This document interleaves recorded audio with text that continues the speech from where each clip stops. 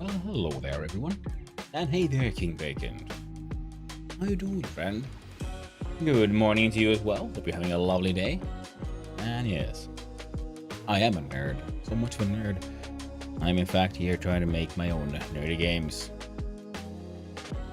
Now, as usual, let's see if this works. It did. Fantastic. So, the goal today is, as usual for Sundays, to take part in the Trijam 3-hour game jam and try to make a game that kinda works in a 3-hour period. Using Godot, we shall click here, we shall join the jam, and the son of Hanu himself. And we scroll down, here we see what is today's theme. It is jump off the roof.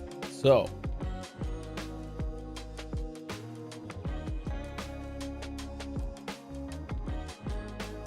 Well, let's try to come up with a thick game then. I'm a bit bored. Oh, well, I guess a bit bored is better than a bit too stressed out. And how am I doing? I'm doing okay, actually. I've had a decent sleep finally this weekend. Last weekend and week went a little off the rails. So, where's my tools? Wrong one.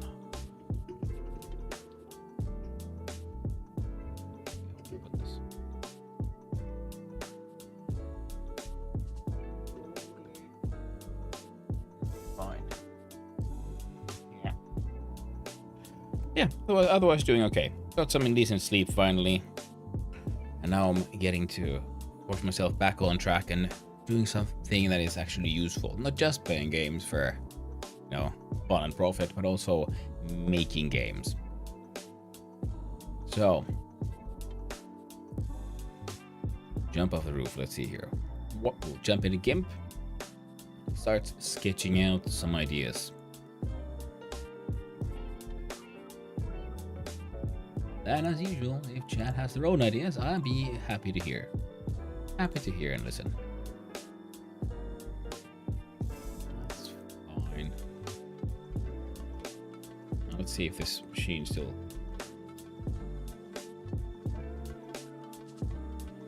does work. Of course, it might work better if I'd choose the correct tool. So click here, and I do this.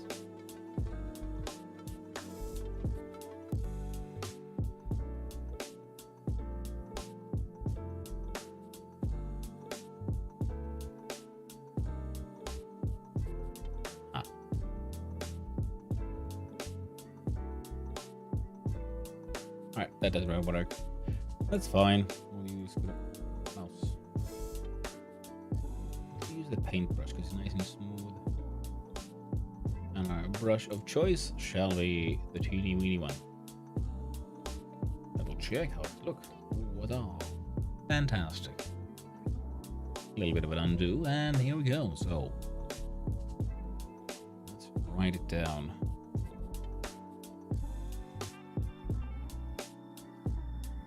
So our theme is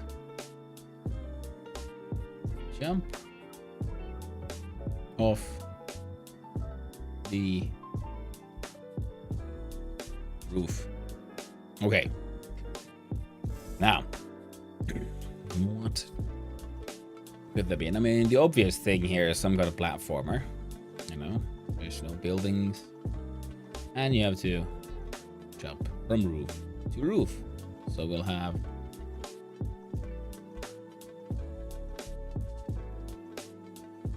one idea will be the parkour platformer. Oh, the parkour platformer. So that is one idea. And what else could there be? Good rest is one of the main things. Absolutely, it is. You can, and also. So the older you get, I've found, the more the detrimental effects of bad rests linger. You can have 2 nights of really bad rest, and 2 nights of good rest will not be enough to recover. Hell, recovering from a single night of really bad sleep can take many days.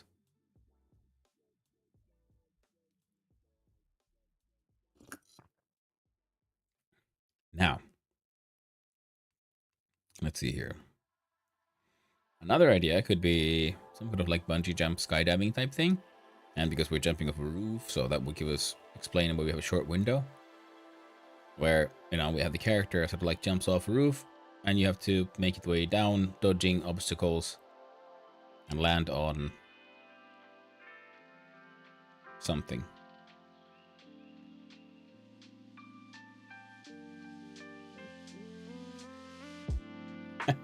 You know what? I'm thinking like one of those like bungee base jumping things, but you fall down, and then the game could be like viewed from above, so that we have our character. Those are supposed to be legs, and we see them from behind falling down. Here we see in the lower side like the building. It's with its like windows. and so on. Down below, we see a street or something, and what if the building is on fire?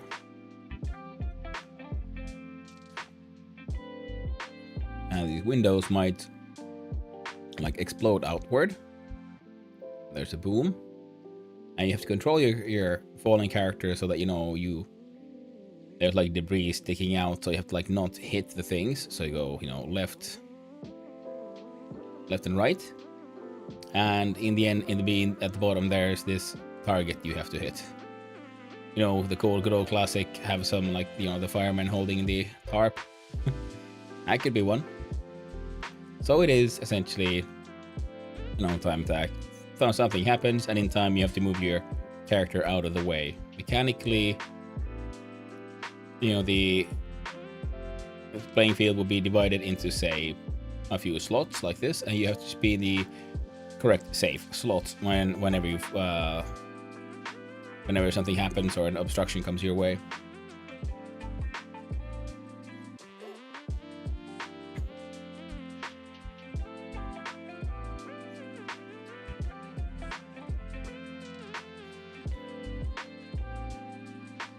That could be one way.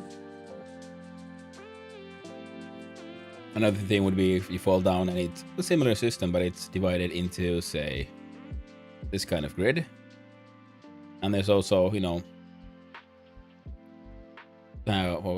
some of these grids become unsafe, and you have to get your control character inside one of the safe slots, and because you might hit birds or debris from the building or something like that. I like the idea, but how about you make it opposite? Make it the point to hit as many things on the way down. Give your character funky animations.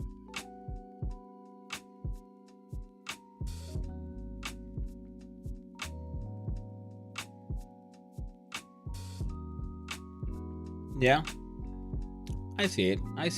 It sounds fun. The problem though, I had stuff that would launch and toss you around. I like the idea, King Bacon. I do. The problem is that would involve more animations and more planning and more elements. And that would push it way beyond what I can do in 3 hours. It could work as a game. Okay, so let's say your dude is jumping off the roof and you have to hit things. Instead of avoiding random, like, oh, the building's on fire, you have to avoid these things. So is there anything that could make like in vaguely narrative sense for what your dude could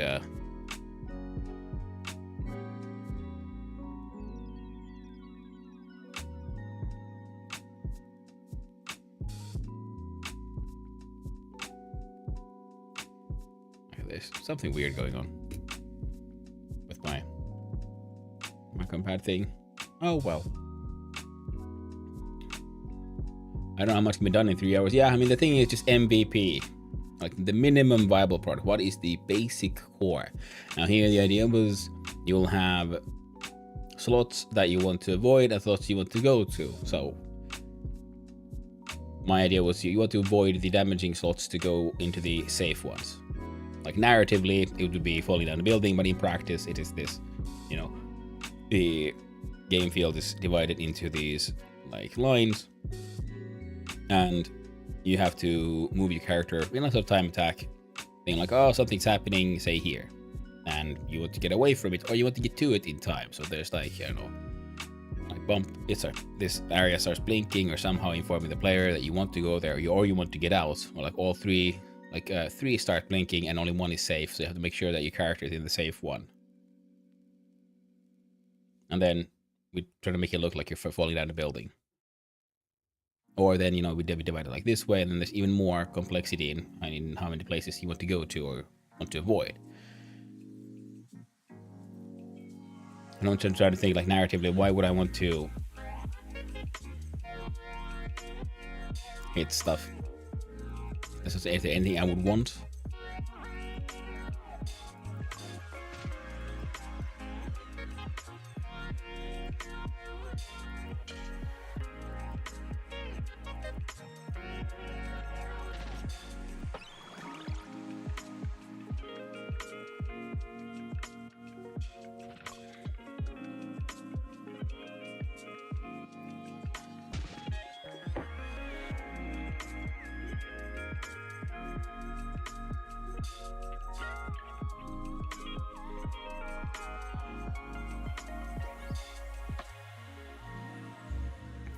Okay.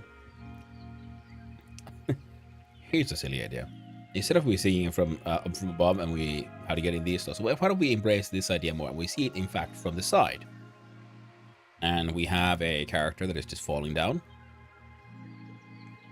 Maybe he does have his, like, say, a bungee or something, or well, he lands somehow safely. But we have a character, and they're falling down. And there's because they're doing something while they're falling down, and that is they have a camera. And they're trying to like catch, I know, scoops of what's happening inside the building. And that way, because your character keeps per turn in game keeps on taking one step further down. And then some of these can then have, you know, a person, there's like, oh no, a scandal happening inside. Someone's, you know, naked. You get a picture of that one. There's some of there's just a maid doing, you know, cleaning stuff, and that's, well, you wasted a film roll on that one. And like, it's a cool idea. I like it. And, you know, I don't know, embezzlement or something happening here, or an actual, you know, live goblin.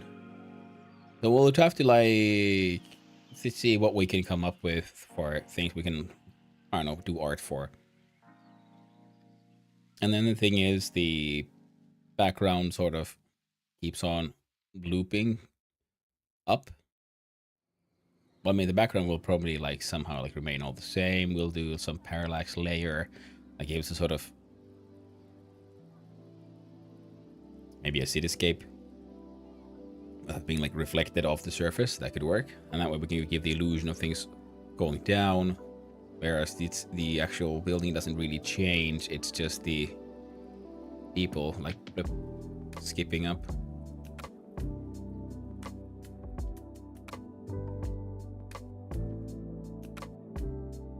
That seems like something I could do in 3 hours. Yeah, so essentially you want to hit the correct ones. They'll randomly be popped into one of 4 options. And you have a limited amount. Yeah, you have a limited amount of film. You have enough film for, say, 5 shots. So you want to grab the exciting happenings, what's happening inside, and avoid the boring things. Because every time you go through a window that has something inside, your character takes a photograph. Because, you know, he's falling fast. He doesn't know what's happening. He's doing his best. And when you run out of photos, then, you know, he whips out his parachute or something and the game ends. Or that round ends and you have to get points. You know, you can then, of course, if you want to take this idea further, you could then later on add, you know, different kinds of events, something that you warn for. You look, or like every time you do it, there's like, oh, this in the what's hot in the news right now. It could be like a sex scandal. So the more you get like sex scandals, the more points you get, or, you know, some other stuff. So they go all kinds of random stuff happening in there, and yeah, and then some boring stuff. So we can have most of the rooms have their curtains closed, and some of them have their curtains up. We'll have, you know, either have curtains like this, or I think blinds would make more sense. Also, it's more like realistic, like modern. So we'll have like blinds for many windows. Wouldn't that be like the basic window graphic? And some rooms, blinds are open, but they're empty. They're empty, there's nothing there. The blinds are open and there might be just the maid doing their work. Blinds are open and there's something exciting. I mean, here we can reuse stuff from, you know, the good old Goboomlin. Like, oh, there's an actual goblin inside. Now that's unusual. You want to take a photo of that one.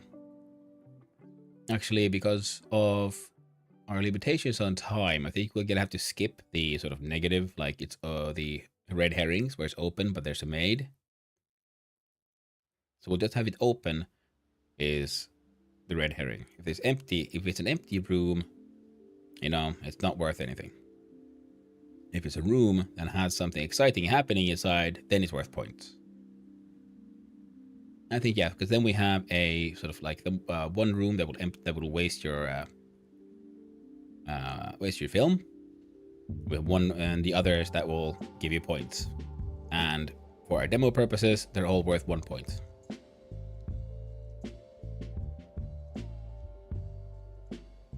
Now, because then we could have other things that, you know, boosts. You fall down and you might, you know, have a floating object here that is like more film. So you can keep going.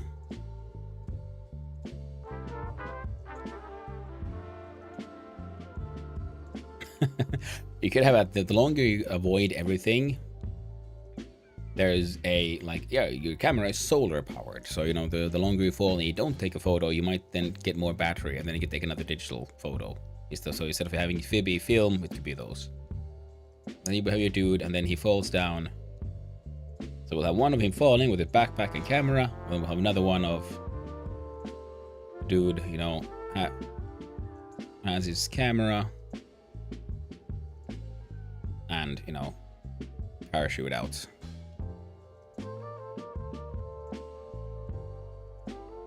That could be one. How does falling speed work though? Because I guess you like to be fast, but it's also too fast and hard to grab pics. Yeah.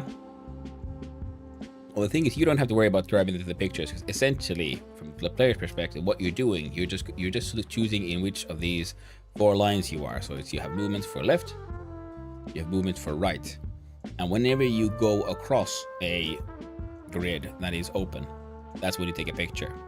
So it would be a large amount of the playing field will in fact be below the player, so that exactly you can sort of see what it looks like, and it moves up. On a continuous time, it's gonna be like fast enough to be something you need to react to, but not so fast you don't have a chance to understand what's happening. So I'm thinking like Tetris style, like up,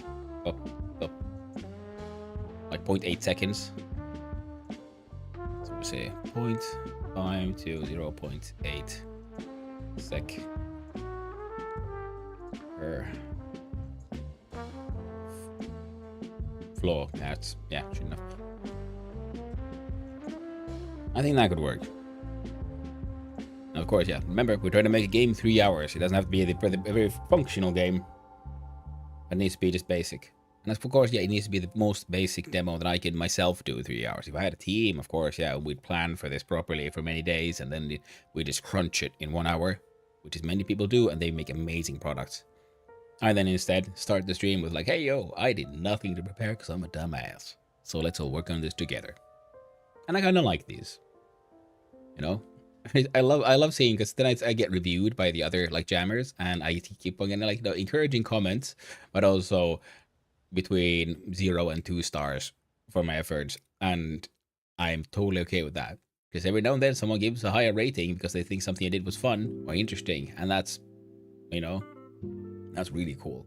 Because, like I said, many of the other teams, they're actual professionals. They know what they're doing, and they work in teams and so on, and they actually plan. Considering the fact that I fart out most of this, like, just live on stream from beginning to end, and some people still find it cool, that is, well, flattering, to be honest. But yeah, I think this could be completely functional, basic core of a dumb idea. Mechanically, we're just moving left and right. The game board is going up. We're going to use a parallax background to give it a little bit of a swooshy effect.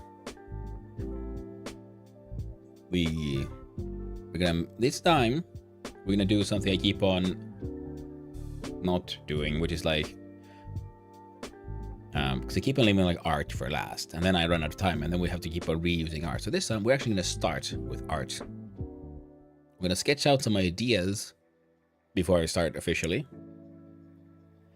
Shit, you're making me want to try making games, which is a bit overwhelming because I'm overthinking it and have zero programming or any kind of such knowledge. Well, hey, Mish, go for it. I mean, I like the 3 hour thing, because if I fail, it's fine. It's 3 hours. I'm not trying to make a winning game here. I'm just trying to make something that could sort of work. And I also try to do something I haven't done before, which is why my first idea for a parkour platformer is something I did not want to do, because I've done platformers.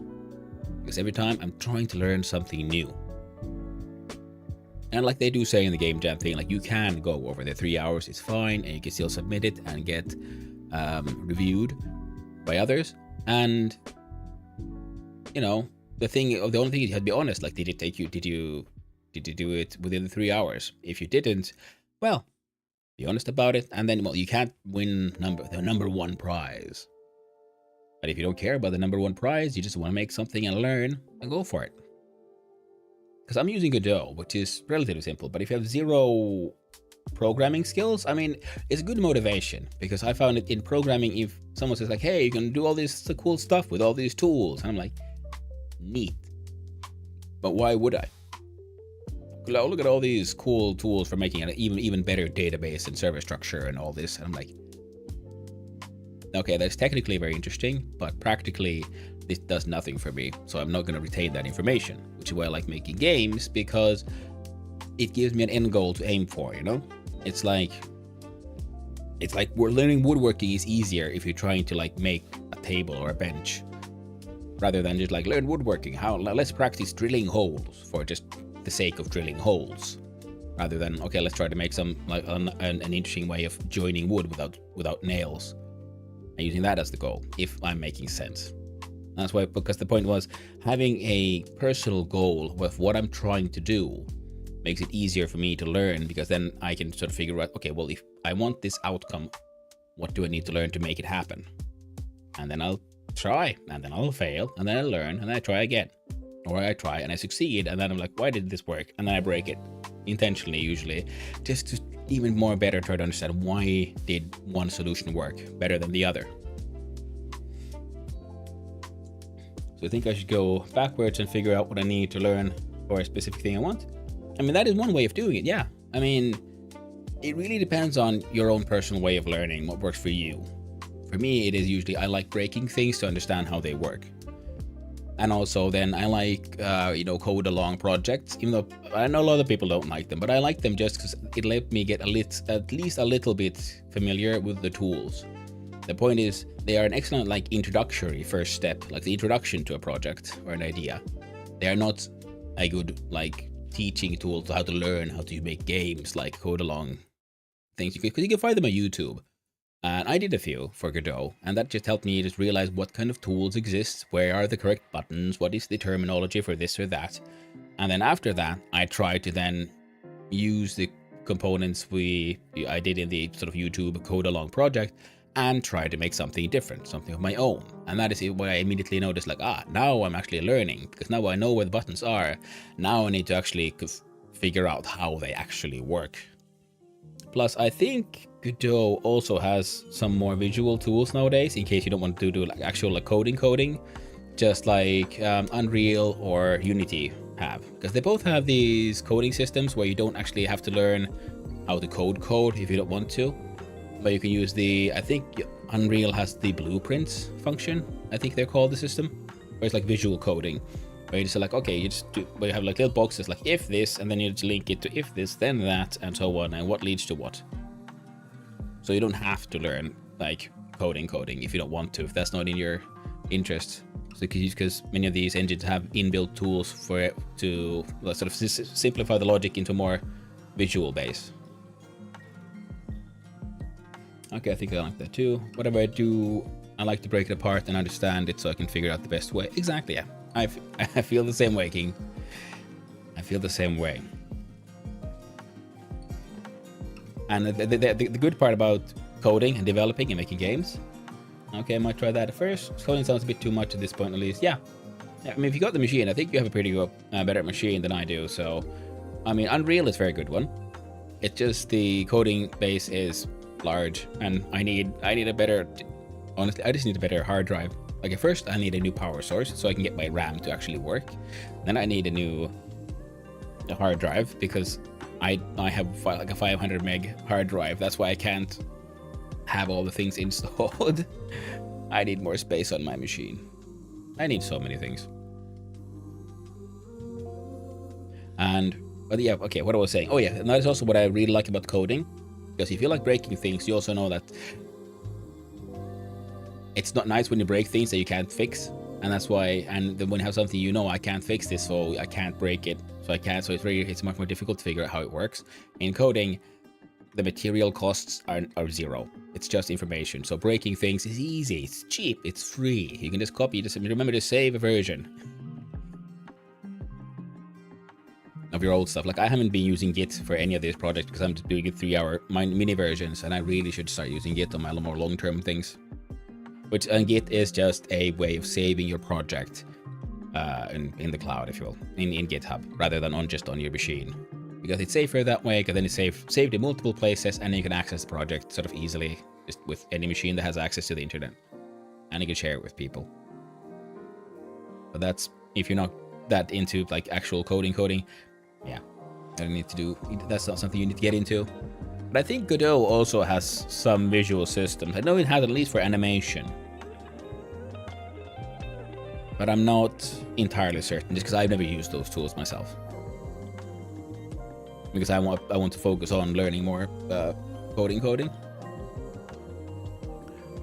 We're going with this thing. I'm gonna need a new page. Can I just right click here? No, where to go? New. No, cancel. See, I'm silly. Oh, I do it all in the background again. Silly me. Oh well, let's make it do. Call that one just layer, okay? Oh, and in this layer, also do that. There we go. Inform myself a bit and see what works for me. Gonna grab coffee, but hey man, who works? Construct and develop are mostly visual scripting. Okay, nice.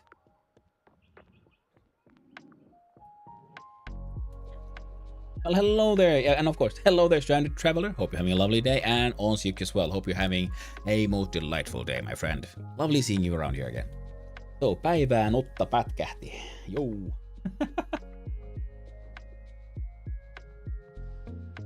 I like that one. Nice. But yeah, so we're gonna make today then this thing. Oh, let's do this. Yeah, so because the theme for today's 3-hour one is jump off the roof. First idea was parkour platformer. We're saying no to that one. We're doing the extreme journalism. I might have seen people playing the headliners, and that might have had an unconscious effect. So jump off the roof, and the idea will be, okay, let's do a little bit more sketching of what it would look like. So the playing field would look like a high rise, and we're doing 4 lanes.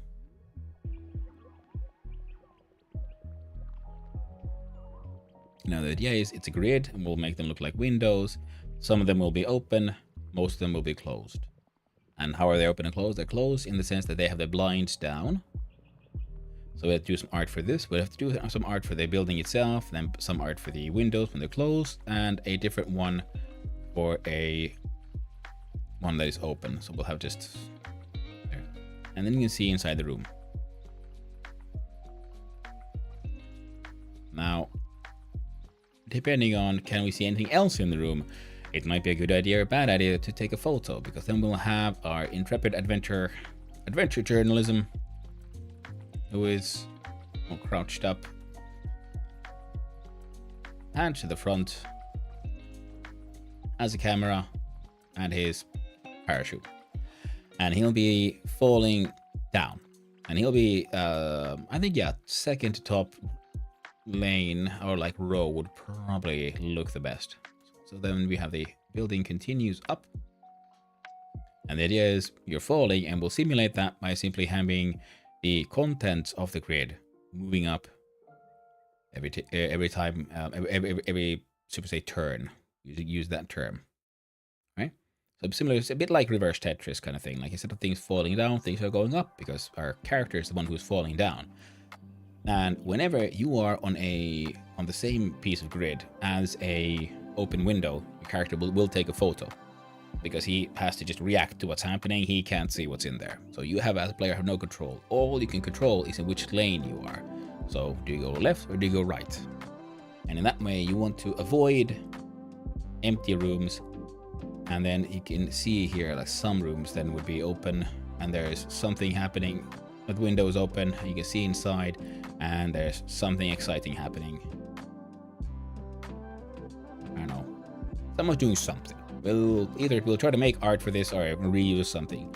I'll probably put in Gaboomlin somewhere. I think that's gonna become like a thing I'll just try to shove in games. That or the toilet roll. So the idea will be then, yeah, so these keep on like pop, pop, pop, going up, and you have to then, in speed, like navigate down the building. We don't have to worry about hitting the ground, the building is eternal. And the thing is, you have a limited amount of film. How does one depict film nowadays? So we'll say film. Or we could have a picture of a battery, I guess. The 9-volt one, because that looks funny. You see, perfectly obviously a battery. And you have a limited amount. The point is, because every time you take a photo, number goes down. So you want to avoid these to give you 0 points, just waste your photo up, and try to grab one of these that gives you something exciting. And once your camera's battery properly dies, then our character, our intrepid hero here, pulls the string.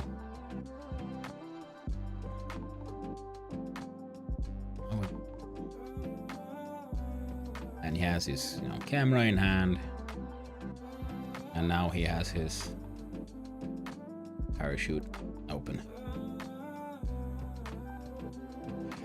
So we switch over to this one for a few seconds. He like pop slides down. While he's falling, we do this. We'll add a parallax layer that has these like white lines, like swooshy, swoosh lines, and they just keep on going up to give this sort of feeling of falling. We could add a little animation on our dude, but he like bobs up and down just a little bit. So you have that sort of like, oh, we're falling, stuff's happening. And we could try to do a sort of in-game, we have just character in slot 1, 2, 3, 4, pretty much. And we'll use this in array or something. And we can use the Godot physics, where every screen has a detection area, and it detects whether or not the player character is in there. And then if it detects a player, then we check, is it closed or open? If it's closed, nothing happens. If it's open, we take a picture, and depending on the content, stuff happens. And we can do the animation here as well, so that, you press to the right, and then we have a sort of like, speeds up halfway, then slows down. So it goes like smooth movements. Of course, very, very quick ones. And a lot of those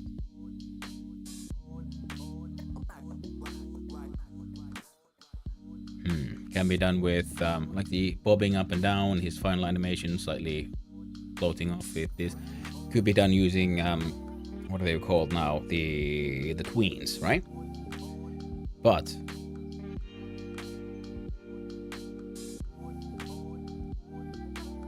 yeah, we can do moving the character with tweens as well, because you don't have perfect control where you're falling. I was thinking it might get a little awkward. What if you press right, left, and then you really quickly want to press right because you accidentally did it, but then there's an animation to get there, an animation to get back. But then again, you shouldn't have a sort of perfect like swoosh swoosh for me. He should be able to do what he's doing anyway. So yeah, that adds a little bit of difficulty. Now we could add that the battery, we use battery instead of film. It is, say, solar powered. So the longer you go without taking a photo, the battery's level rises. So that way you can try to prolong and go for a higher and higher score. Because right now, every picture could be worth the same thing. But we could have like themes to it. So some things are worth more, some things are worth less. We could add red herrings, like, oh, it's open, but we see a maid. Of course, we'd have to inform the player in advance. So, that, okay, maids aren't interesting photo material. And then we have, some kind of like scandalous pictures. Good old.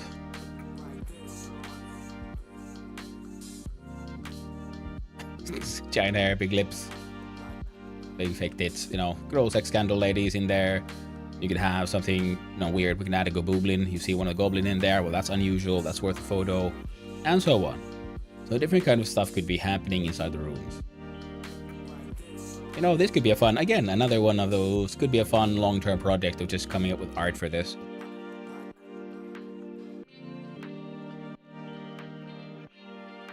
Huh. Well, I think we have another idea for what to do with, once I finally finish the cell game one. That'll be my goal for this week as well. Just do the art, finish the game, because I've been procrastinating on that one. Fear is real. Fear is real, friends. And that's why I keep on doing other things. So now I need to make a more official schedule, stick to it. This week, finish cell game and make more art. We need more of those emotes, don't we? And for this one, yeah, we'll have a swooshy speed lines. We can do this sort of simply with this. We can do it manually and then have the parallax layer just endlessly swoosh that one up. It repeats itself, it's fine. We need to draw close window. We need to draw open window and room.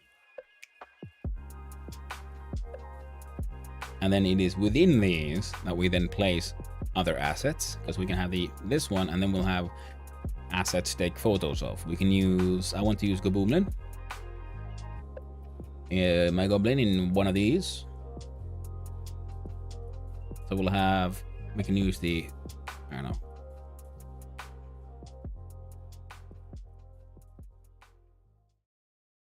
There we go. Nice Gobo. What else? What kind of art? Oh, of course. And we need falling. Okay, we'll do it. Okay, player needs 2 pieces of art. Player needs falling and parachute. Got. There we go. Falling and parachute. So that's 2. See, that makes so much sense. The building will need... Oh, actually, the building needs 2 for the rooms. We'll need 1 for the core house.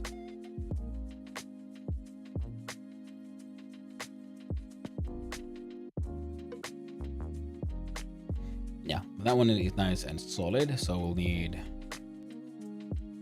1 for that one. We'll need 1 for this one. We'll need what's inside the building. Oh, and we'll need these. Do 1 for the battery. We can try to make it see-through, and then we can have that layering happening there, because I'm more and more feeling like I want to add the ability to extend the game sort of by just with player skill. You don't have a maximum of 5 points, you have a maximum of however many you want. So you're gonna have your own high score. We'll need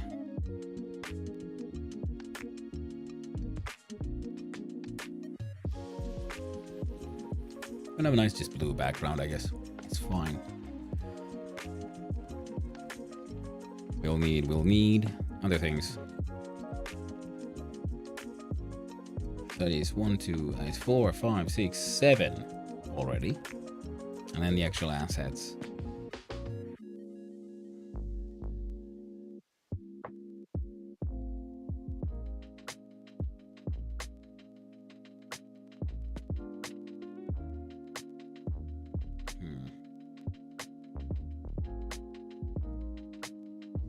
So, some kind of character doing something interesting.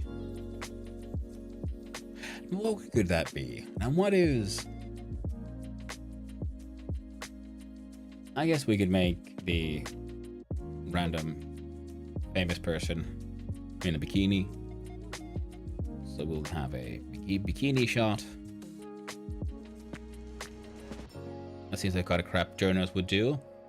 Warm, coffee, well, it's gloomy and raining outside. Ooh, King Bacon. Now that sounds actually lovely.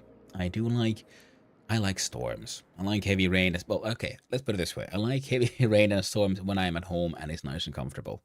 Especially you have a nice warm drink. The white noise, same. Like, yeah. I used to love I still actually, I also quite enjoy thunderstorms. It is just something about the majesty of nature happening all around you. that they're slightly more difficult nowadays because, well, our dogs very much are terrified of thunderstorms.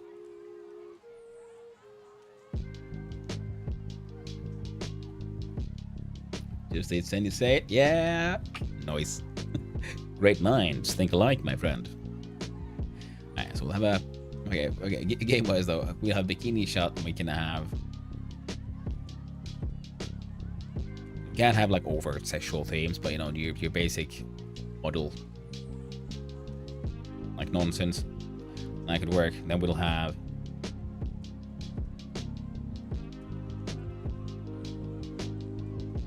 a game. Focus, brain, focus. Yeah.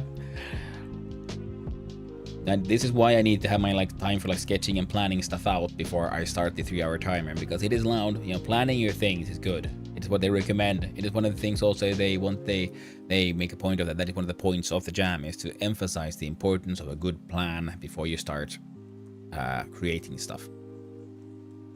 And so we'll have well, some of the ideas will be, we'll have some kind of a bikini lady. We'll have some kind of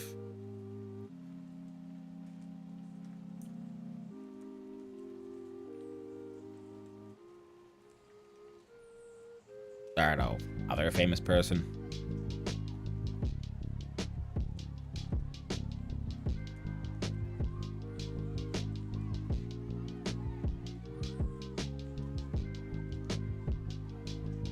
We'll go beach dude.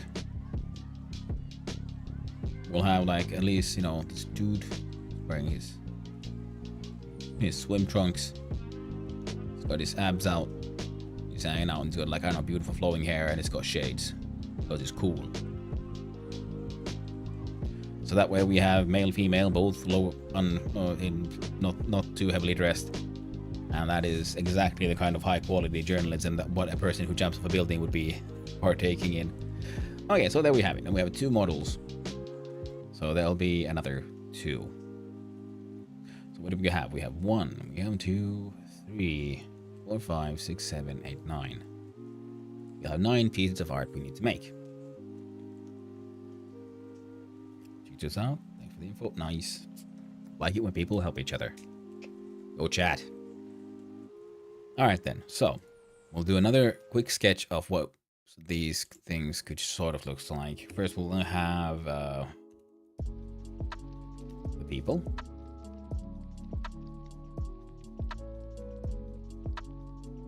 Okay.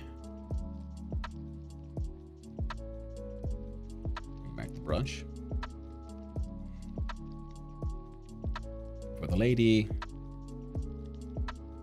can it be something also that it is obvious enough when it's very small? So that's why slightly more pixel arty art would be good, but I don't have the access right now. So we'll have some sort of head.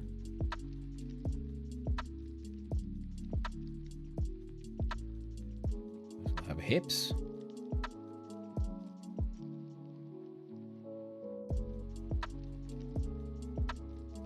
Maybe a slight hint to the left.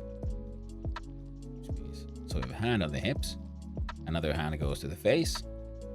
They're doing, I don't know, looking at the nails, makeup, whatever.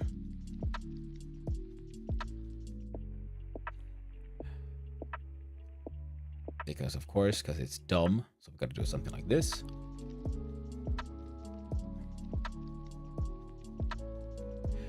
Yeah, for that bend to where the hip is shape facing that way. So then we'll have one leg and the other one goes slightly more that way.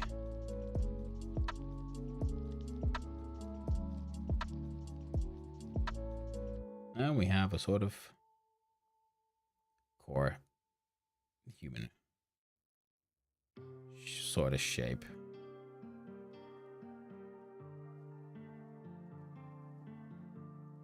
How to turn that into a more limited amount of pixels kind of logic, because we draw something really like more high detail and then we shrink it to fit inside, you know, the square inside that room. So we'll have a person this size. Well, that's a little bit hard to identify what the heck is going on. So maybe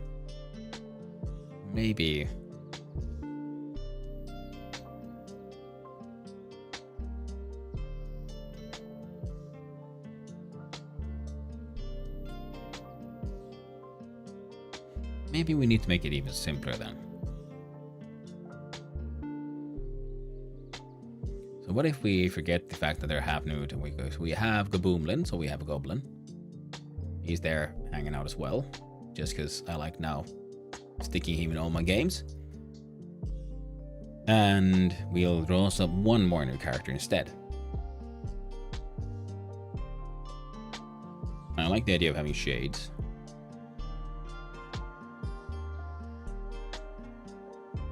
Let's...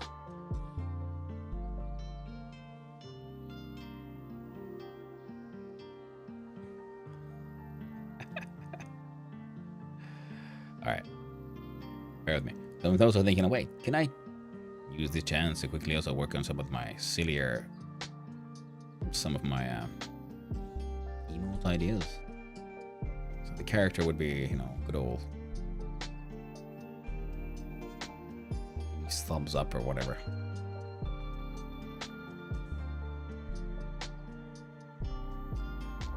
Shoulder goes there, there's a elbow. And is there on the hip. Sort of sketching shit out.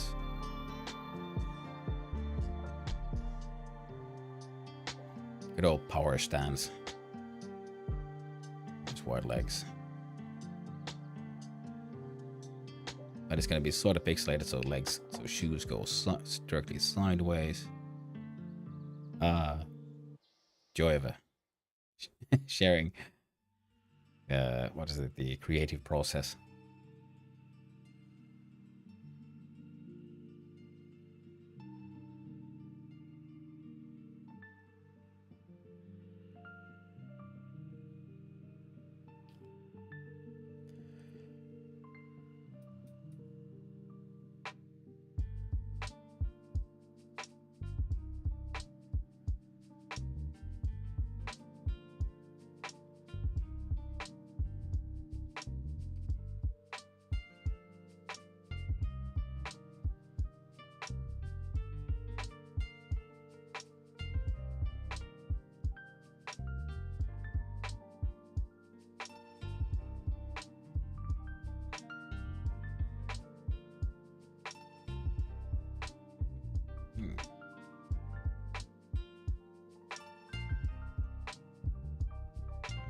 Cheekbone.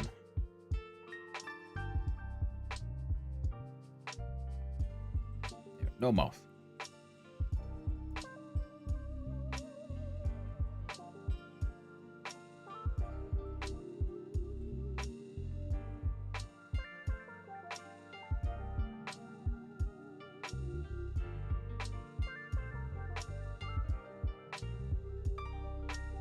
I do a lot of my drawing, sort of sculpting style. Shades will go bigger, will hide the fact that I can't draw that part of the face. At least not very well. So it'd be something like... Well, then for this though, he should be... something like this, yeah? Giving a thumbs up. But like the art house that I made for clay. Nice.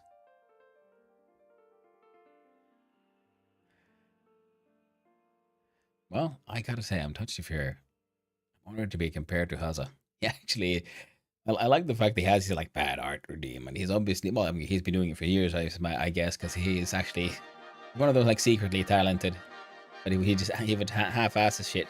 But, you know, it's one of those things where you have to be very good to make things look that way. And be like, oh, it's very, like, bad art. But no, man, that guy's got skills. I love it. Wonderful. Well done on him. Yeah, calls it bad, but really good art. Exactly, yeah. It's one of those intense... Consider this. I draw like this. I have a pad. I'm pretty sure he draws with a mouse. I have a pad. I have a pen. And I draw it like I would sketch, like, with pencil. Yeah, I draw many lines... to finally get a curve that I want. Now that just goes like does his like individual lines of like there we go and down there, see, and there we go, and it's perfect, and he could know.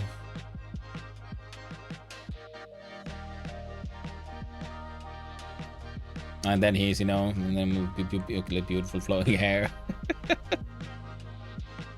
And see, that's like actual bad. Because I can't draw a straight line, even with like this, and he just nails it. He's very good at what he does.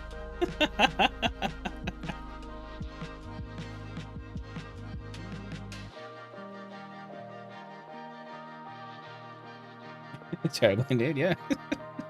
See, beautiful lady, yes.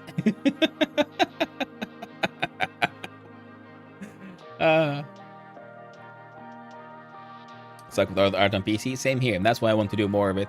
I've been considering like I need to just steal Hazza's idea and just do my own like redeem for bad art. Not just call it, but I won't. I can't call it bad. I'll just have to call it mediocre at best. Because I do like learning to do more of this, but I keep on finding myself doing other things and not practicing as I should. If I made it part of the stream, well, then I'd end up hopefully getting a lot more practice. But I like this idea here. But the problem is, what do I do with the rest of the character? How do I make that an interesting thing to find in a hotel room? On paper I can draw? Yeah. I mean, it's a different set of skills. Very much so. Very much so. And you can do so much more here. Plus, you know, again, when you're doing it digitally, it's, you know, you don't have to worry about wasting paper or pens or ink. And like, how do I erase this? Well, easy. Until we add layers. I kind of like these characters. I'm just going to have to save these for like later use. But for what we're doing right now, it doesn't really work.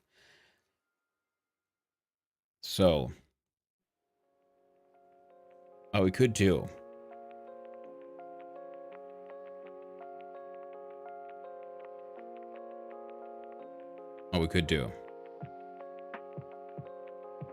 is either only use the goblin of Gaboomlin, or make a version of Gaboomlin that's wearing a bikini. Make a female goblin.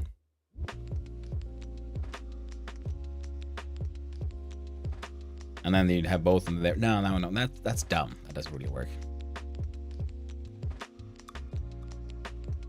So, what would be an interesting? What would a journalist be looking for in a hotel, other than, you know, random goblins? And I guess I could just use a good old toilet paper roll. You know, but good old toilet paper never fails me.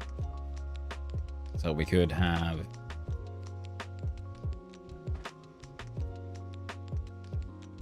I don't know. So draw a dog. Did that work? You know, who wouldn't want to see a nice puppy? I was trying to go for something a bit more sultry, but I don't know if I can draw that in an interesting way. Okay, what if I am looking at it too much to follow like high arts in the sense of like anatomically correct human beings? How about we go for something a bit more cartoonish, so we could have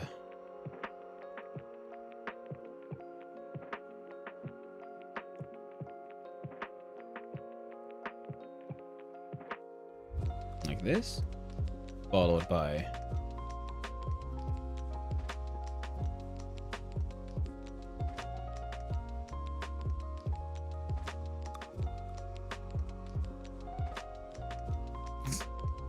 then I do that, and then it's like, oh, that would just feel bad, man.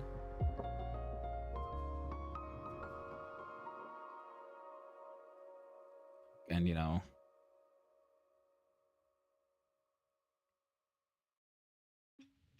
and make your own style, realistic parts anyway. Yeah, but I like realism. That's the thing. That's usually part of my style. It's finding this more like cartoonish stuff that is hard for me, which is weird because I used to draw more cartoonish when I was a kid. Yes, it is one of these. I need to draw more and find my own inner child. So what if we did that instead? Then okay, we'll skip that one. Try to follow this character more. But I still thumbs up is him, but he just has his, you know, hands on his side.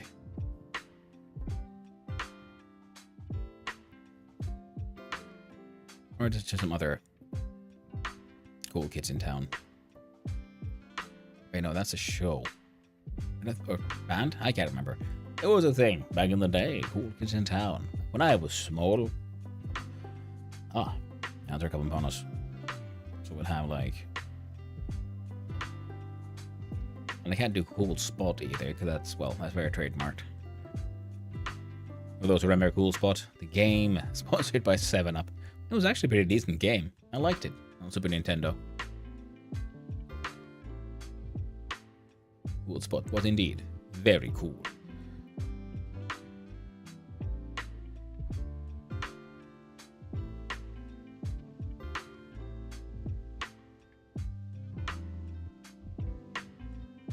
Okay. Here's a silly one. Ah, dang it. So it's sort of like this.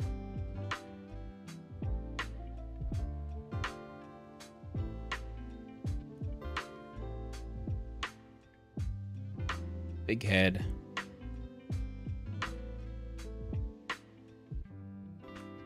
See, they're covering up their junk. They've been caught doing something they shouldn't. So we'll go with this one.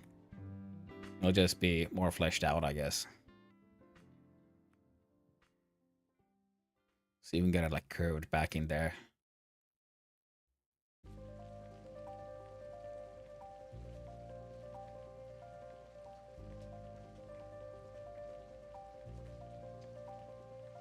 I wasn't shocked. We caught him doing something naughty. One of the things could be a fire starting in an office. Not sure what the situation going for. Silly, pretty much. Because if a journalist falling from down a building taking pictures, we just want something weird and silly. I have some of my existing assets from pre-existing games, and I'm gonna put in the goblin there, just because I think he's out of place. He's worth taking a picture, and then we could have some tabloid journalism catching people naked. So something like this. Yeah, I can go with this. See, that looks dumb enough. Perfect. Now we have that solution. That one solved. The people. Now we'll actually draw the picture when the timer goes on. The house will be grid. Let's design the basic concept for the room. Now I'm using extra time for the planning, so it'll be less time for possible gaming later. We'll check how that goes. Now the rooms, of course, will need 2 pictures. So we'll have, just something like this, lines, window is closed. Second one. We have to use the same dimensions. See a couple of those lines up top, so we see like, oh wait, now it's open. Then we see inside the room, and inside here, then we place the person sort of, here. But the room itself looks like this. A funny little perspective thing. And it's just empty. There's nothing in there except when you want to take a picture or something. We'll have... This will be like white, this will be grayscale, maybe touching on blue. Yeah. And we'll have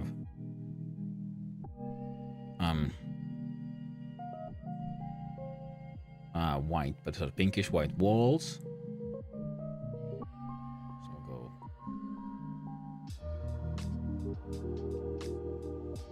and a light brown carpet.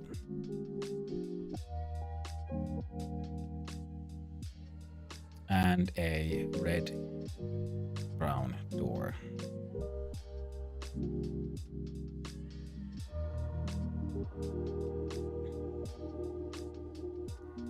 And yeah, the walls will be pinkish white because, and what I mean by this is there's not full white because no one paints with actual full white. Walls are, in Finnish we call maalar in valkoinen, which is like a painter's white, which is like it's off-white. Just if you've ever,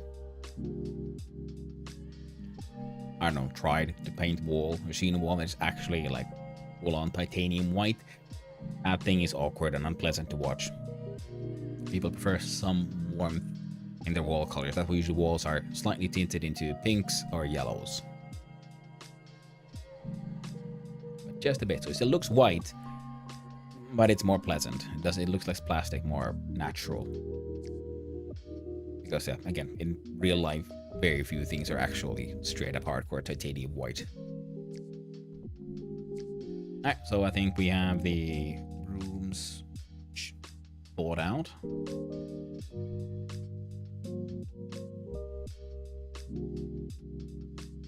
Here. Grayscale.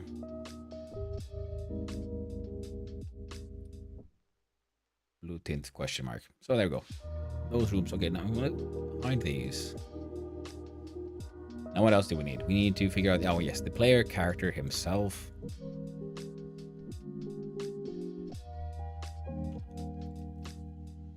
And after that, we're gonna start we can start drawing these, and we'll have to then do these super fast.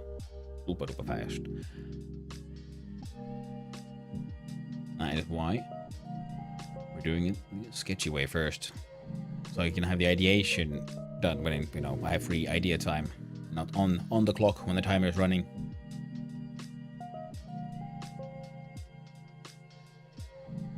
But again, yeah, like I said in the beginning, where your idea of king making with the fire and stuff, it's like, this is also seems like the kind of thing that could be just fun to try to come up with more stuff later on. Like, oh, what could I draw? If you had a longer time, just thinking about what kind of stuff could be fun to find in an office, then make some art and experiment. Like, how does it look when it's really small? Like, if we like come up with some funny scandalous situation, we draw the characters to having the scandalous situation, but can the player see it if it's very small? Does it make sense? But that's another thing you have to think about this in design wise. It's not just like the cool content, but how do we deliver that to the player in a way that makes sense, that is understandable?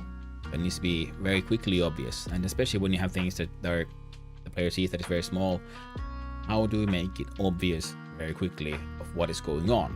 Good example is why they have to use yellow paint in games for ledges. Some people think it is a little obnoxious, like why is all these things like so easily marked, so like heavily marked out? But at the same time, if you're playing a game that doesn't tell you anything, it can be really annoying trying to figure out like, whoa, I could climb up this thing. How was I supposed to know this? You know, kind of shit situation. So you have to find the balance there of how obvious you think that'd be obvious enough for the player, but many times not too obvious, depending on the game, of course. For this one, everything should be like in your face immediately, because it's sort of reaction time kind of game.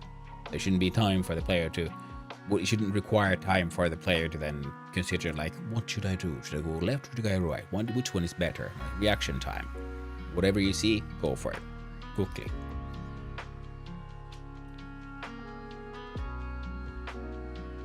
Good point. Yeah, I'm glad you agree. So yeah, this is my thoughts and ideas on these things. Did I just change this thing's force or hardness? I think I might have. Oh well. Yeah. God dang it, I pushed the wrong one. What would redo? It's not Control Shift Z, like in many other things. In this one it is.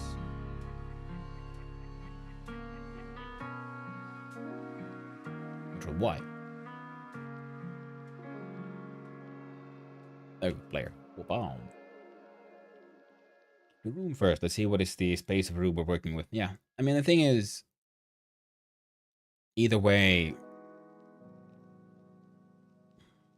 know, you got a good point. Yeah. So we'll start with the room, because these will also then, well, the room needs to be something I can like make bigger or smaller if necessary, because the player character needs to also fit inside completely.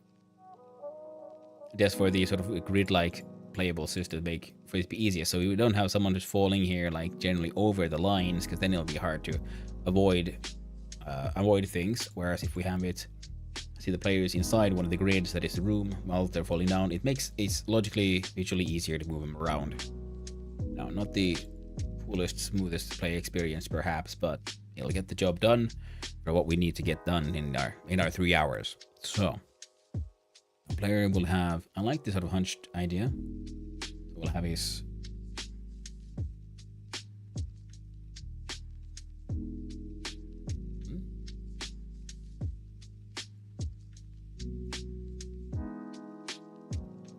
Yep, that would make sense. It's easier to draw on a layer if you have that layer actually selected. So we'll have our layer here. Bum out. No.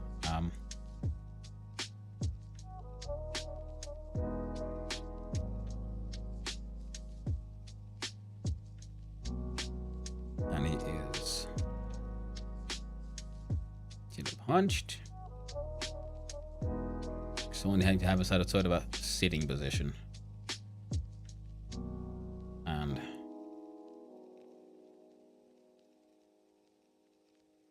arm goes sort of fourth. I should have probably just stick figured this guy first.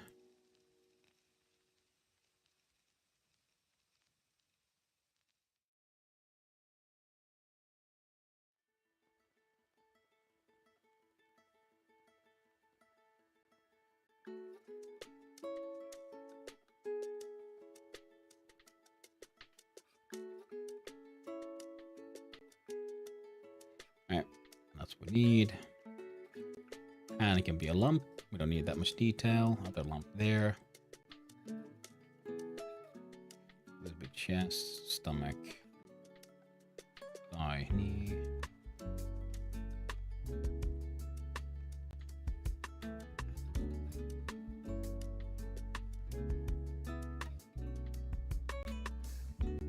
Heel. Also do it like that.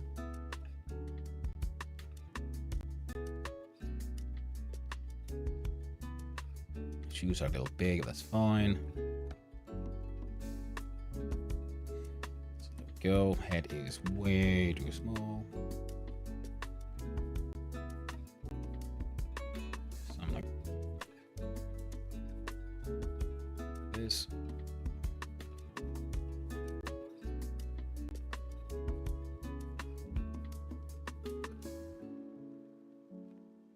And is wearing his parachute.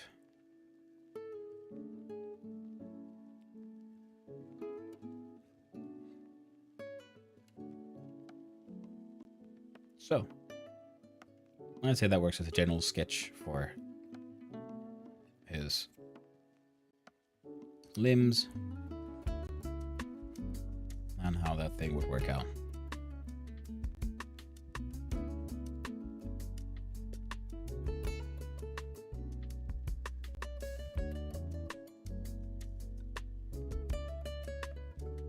Yeah, we'll see whether or not he needs a face.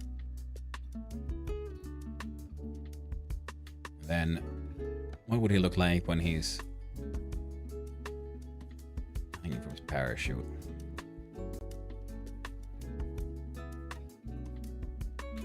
Sort of oval head, neck. Alright, let's stick figure this again.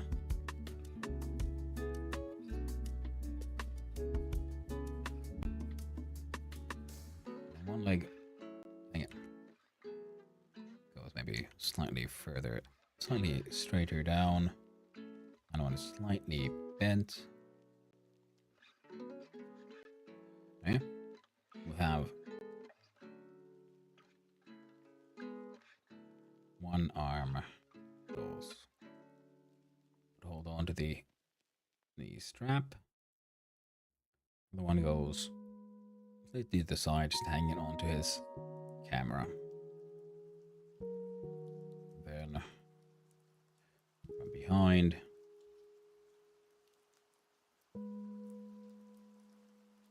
could have the lines.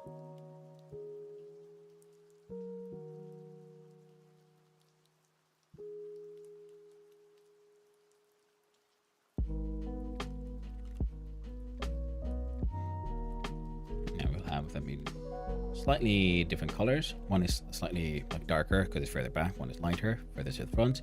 These will be the lines for the backpack. I mean, for the parachute, can like balloon out a little bit, but it doesn't need to be nothing too drastic, nothing too insane. Just needs to be sort of just visually obvious of or like what's going on. Go up there. Maybe give it a little bit of hot air balloon vibe. That's fine for what we're going for here.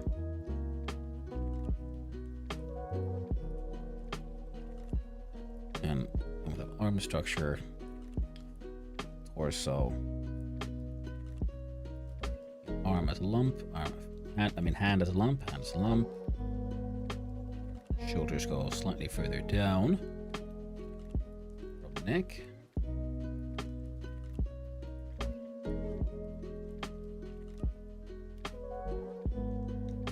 let's go slightly outside.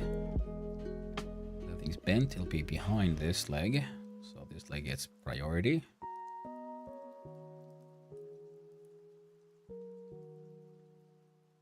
Supposed to be straight. Now it's really bent, and he looks like he has a hoof.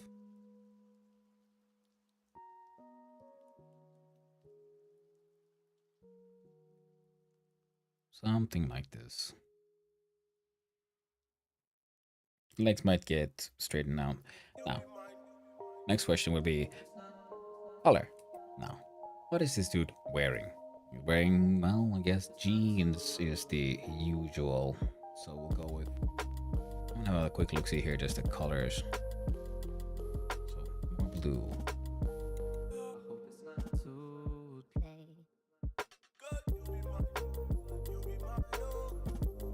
That'll be his.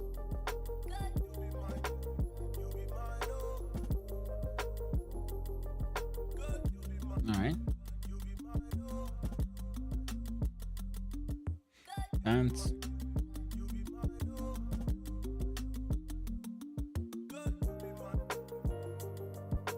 That's a good color for his shirt.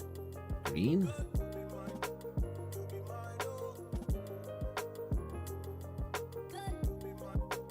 Or orange. That's green.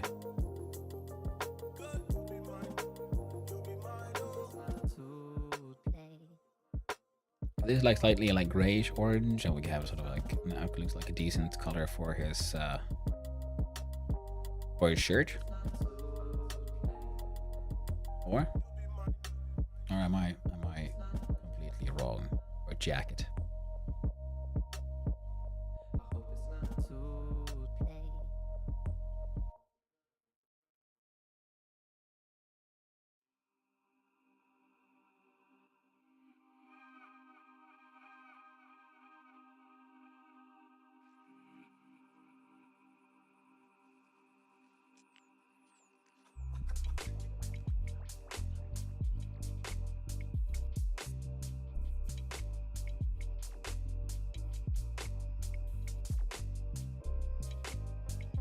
So I have sort of like two colored, so it's like more white.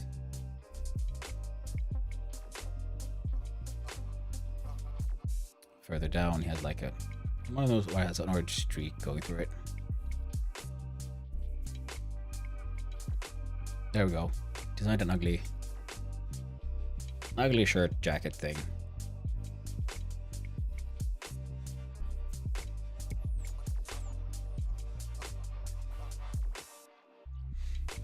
And his shoes, well,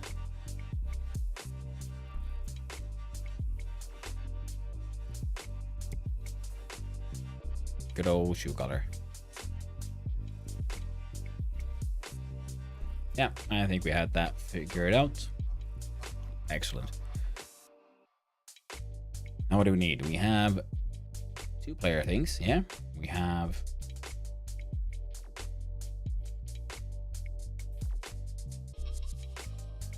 the people idea figured out. We know how to do this thing. That thing is pretty self. Doesn't need an extra sketch. And that one does not need a sketch. So we have. Let's do that one back down. Well, because I can't retain information inside my head. So this one is planned out. This one doesn't need any extra. These don't need extra sketches. These are planned out. That one does not need an extra sketch. Well, what do you know? We have all we need. So what we really need to do now is, I don't know, figure out the pixel amounts for these. What are my limitations here?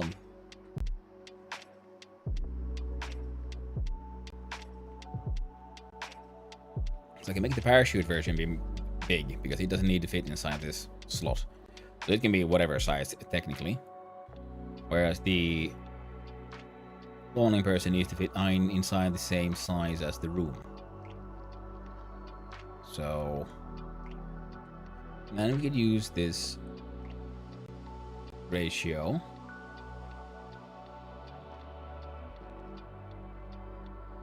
Or should we go for 2 to 3?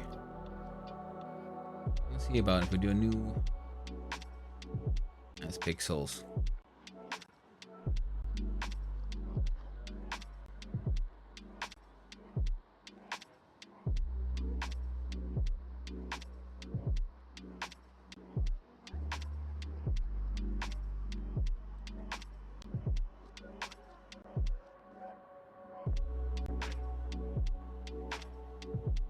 I don't see.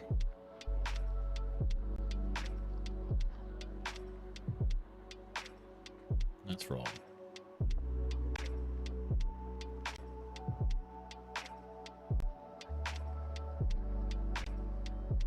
I don't care about those.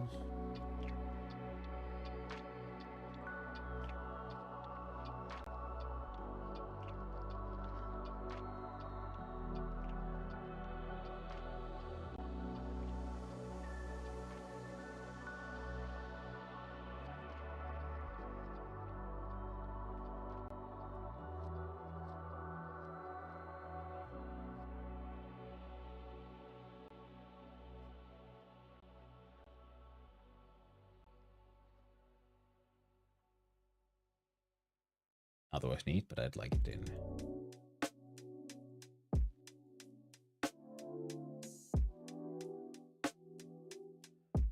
A7 here. Pixels.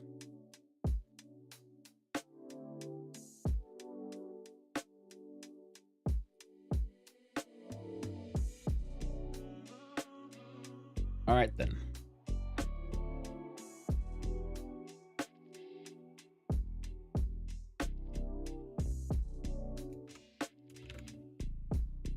It's time to officially start. 1 hour later than usual, but that's fine. So let us swiddle poop here. Jump over here. Jump over here and pause this music. Because it's time to start the official timer, my friends. Okay. Oof.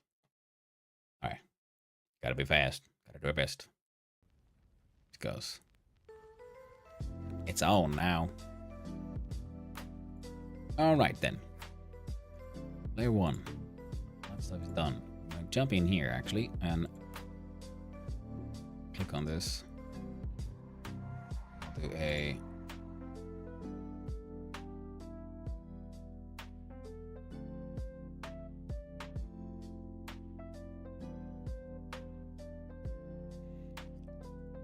instantly get confused. There we go. Do a new layer. Sketch. Edit. Paste. Control Z. Jump in.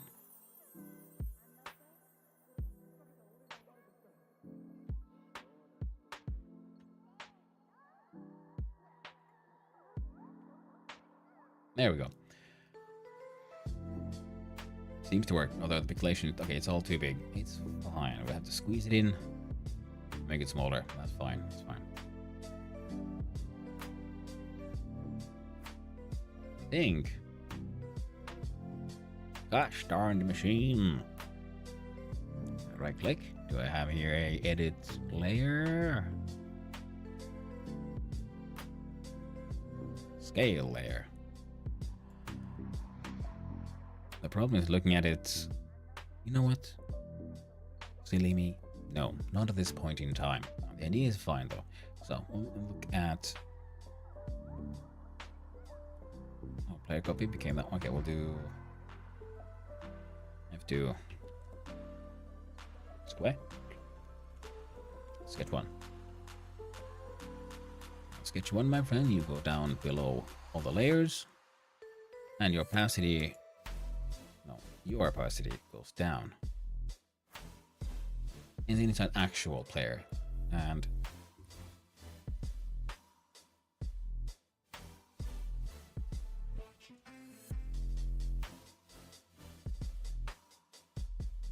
Silly me.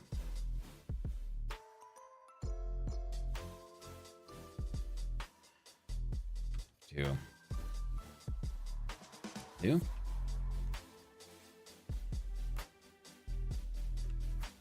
Sketch 2. Fantastic. Now, the thing is, we need the colors from this thing, if nothing else. Oh, god dang it. There we go.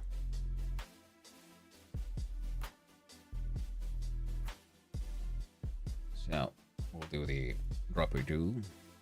Look at the blue. And those get here.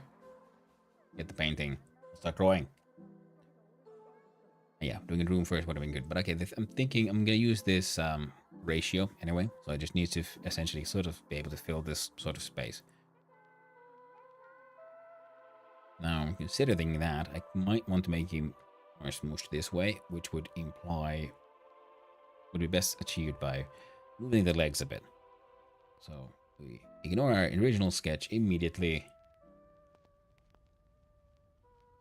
Start drawing these legs to go.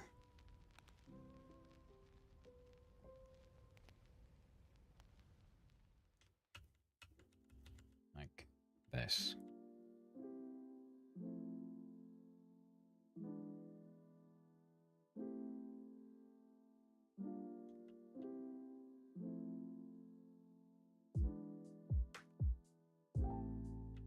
Ah, you see, this niche, in fact, come from even higher.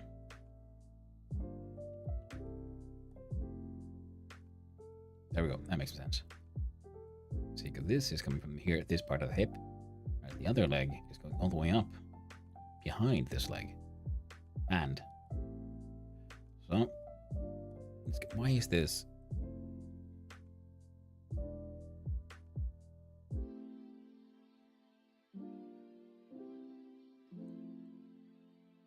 You know what? Fine. I'll let it live for now. Why is it like no? Okay, is it because it's a brush? There we go.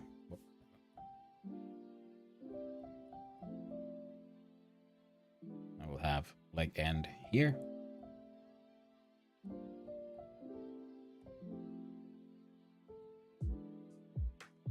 There we go.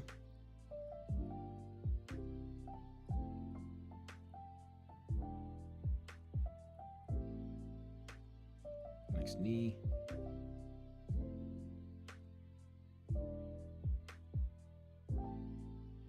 Something like this.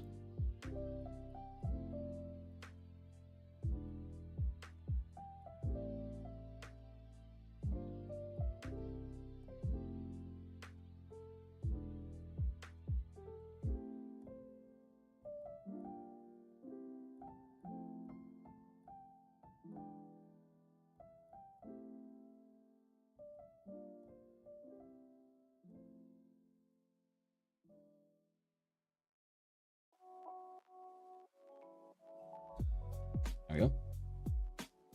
Grab a version. Slightly darker.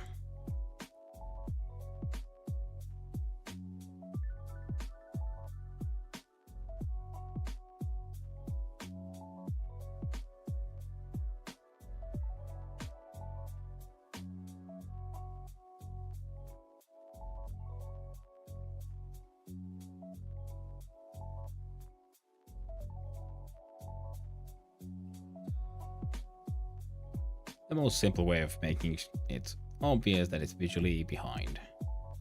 Other leg, just give it another color, slightly darker, because it's, you know, in shade.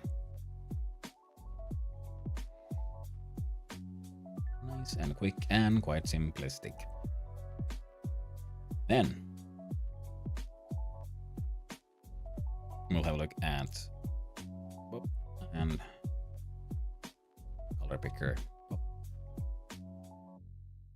Ah, right.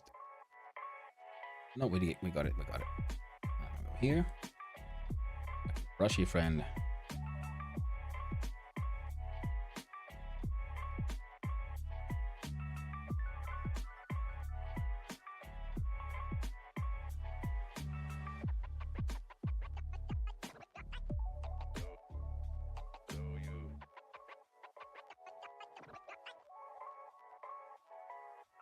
one shoe.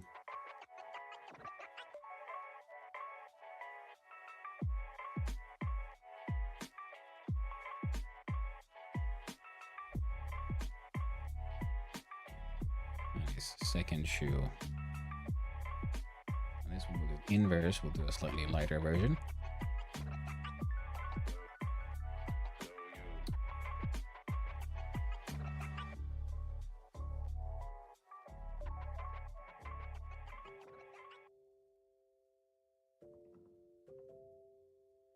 Now,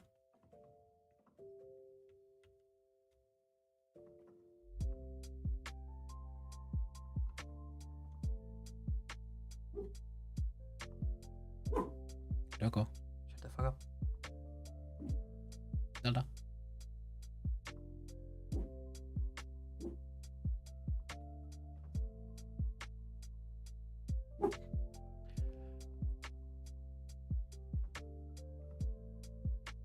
There we go. Now, hopefully the dog is not too annoying. All right, so let's get this shoe fixed. Get it.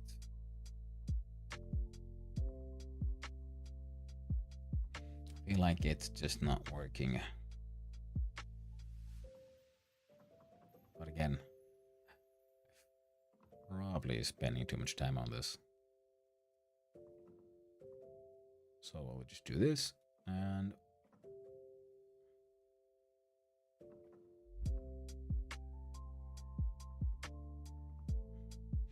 there you go, and call that good enough. Now, let's look at the previous sketch here. We have pants.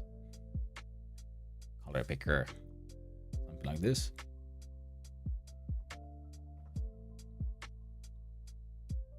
For our intrepid hero here. Now, I kind of like the idea of the whole orange stripe, just to give them something more interesting going on with their clothing.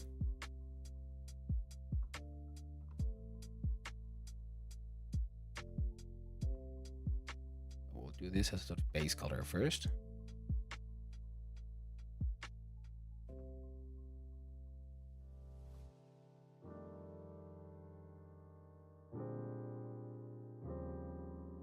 I'm gonna try adding like highlights and lowlights afterwards.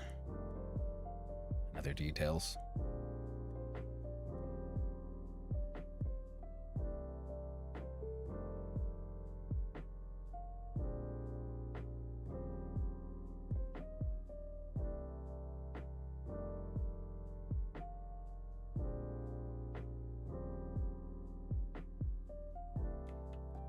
Okay.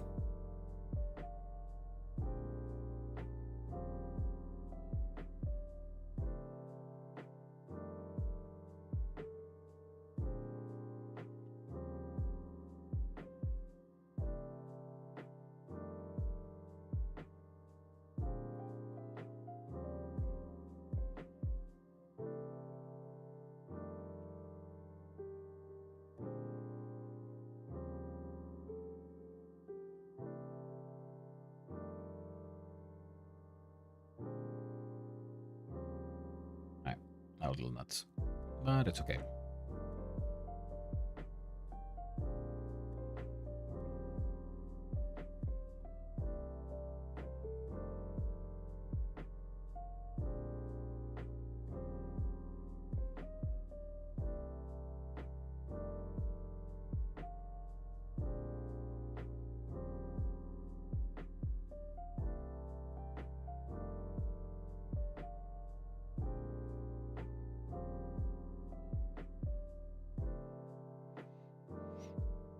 We need a slightly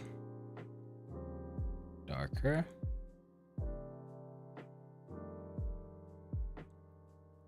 Doesn't need to be much.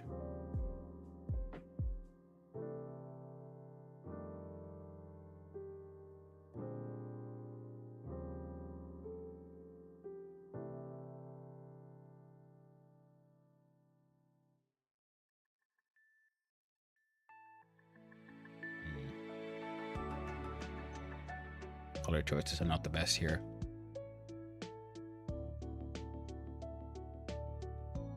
Or it's by lack of use of layers.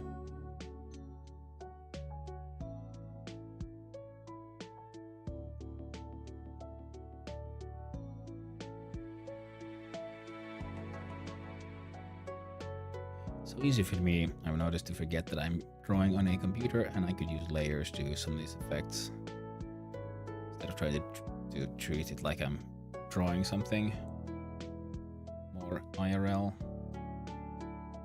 with paints and stuff.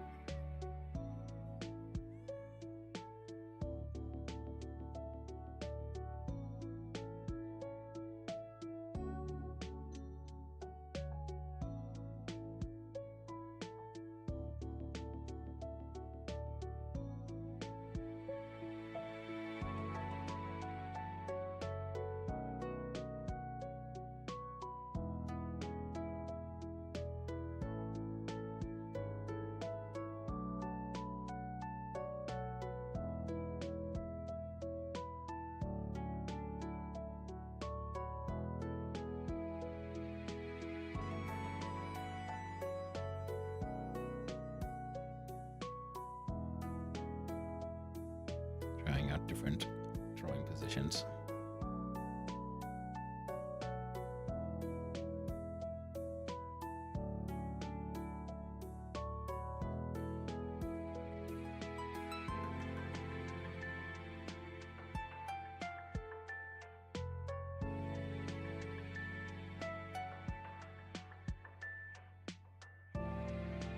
And I guess adding some kind of outline would be a good idea. What happened here?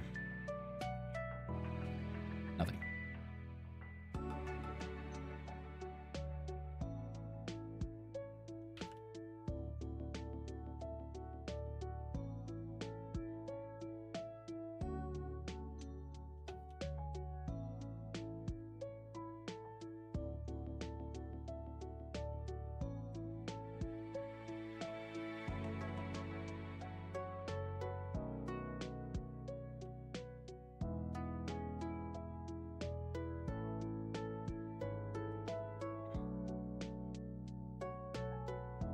Actually, this is looking okay.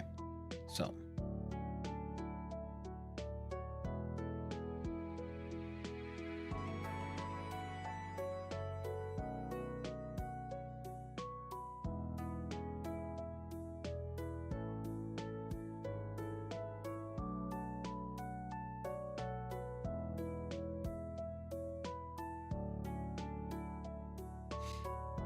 Hello there, Porotin. I'm doing a falling journalist character for my very simple, silly game called, I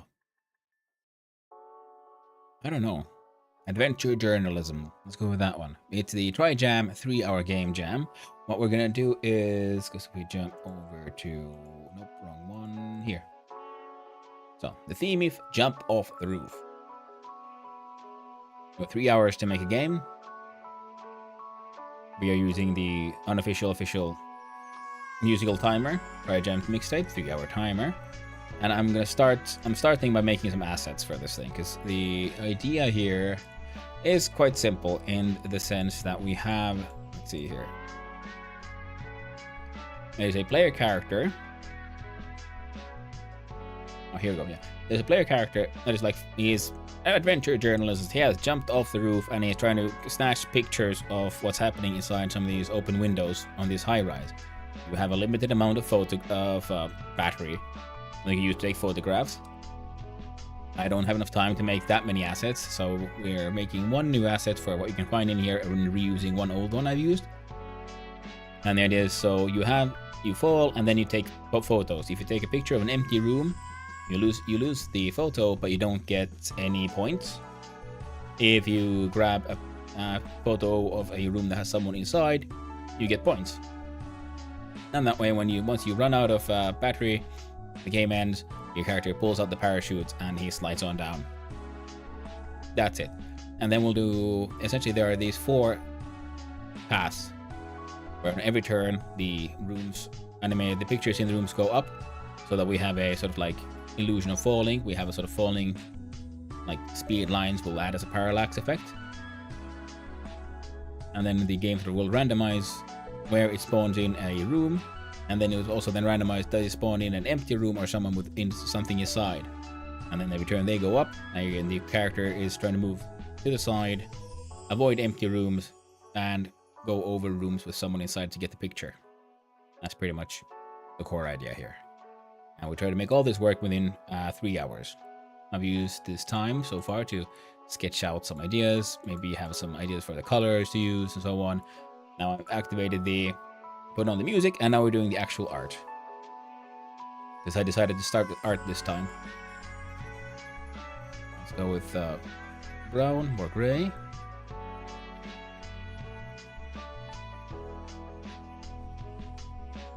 Yeah, it is, but I like it because it is. I don't have to worry about failing that much because I'm not expected to make anything grandiose. It is just MVP. Can I make it?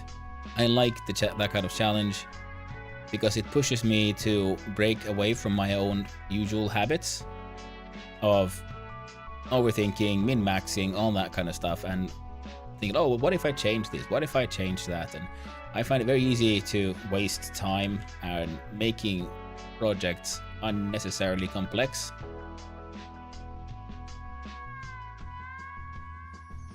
In this one, it just needs to work. I mean, there are teams who take part in this and they make absolutely beautiful stuff, because the core idea of one of the core ideas here is actually to help people focus on the importance of planning. And of course, the way I do it, I just start the stream, and then we live on stream try to also come up with the idea for the game. So you get to see my creative process from beginning to end in all its inefficiency. Right now I'm wasting time on details that will never be seen by anyone, because this thing will be shrunken down quite a lot. So here we have the sort of parachute.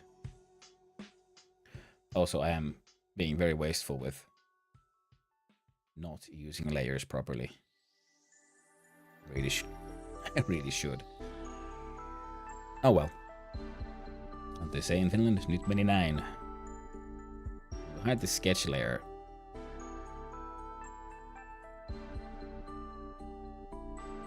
Yep, still looks fine. Now, let's do a... need to be not redder, but browner. Oh no, to go here.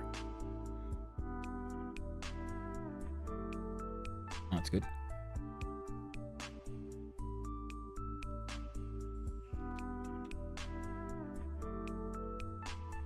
Dang it, mate. There we go.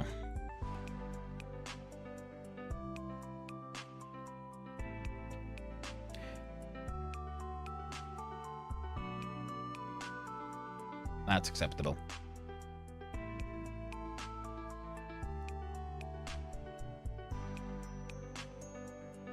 But yeah, I like the 3-hour game jam because it forces me to learn and break bad habits. I know, because like I said, my bad habit is not just procrastinating, but overcomplicating, feature creep, if you will, and then of course self-doubt and the difficulty in ever actually finishing a project. Because I have many a half-assed, half-finished project, things that are almost at the finish line, and then I just leave them because I think I have. Well, I mean, I know one of my biggest issues is my very unfortunate habit of self-sabotage. I'm not only alone in this, it's a common problem. But it still sucks. At least I'm aware of it, so I'm trying to be better.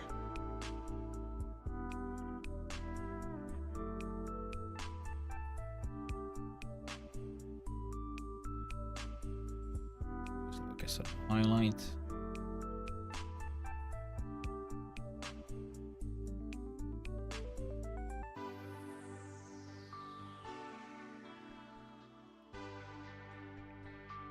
Oh yeah, like I said, but it's also even for a team, for people who don't know what they're doing, more advanced. It is a good challenge because the game Jam does emphasize the importance of good planning.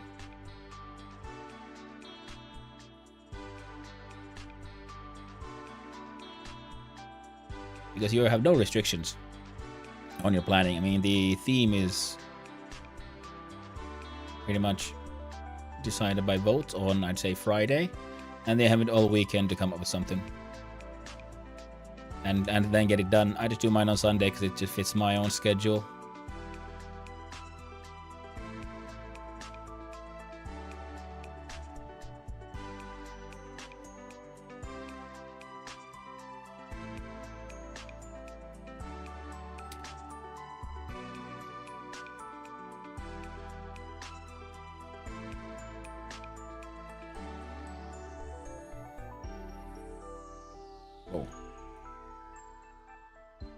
Oh, there we go. Now, let's see here. And then that's acceptable. What's a good face color? There we go. Skinny enough.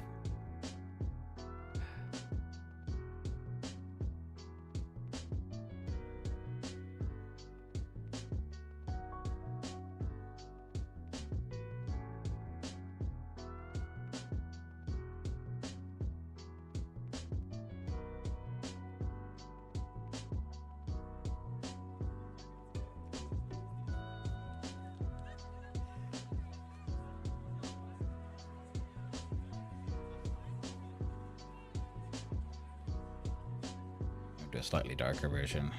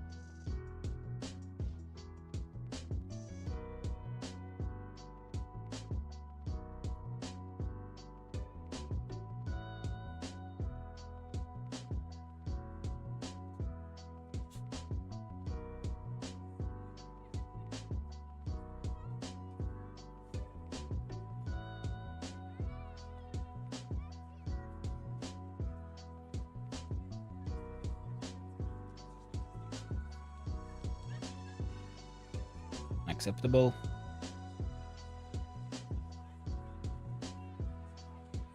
I realized, you know what, those shades I want to do, we gotta put them on this guy.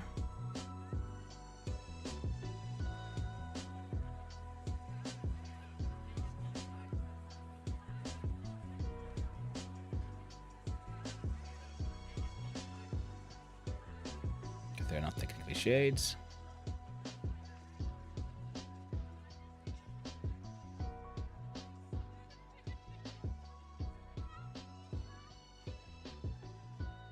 Go.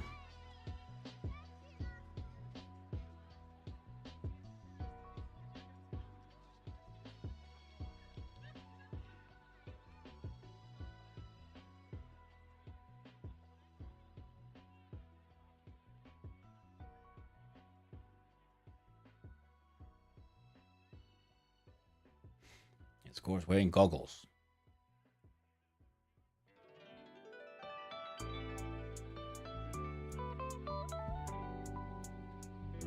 I'll zoom on in for the goggling.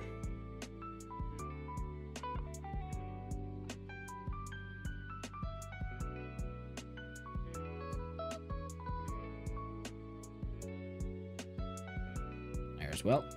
Don't need perfection, just need good enough.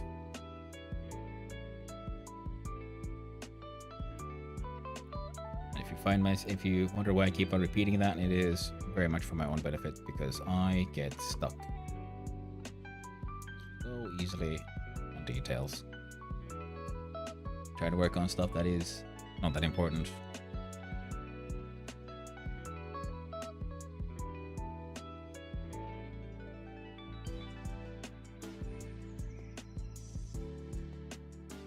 Like this little detail here, totally unimportant.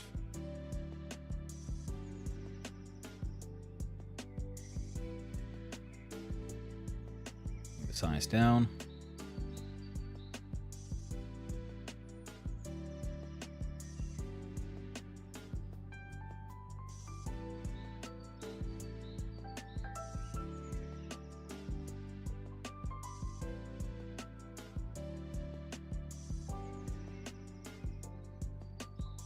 God dang it.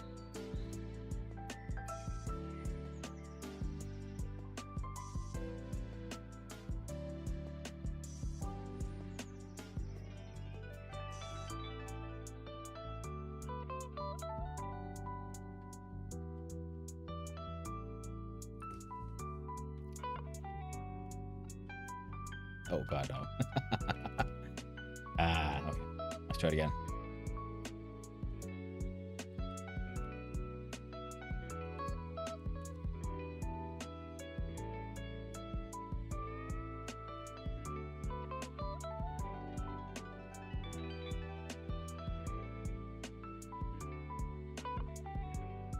Better this way.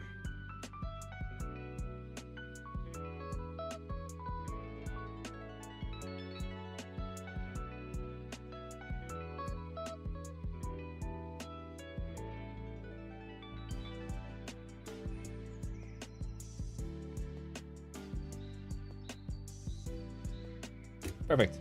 Absolutely acceptable.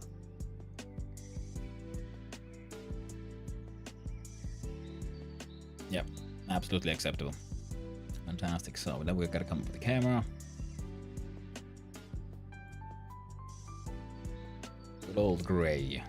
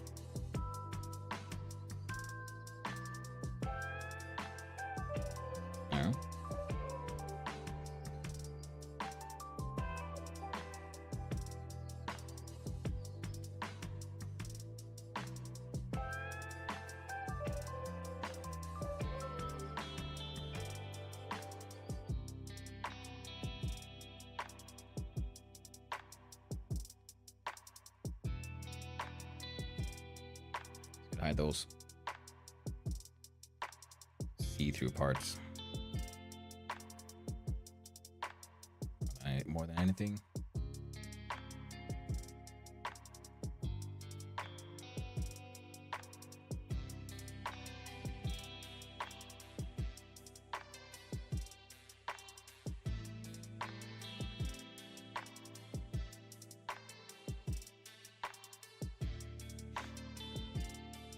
Yeah.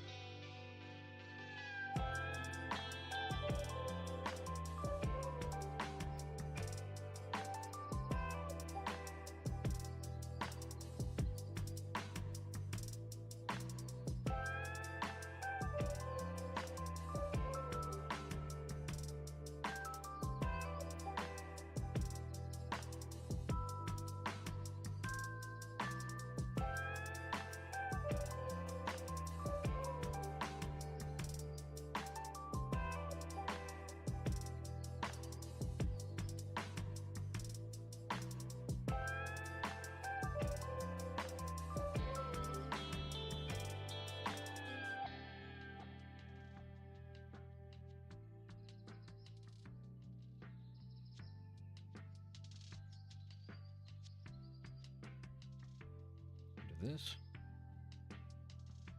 The lighter version.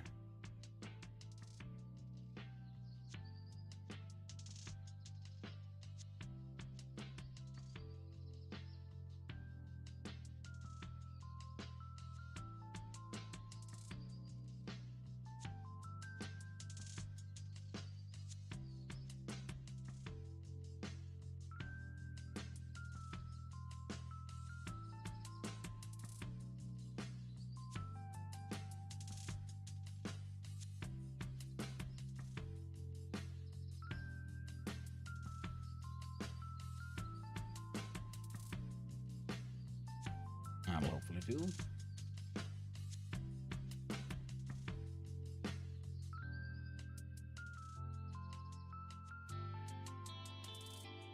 Okay. Come on.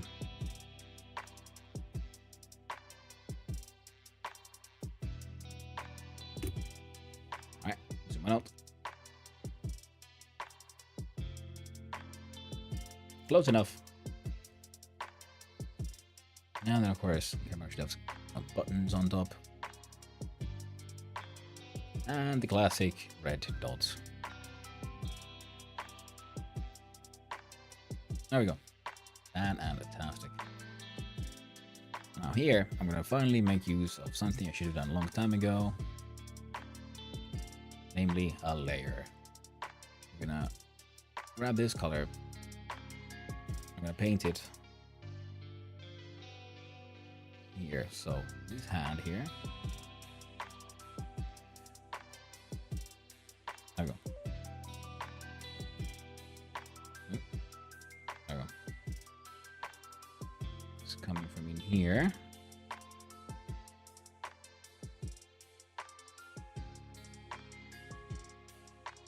See a little bit of it there. Here we also have a hand coming out.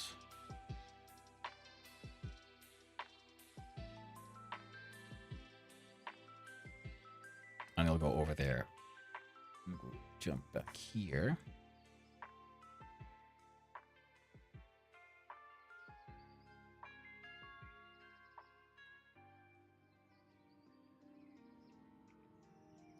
We'll just turn it into a lump.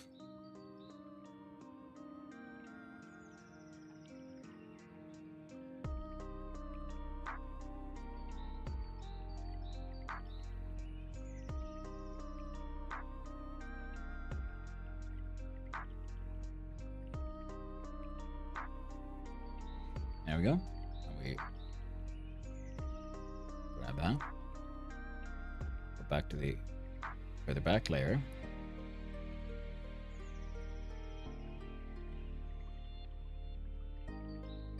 We do that. Alright. Zoom on out. There we have adventure journalist himself. All done. We'll click here. Edge down. Call this player fall. Okay, this line annoys me slightly, so we'll do this and even darker.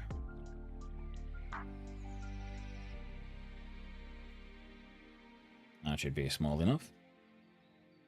Where's my mouse? There it is.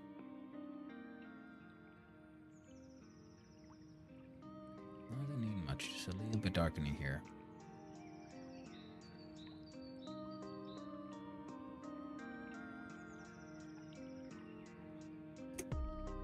Zoom on out. Yeah, I fixed it. Perfect. Alright, dumb little goober. Oh no, almost perfect. Yet not. There we go. Quick fix, come on. Zoop, zip, zap, and fill out that one here. Ooh. New layer. Sketch, sharp. Beneath player fall, we grab the darker and shadowy skin color.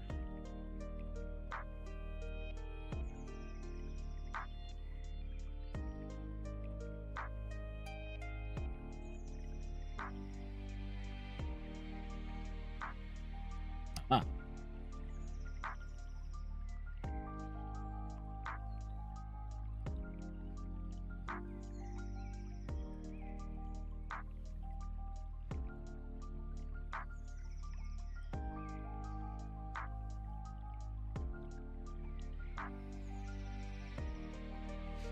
Now here, you like, see if we can turn this. I can.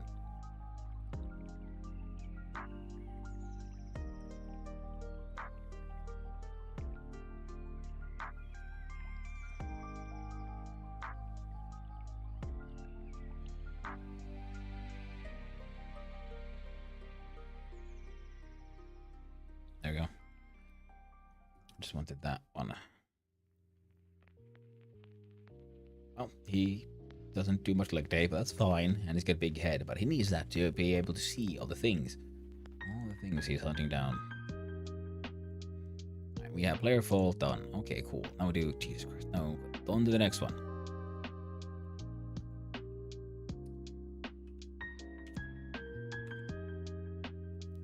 P layer 2, exactly. Merge down.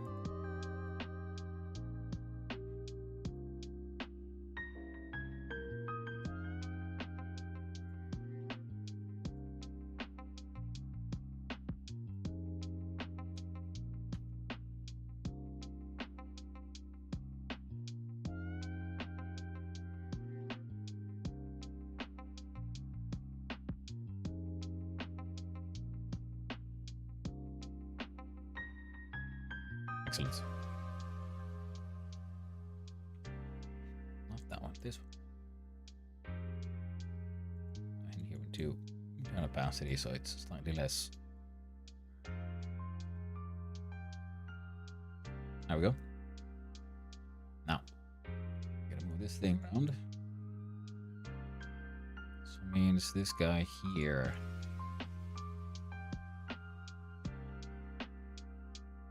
To a scale layer,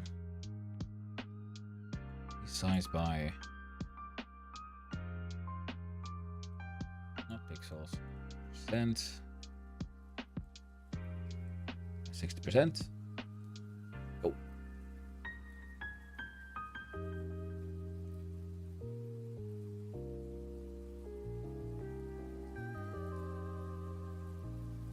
yeah, perfect.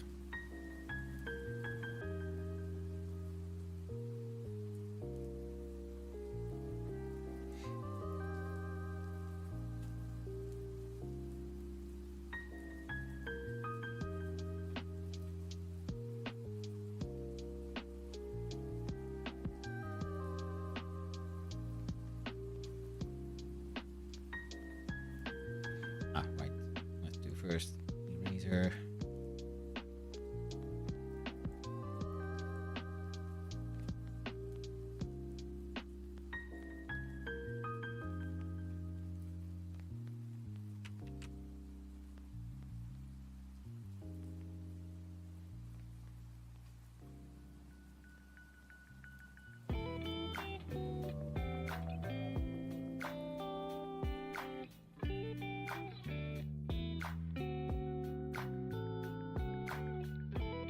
There we go, close enough. Brush. Okay, we'll leave the head as is and just start. Okay, gotta deal with the size again. See how much time I have left for the actual development because I got carried away with drawing again. Oh, dang it. This is why I didn't do it. I have been doing the art first for a while.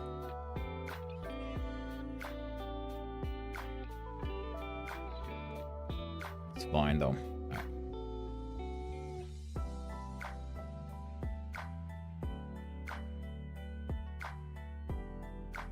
Right, I can't go from there. So if it goes here, we have like shoulders like that. Actually, considering his go more up.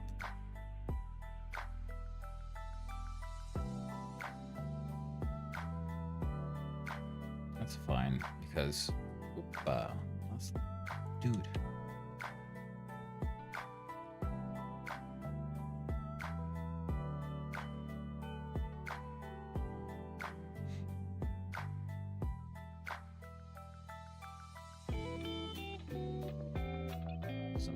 Yes, perfect.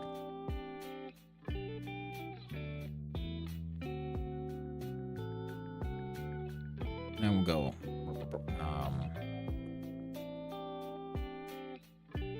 I will do arm. Show. Why did your opacity go down again? I don't like this.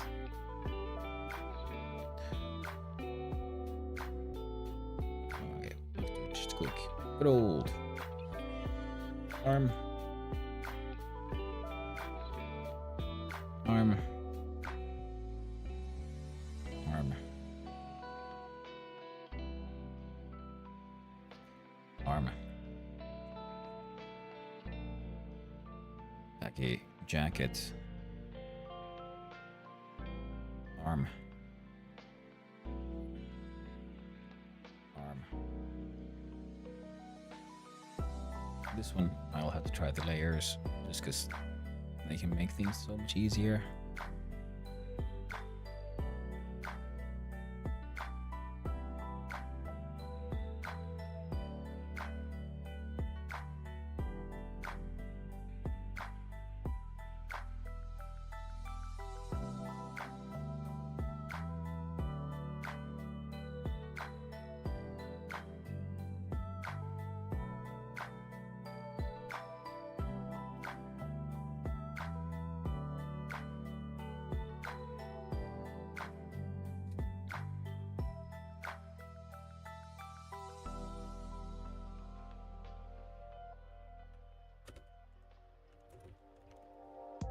The jacket shade goes here.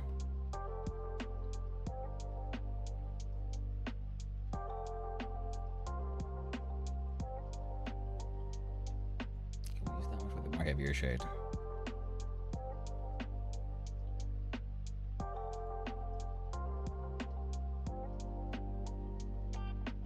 So this kind of shit I'd be using for moving around, please.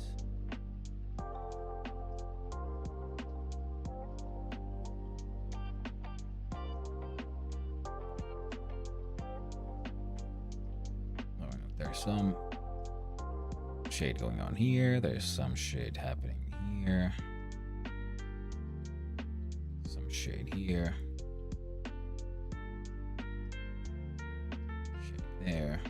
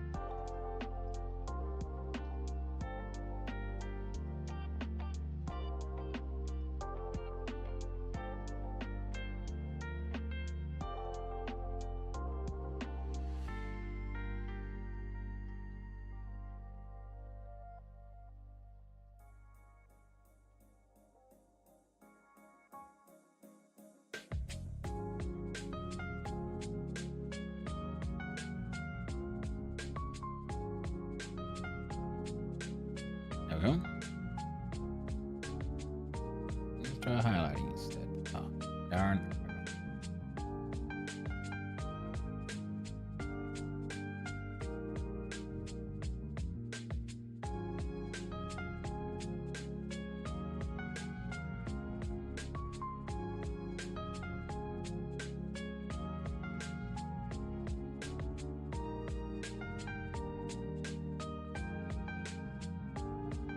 Oh, come on.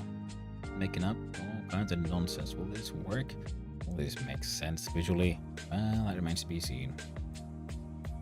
Maybe, maybe not.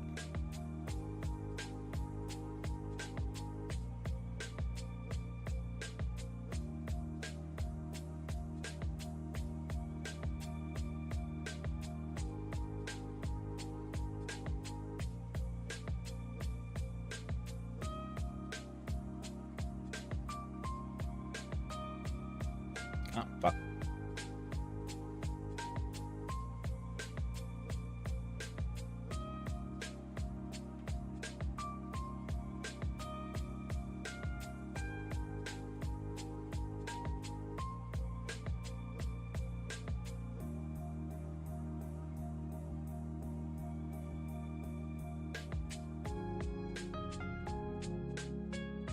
It's horrible.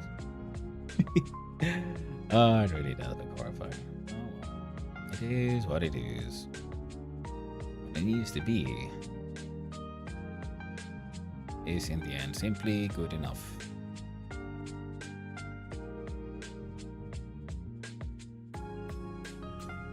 Try to be all sneaky and smart.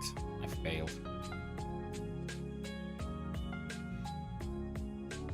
Him looking like he's wearing a blob is fine.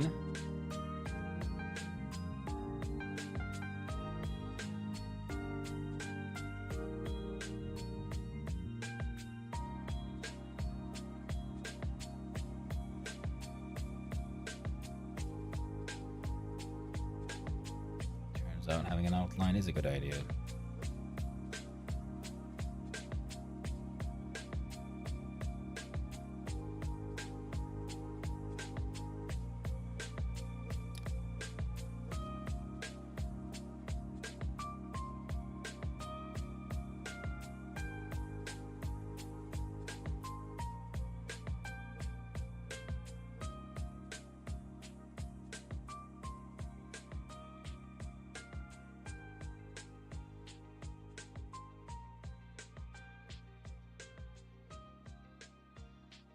Oh, dang. Now, give us a little bit more of that darker shade.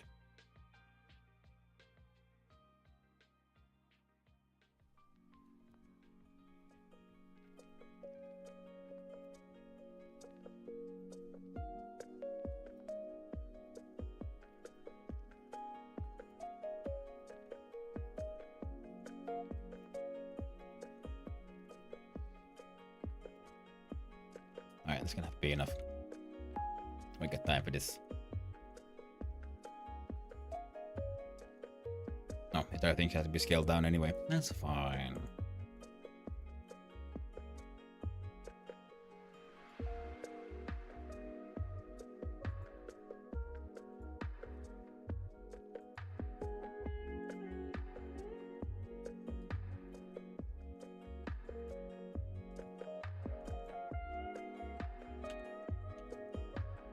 Pants.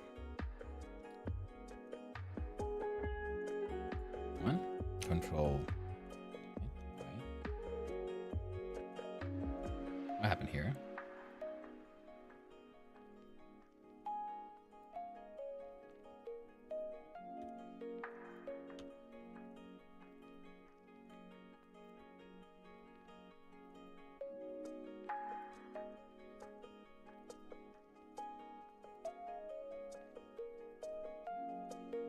I deleted the layer. That's why it was looking so weird. Alright then.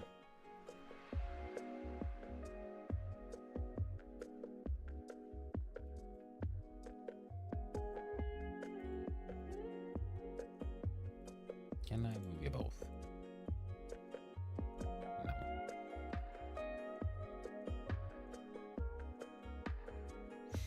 There we go.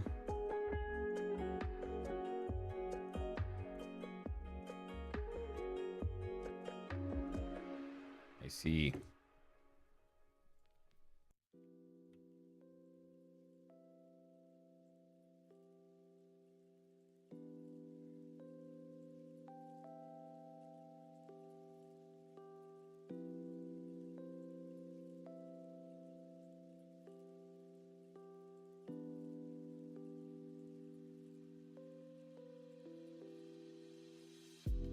Ah.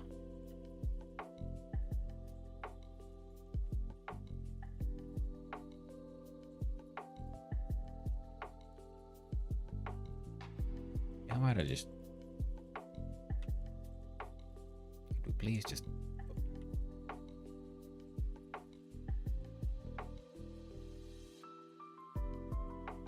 There we go. Oh, pants. There we go. I can merge the layers later.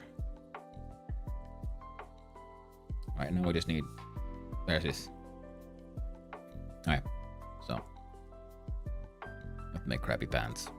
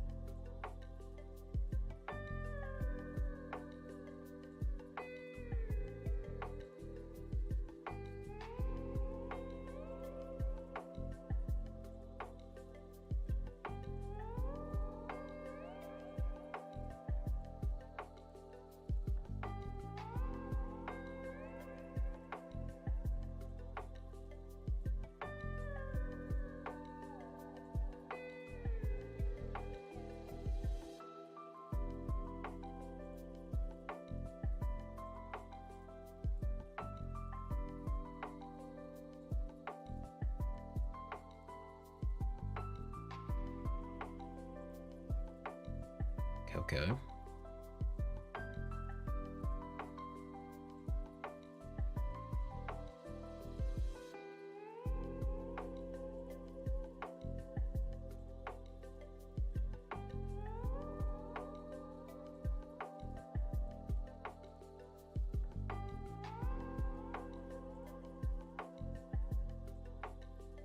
Thank you, Honeypot.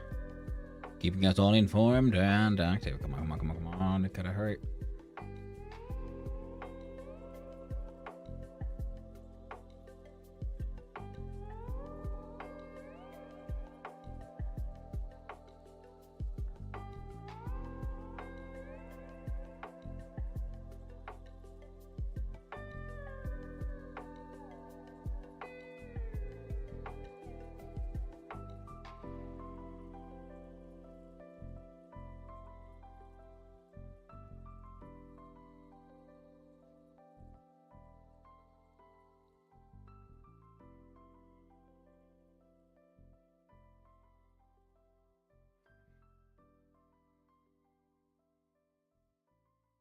God dang.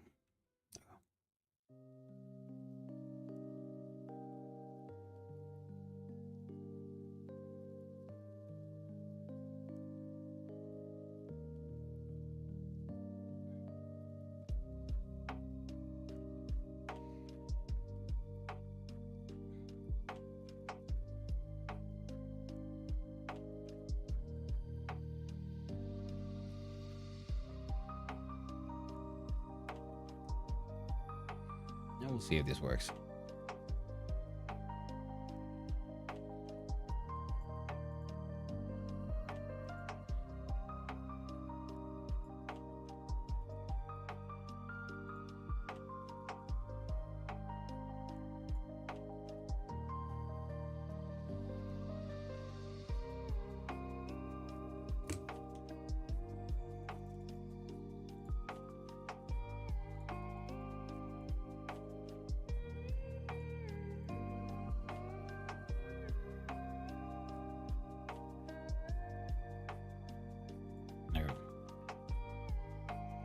Well, good enough, I guess.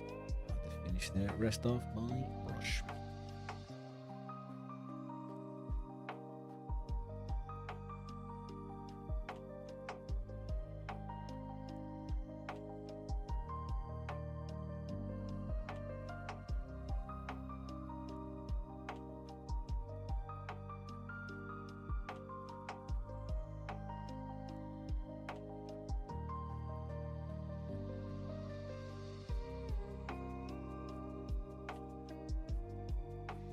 Sorry, I'm so quiet, but I need to focus. Oh no! Fucked up.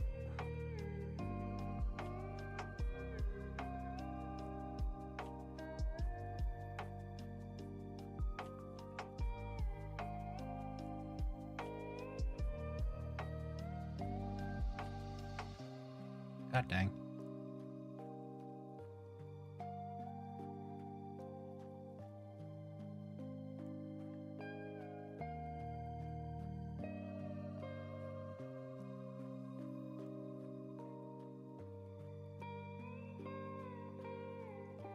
We need more.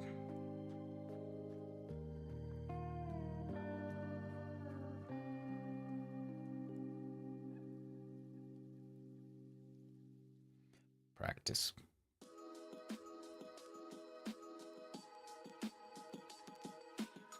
That's also why I usually just go for stick figures.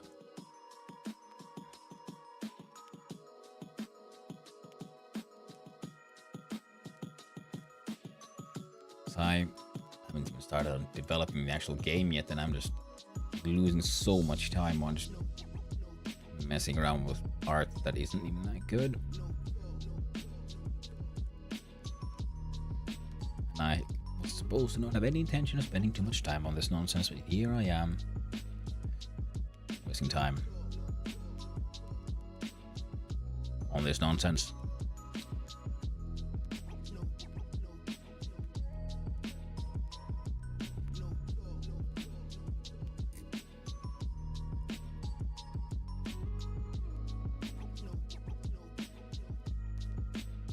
Okay, those worked actually surprisingly well, to be honest.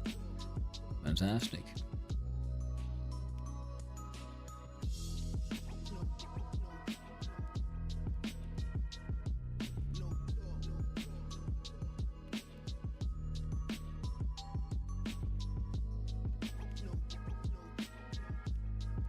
Layer shoes, put behind the pants.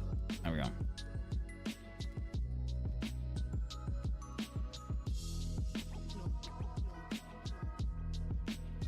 Well, hello, it's Rayman. How you doing? Hope you're having a wonderful day, and hope your game deving is going beautifully.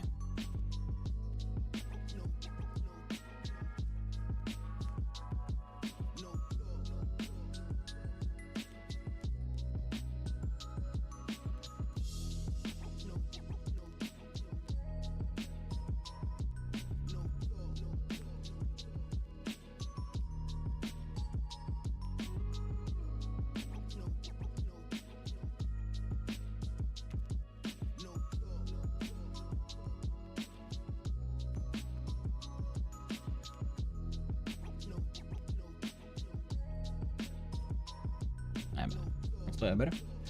I got 2 big pieces of lasagna. Well, that sounds delicious and a wonderful way to be spending your time. Lasagna is delicious.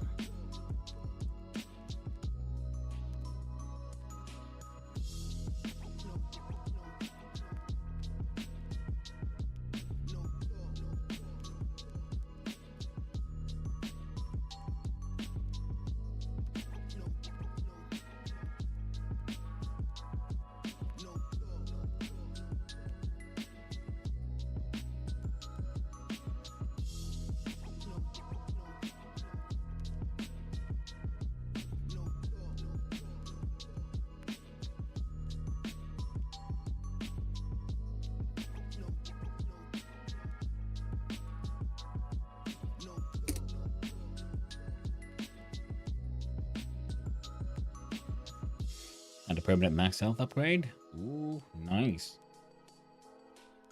It's always cool when you get to the point where you can start figuring out like upgrades and what actually affects the flow of the game and the design of everything. And that's when, and it's at that point then when you start realizing whether or not you made good calls previously when designing the game and figuring out like where to store all your like player information and so on. If you've made bad decisions early on and you want to add more features, man, that's when they start halting. Like, oh no, why did I store things this way? Now I have to do it in like strange, convoluted way to add more details. But I'm sure you haven't done. You seem to be doing pretty well with the game, so pretty sure your information structure is absolutely fine.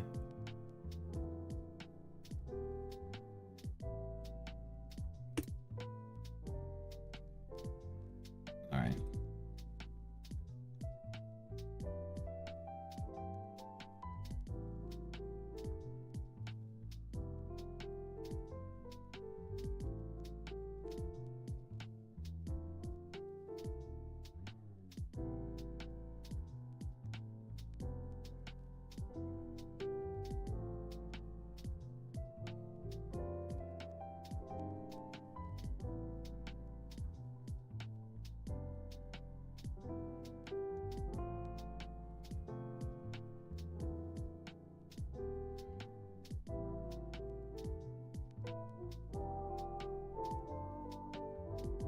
I think I can bucket this thing in here. Yeah, perfect.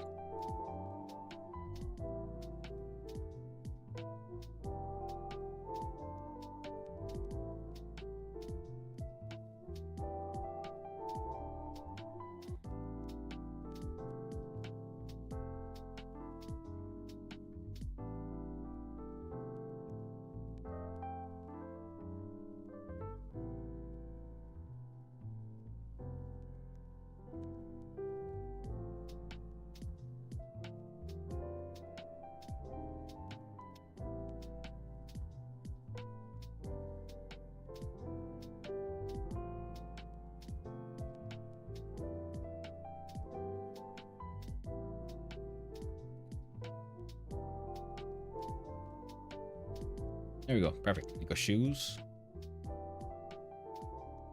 Got a head.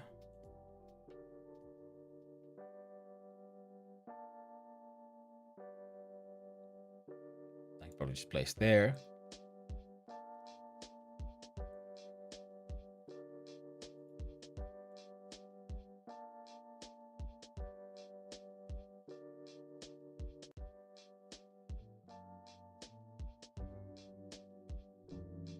See? Perfect.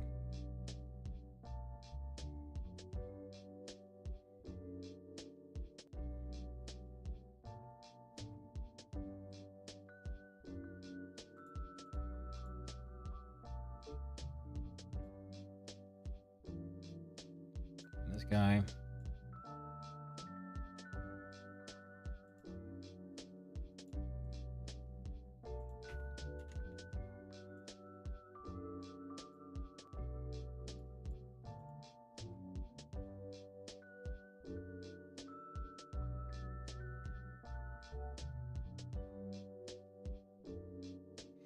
Oh, I wonder, could I just...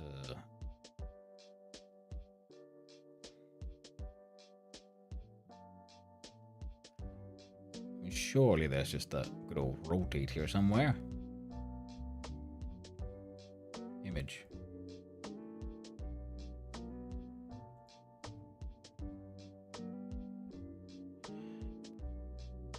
No.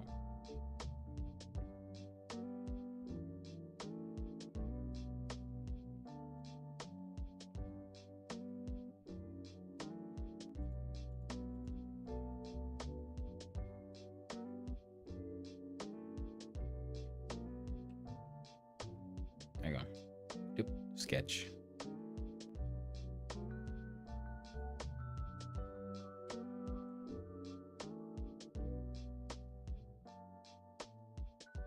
See, there we go.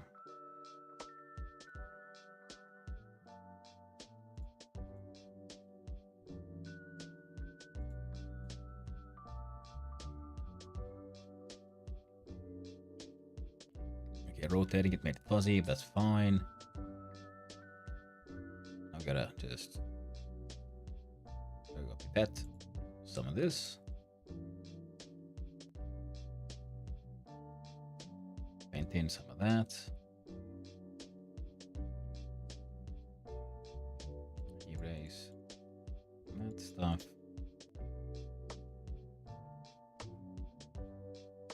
Add this stuff.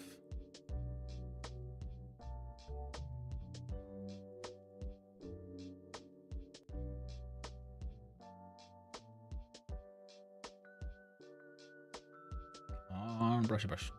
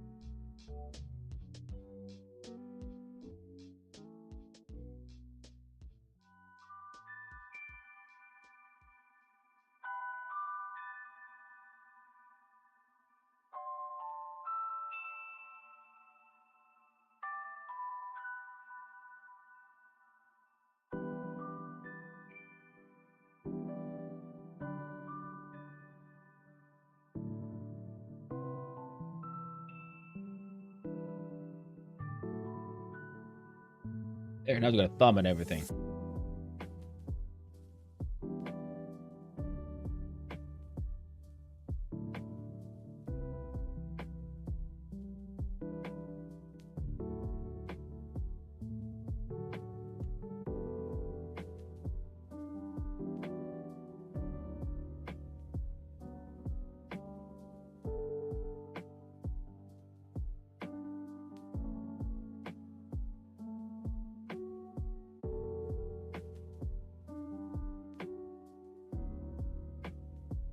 There we go. Also, pipette, zoom in. That one.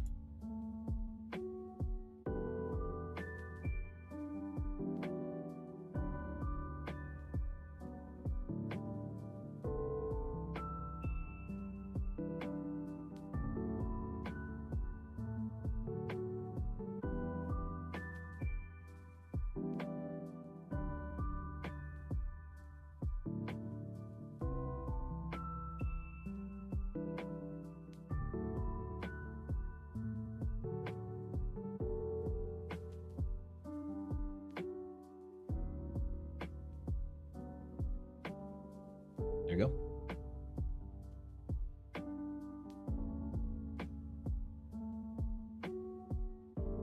Excellent. There.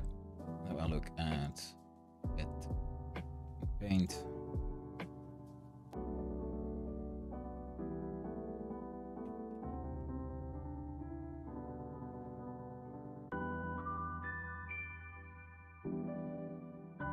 Oh, right. Right. Oh, crap. Okay. Oh, this guy. And pet that stuff. Paint. And here. And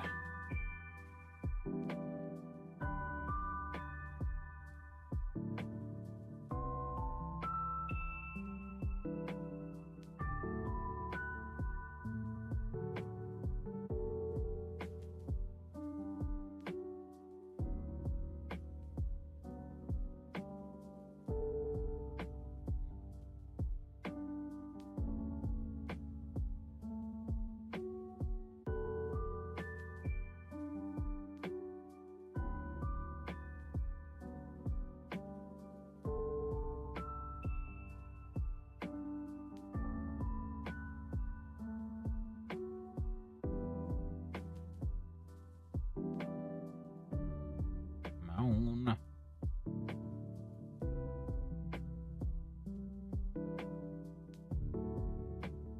That's good enough. Bit. Paint.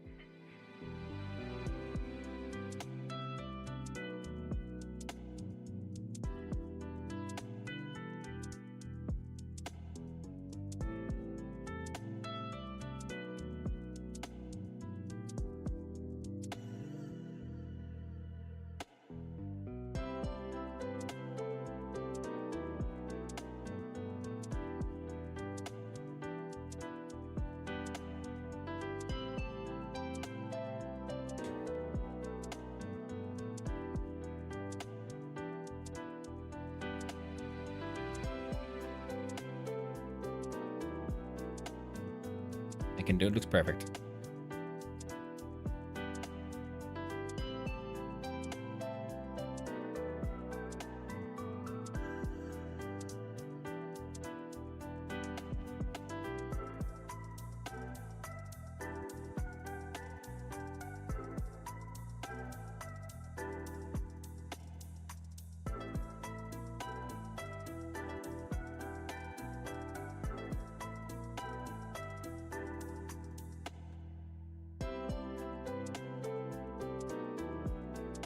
There you go, just parachute.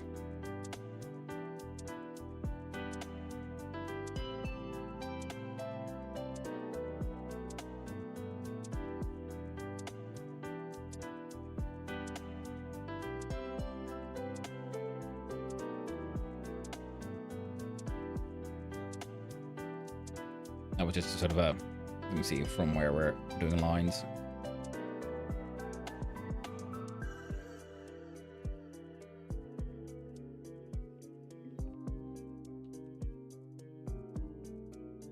Okay, let's see if we can do this one.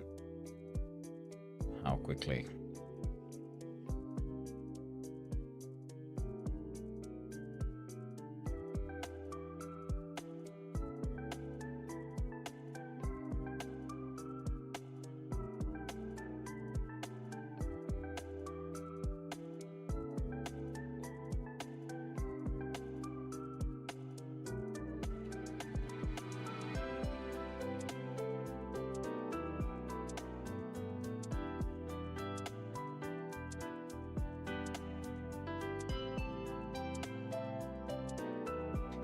Fine.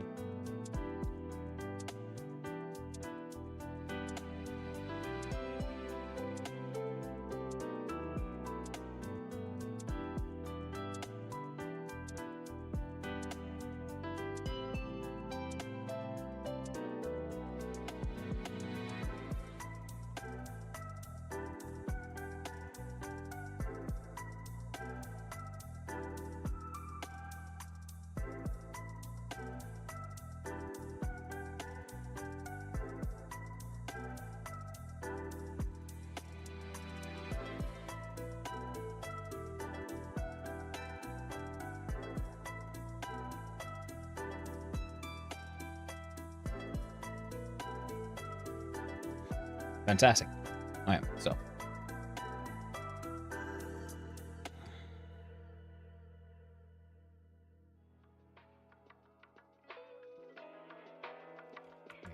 Let's stop. Okay.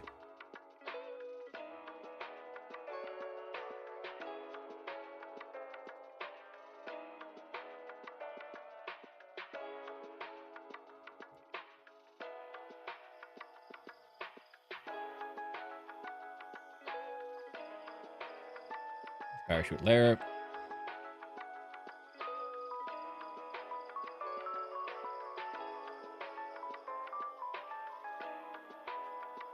In fact, this.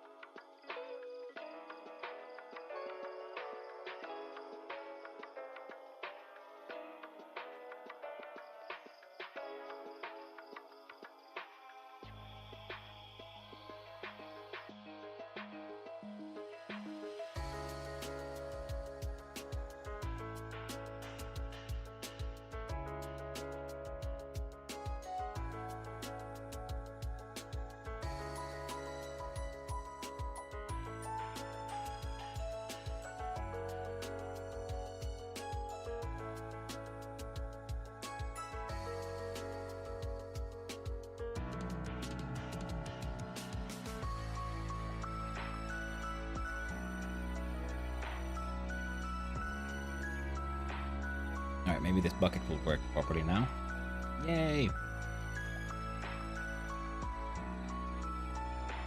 Change this into a paintbrush.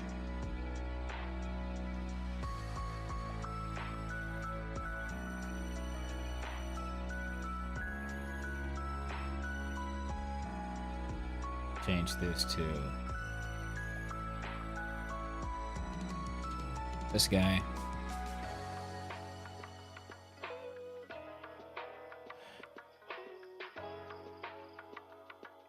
Oh. Oh.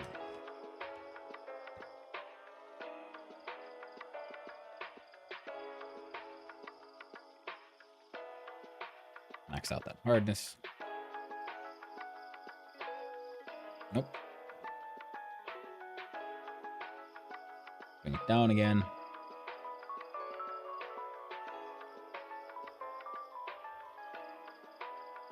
You know what? That'll just have to do. That'll be better.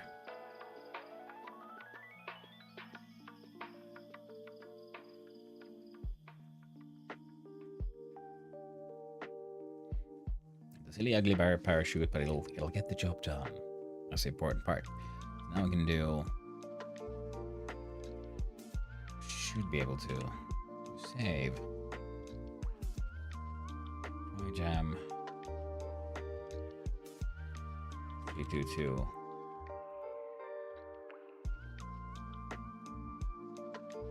Score. Base. Save.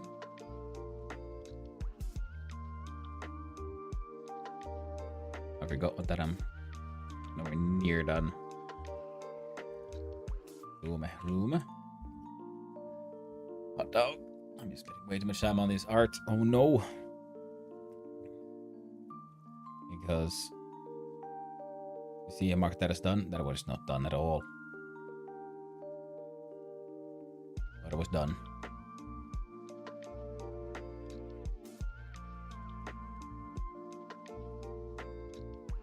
There you go. Parachutes done. Room. Well, the rune I was thinking is general shape and size, right? So I should be able to just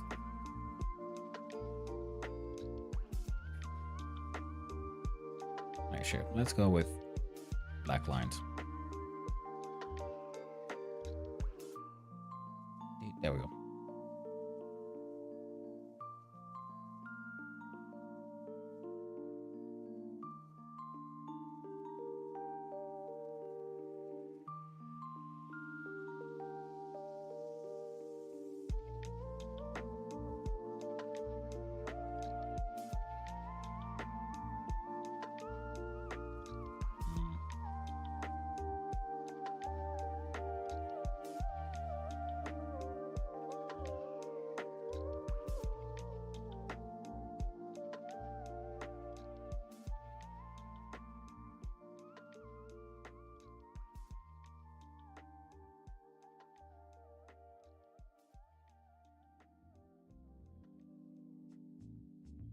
Let's do that one.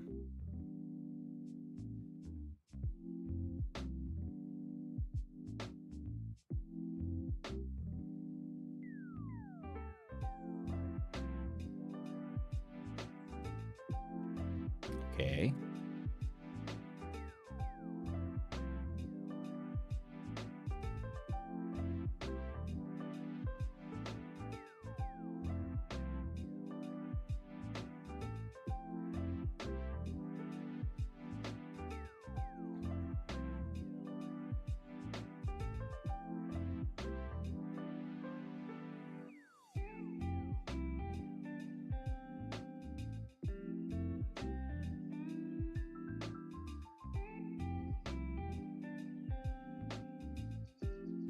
Literally eyeballing this stuff. It'll be fine.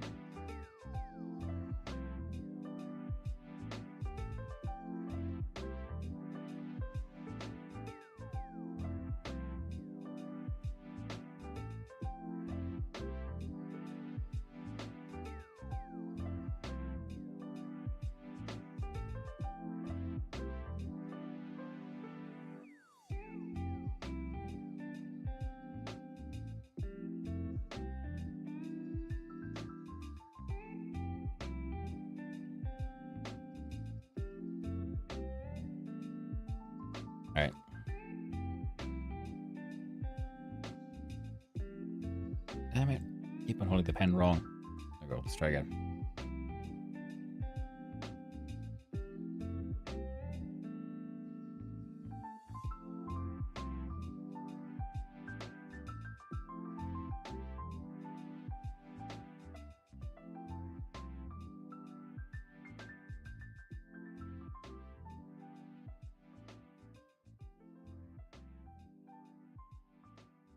There we go.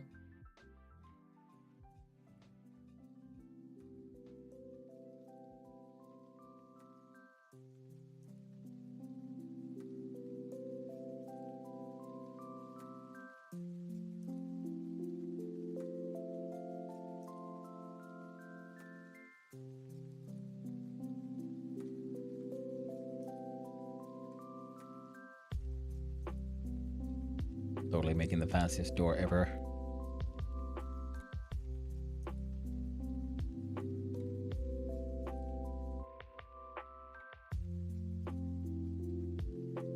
It's gonna be more advanced than you could possibly imagine.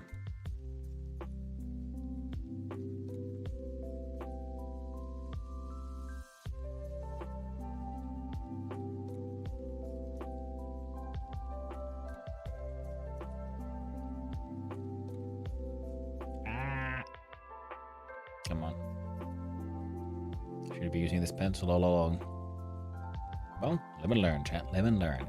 Now, let's see about a good wall color here. So it's, like I said, it's on the red side.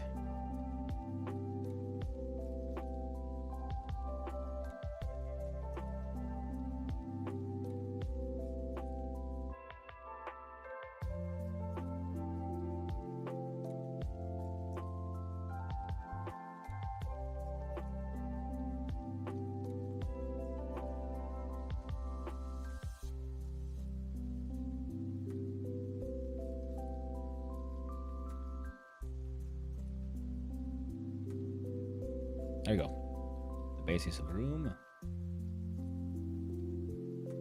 Zoom in on its corner here. Again, no thank you. And we look at the bucket again.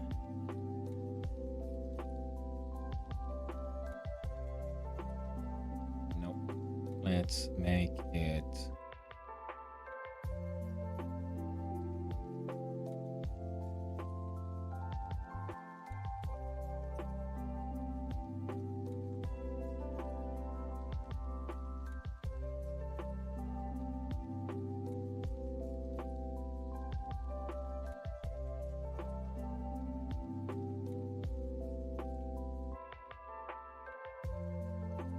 Yeah, that's a decent ugly room. Perfect.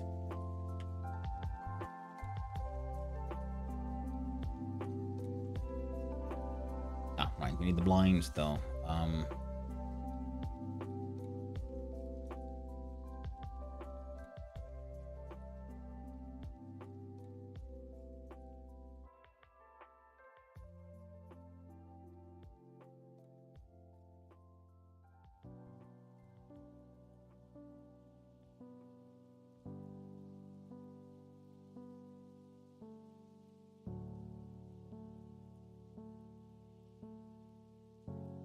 But this was a thing.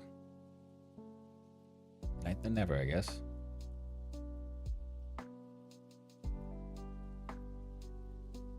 There we go. Perfect. Might be slightly uneven.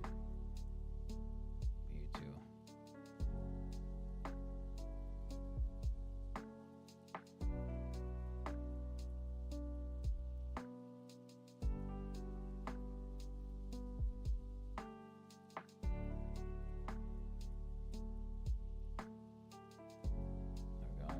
Black.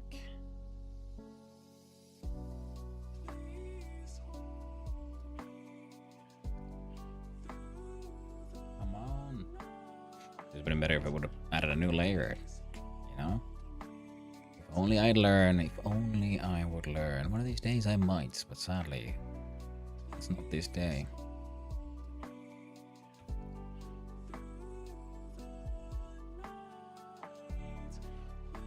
Looks like we're gonna have some alpha channel nonsense going on here, so we've got to make sure that our rooms have a sort of like predefined, so say black background.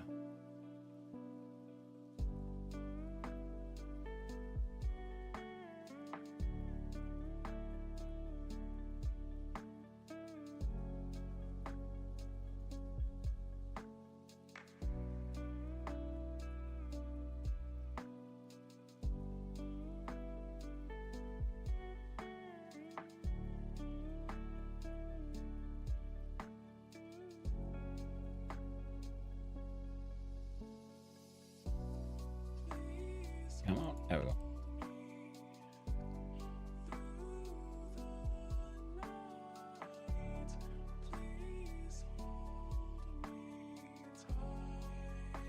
There we go. This one.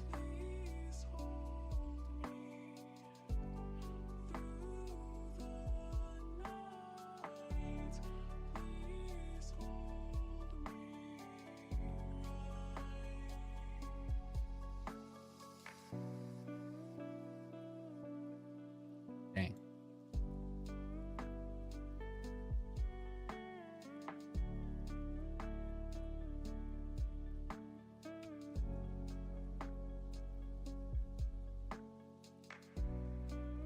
Okay, no similar nonsense on the other side. Perfect. Yeah.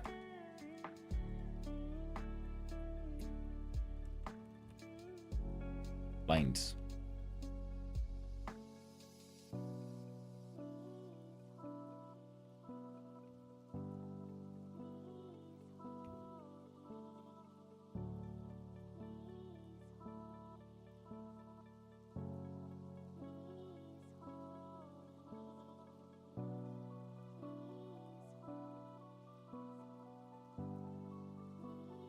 And I'm in fact intentionally making them uneven.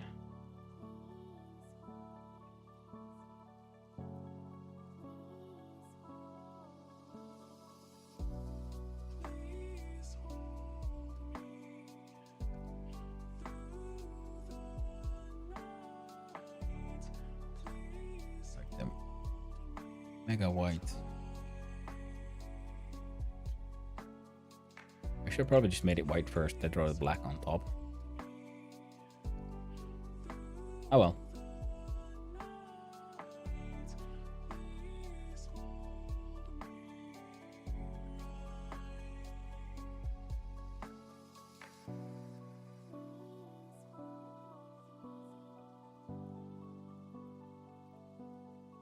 A completely new layer. Called the swish. And the background going here. Nice. Change from this one to paintbrush. Nice. And big and smooth. There we go.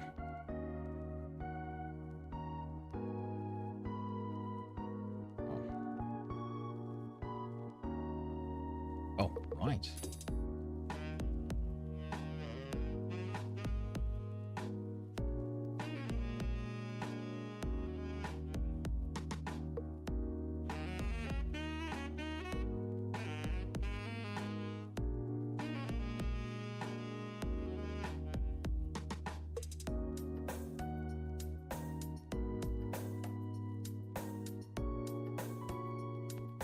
Put the opacity down.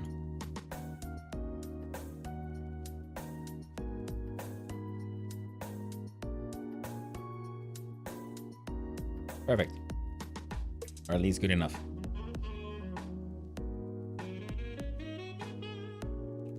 Jam. 2, 3. Push.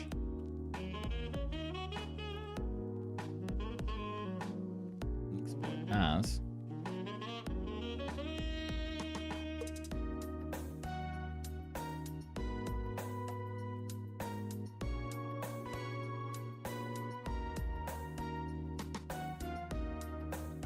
Assets.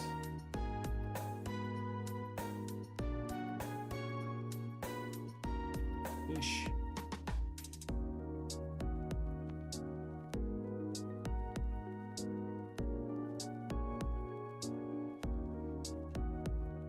PNG.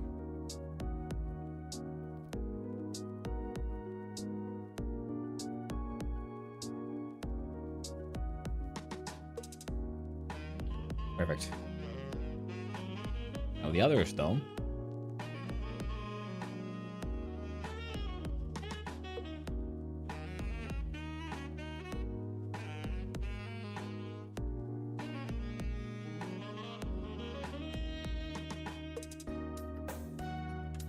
Like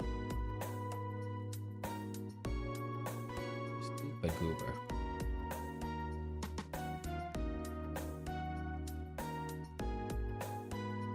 Why would I?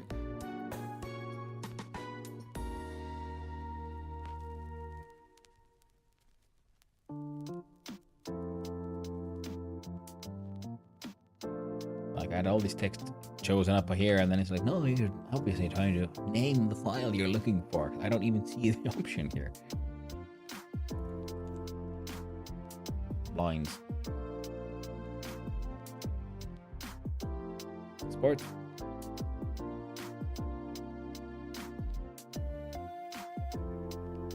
What else?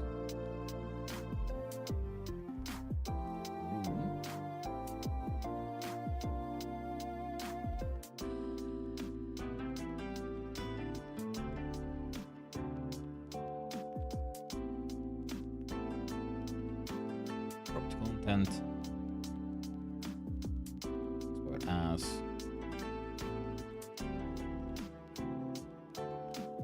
Parachute.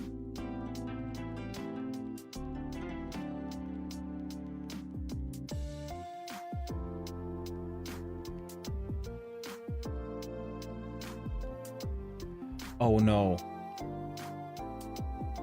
Absorb this background nonsense into. Oh, fudge. Hold up.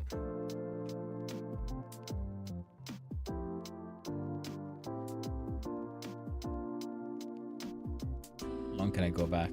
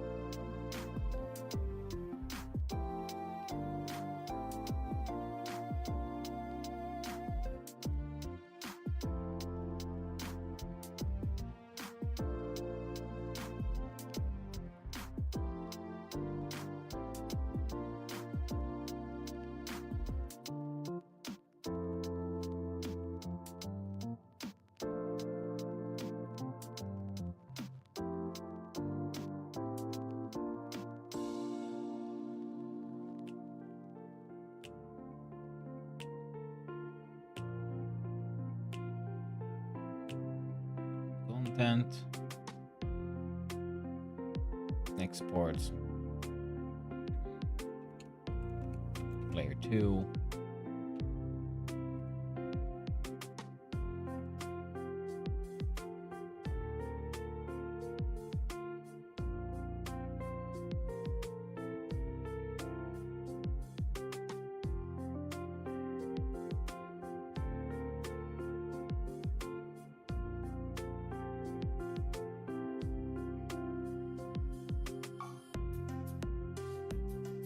Image, content,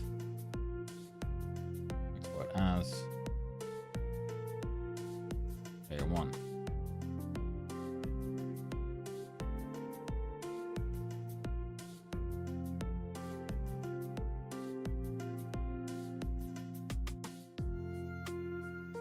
Cancel, undo.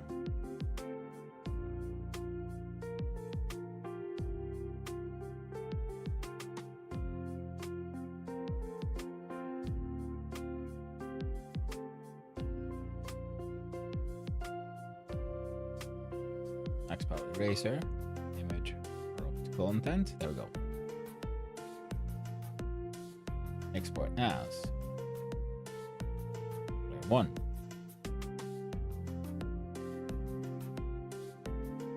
Export. Perfect. So now we have all the art done. We're gonna have to just borrow in Gaboomlin from somewhere else. I love it when Windows just won't. Alright, so now we go to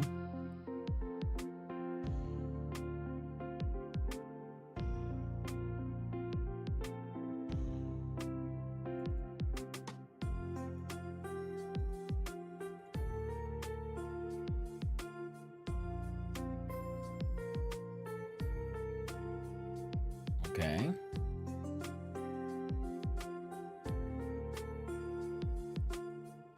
You stupid machine. I need you to stop, okay?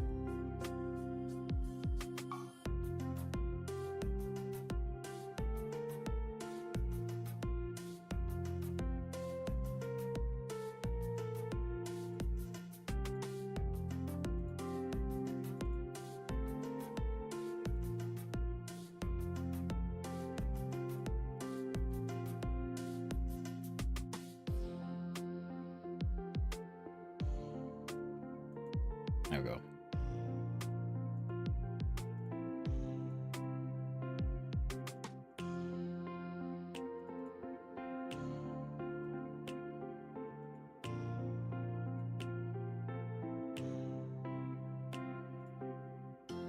Fantastic. Okay. Now I've got some of those assets sort of organized. So now we finally start developing. We even have an assets file now. We even had Kabooblin in there. So hopefully we can make something work. First things first, we gotta do DC and we're gonna need more folders. And also, I'm gonna reorganize my nonsense here. I am a little worried about, in fact, very worried about time. So,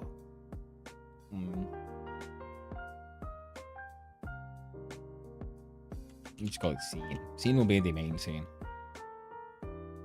Don't, Jesus, no epic. No one wants you here.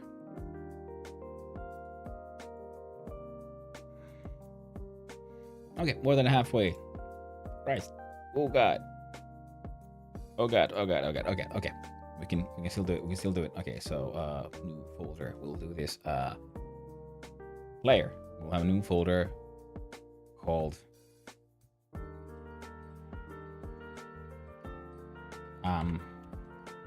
room. There we go. Now, player, of course, will need a new scene. That scene will be a... well, it'll be called player the layer, and it will be a character body. Because that makes physics and everything easier. Add child node.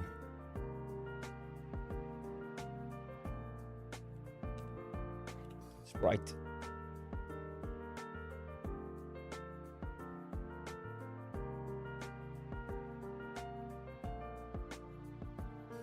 Yeah, it'll be fine. It'll be... wait. No. Don't do it with the animated one, because then I can switch.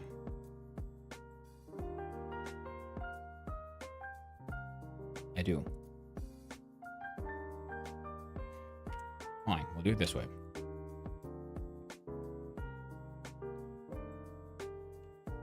There we go. Animated sprite 2D. There we go. Animation. Sprite frames. With assets, you get player 1 and player 2. See, the animation will be just switching from one to the other. But yeah, no, we won't be actually animating Rendo. Could you just stop? Thank you. No loop.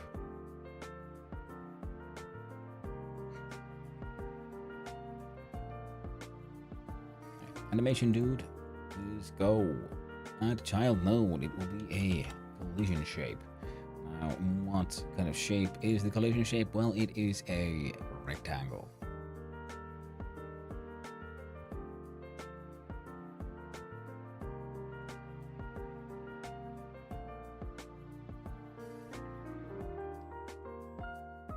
There we go. Perfect. We have the core of a player.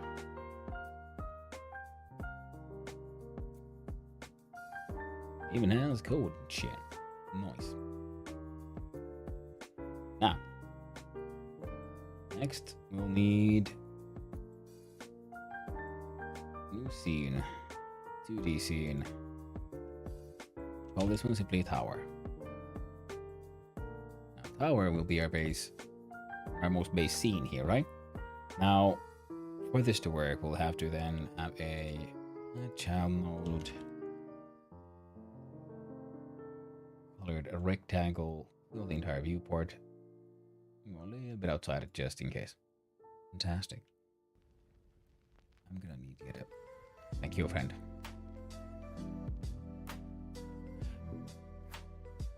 And instead of white, just a hint of blue. Perfect. We need another colored rectangle.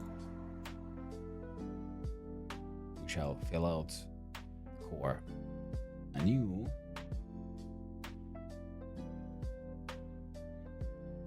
That'll work. So this is where we need to place the rooms then. So now we need to make a room.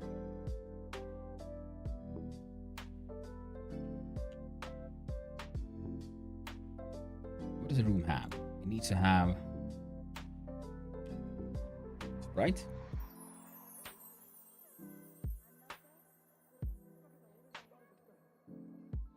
That'll be your base sprite.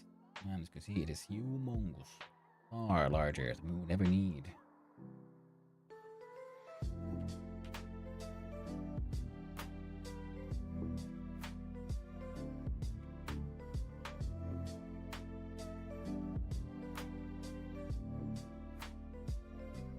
And we also need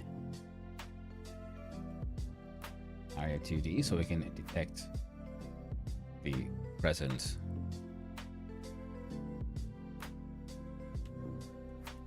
The collision shape, and that shape is a rectangle. Dude, would you just thank you?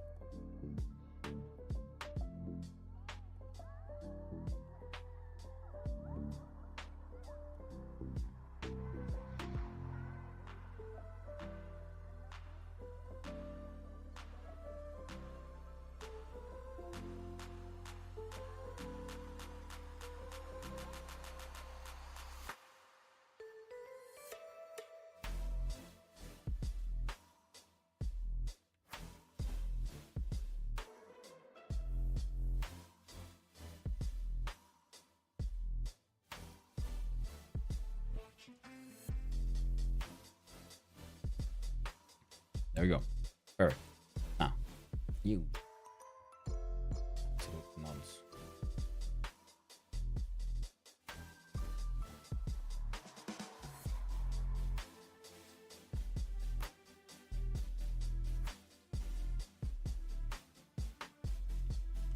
Will that work?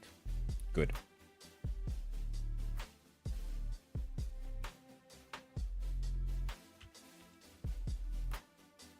A secondary sprite containing the information for room.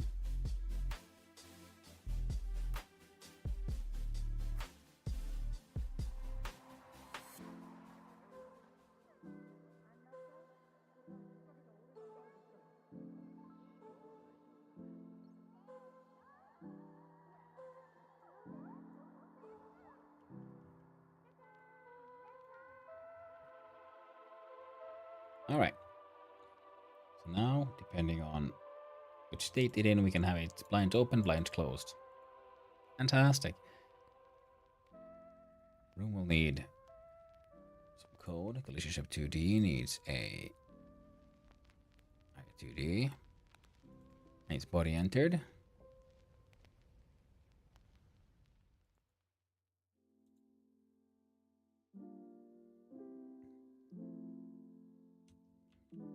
Save this. I'm going to save that one.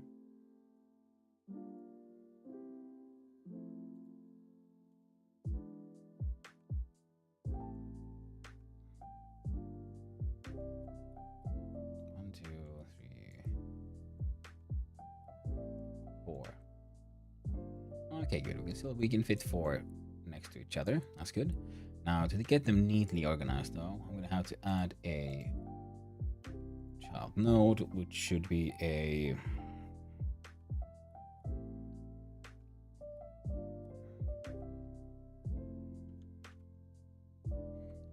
box. Container. Grid container. Okay, container registers child controls in a grid layout. No, we want them simply horizontally.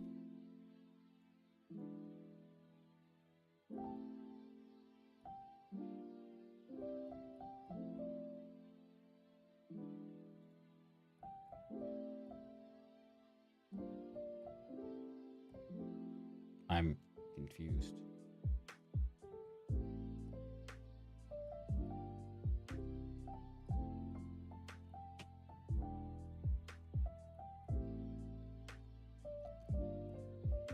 Add child node. Let's just grab a room from here.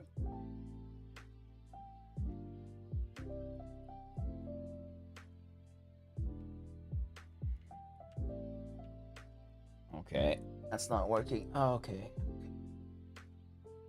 Why are you not working, friend? Why are you not working? Why are you not doing what I need you to do? I've done this before. I've used these. What am I doing wrong?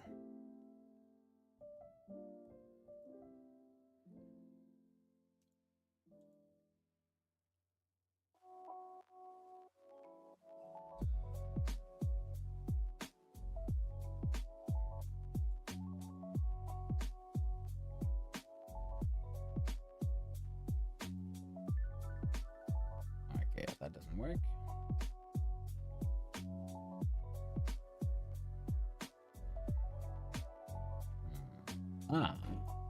What if we change your base? Change your type into this. Save that. Jump in here. Yeah, now you're behaving the way you should. My mistake there, yes. Now, look here. You, friend.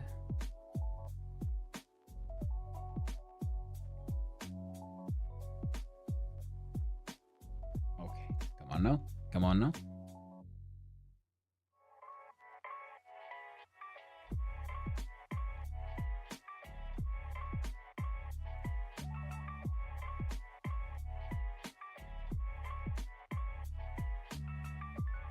Zoom on in.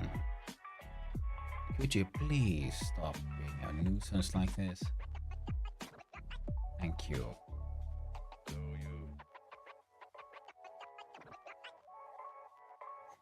No, whenever I hear someone or something say just like "no you," all I see in my head is just that has us meme emote.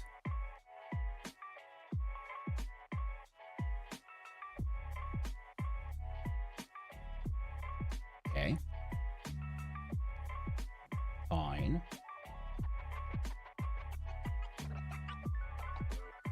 Alright. No. Add child node.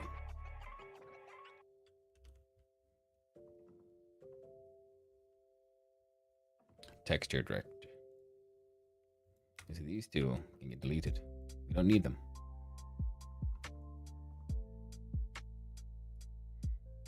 Add child node. Texture rectangle. First one. Usually contain blind. You. Fine. You shall contain room. Also expand from the center. Absolutely perfect, right? Nice, neat, lovely even. Could you just, thank you. You have a child needs first. How about you control?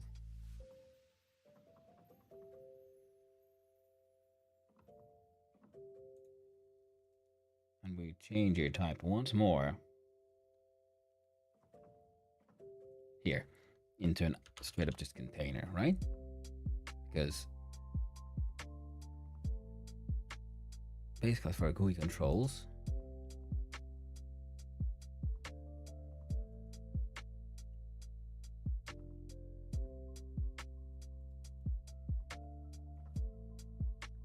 here's a question: why are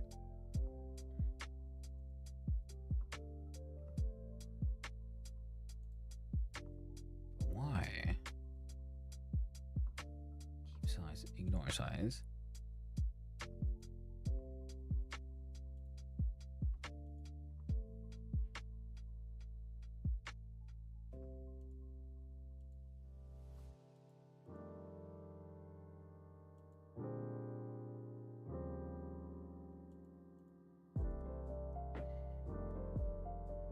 Okay, now friend, why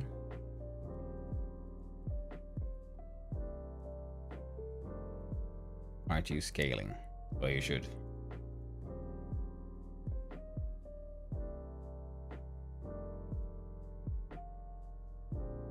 Now let's look at what we got here. We got a container, right?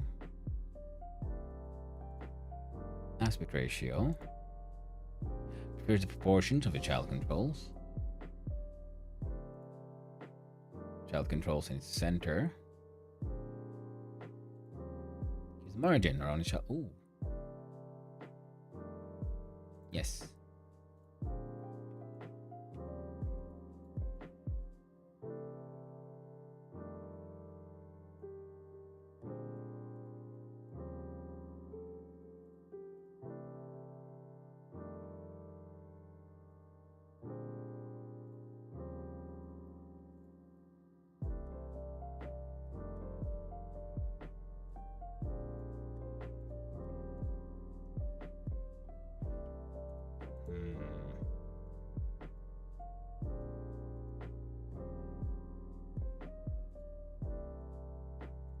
Because at one point I remember doing interesting stuff with all these control nodes, but now I haven't done it in a while, so now I'm just like really confused about what the heck am I even trying to do here, friends? Transform? No, it's okay. Container sizing, fill, yes.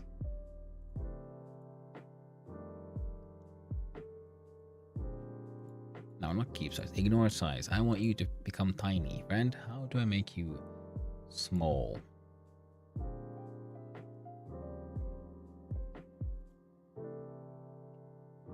I should be only filling out this thing, you know?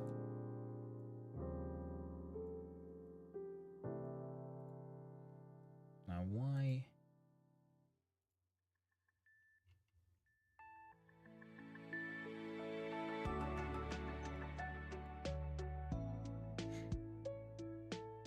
No.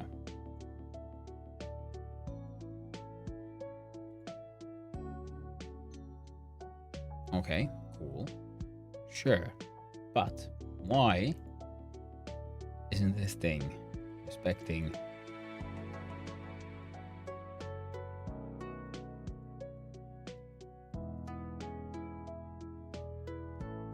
these things should be turning smaller?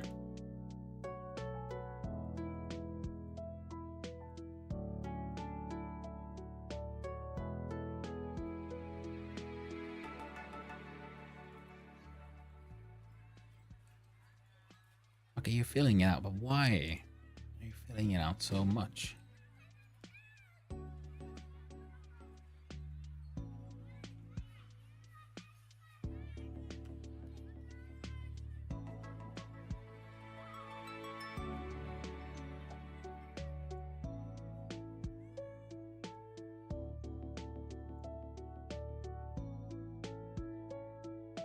All right, then.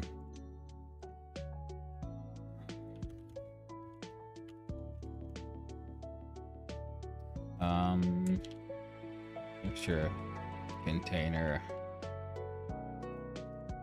Not scaling down. Take direct. See you here then.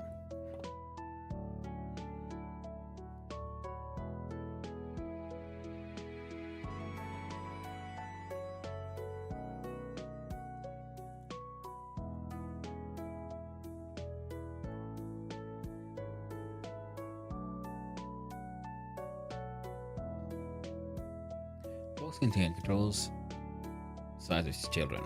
This is what you can't directly manipulate the size of text directly inside the container. Now turn and expand, checkbox in the text direct section, yes.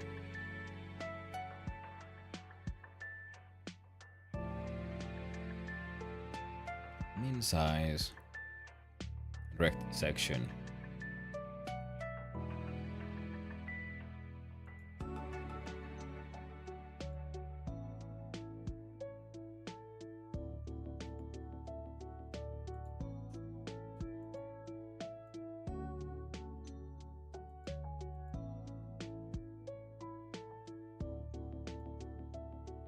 Beam, input, mouse, focus.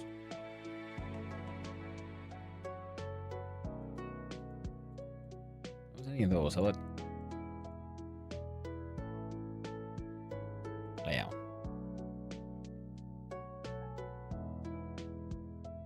Minimum size. I don't want you to have a minimum size. I want you to have a heckin' maximum, mate.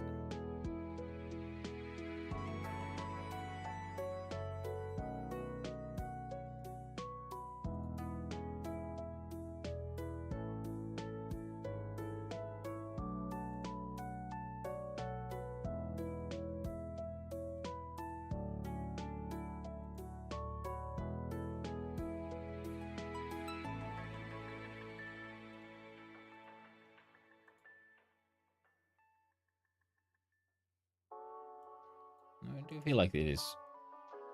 So how about...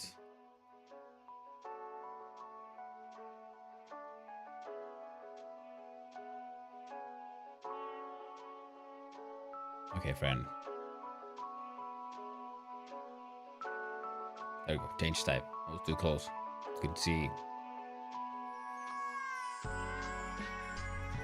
I change this to one.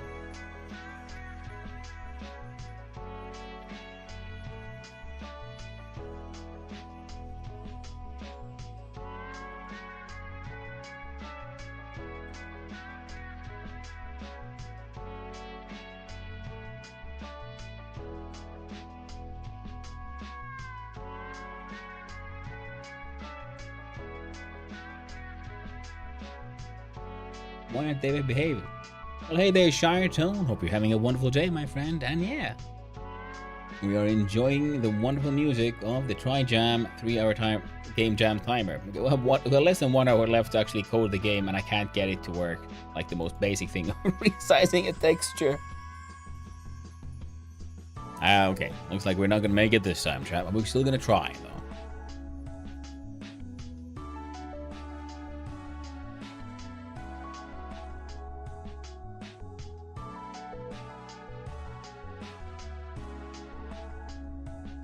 I'm annoyed at the fact that it looks like I might have to like just resize the original thing. Why won't that thing change its size? It's supposed to adjust itself to its parent, right? And the parent owns these two textures. We'll hide one. I'll woke up, I'll look at myself what the Trijam rules are so you can spend your time resizing its textures. Well, thank you very much. And the rules are simple. You got 3 hours, mate. And, you know, you have as much time as you want to prepare and, like, plan. But then you have 3 hours for actually doing the art and doing the code. Now I spent all this time making art, and now I can't make this silly goober do what I want.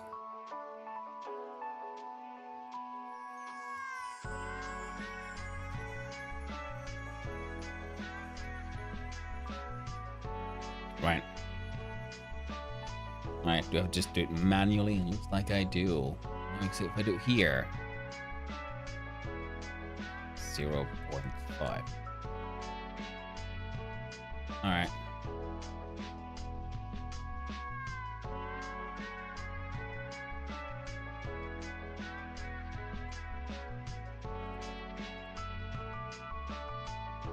Oh, the way around.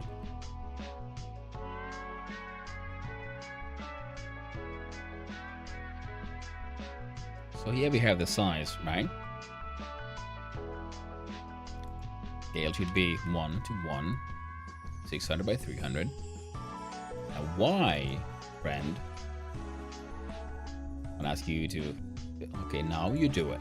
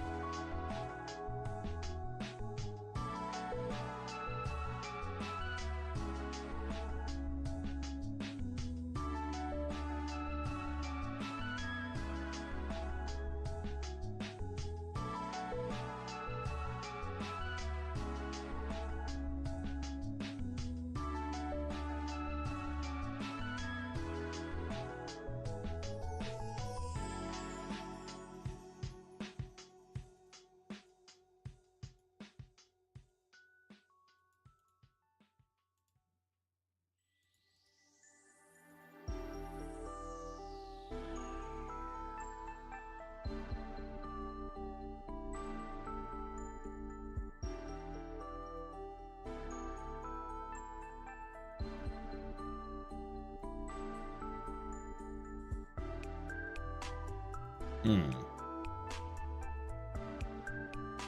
Come on, friend. Don't be like this. There we go.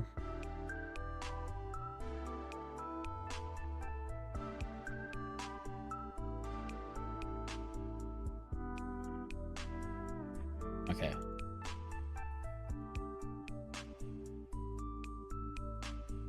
Now I want you.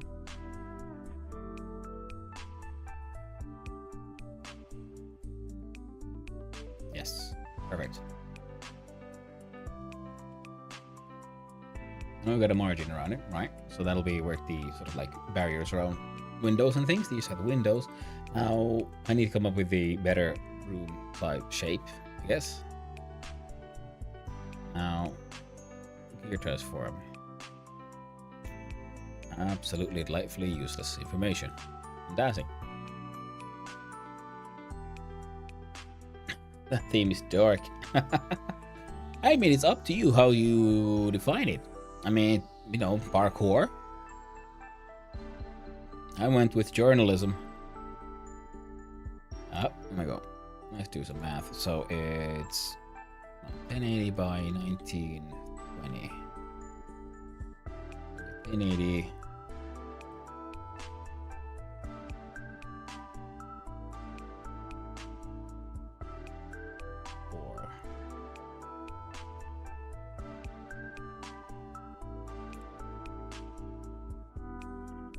Can't retain information.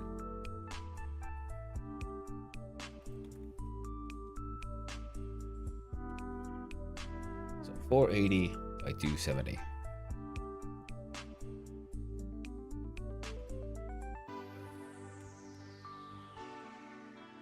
So now ratio is acceptable. I can live with this. Now you hackers though, can I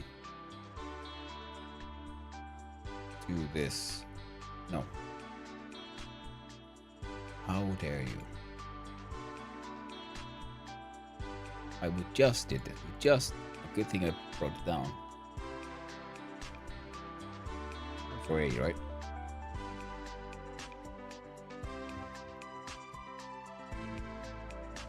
There we go.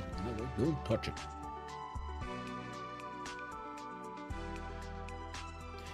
Wrong button. There we go. Shave. Now, I would like for you to be centered.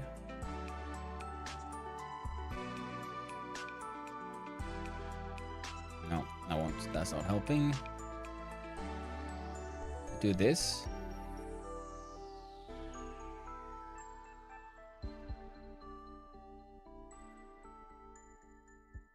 It's not helping. Right, we'll try again.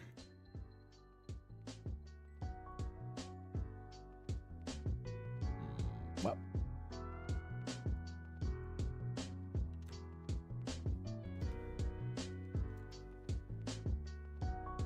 Gaming life experience showing, yeah. Yeah, I mean, yeah, it's how dark or not something is very much depends on how you decide to look at it, really.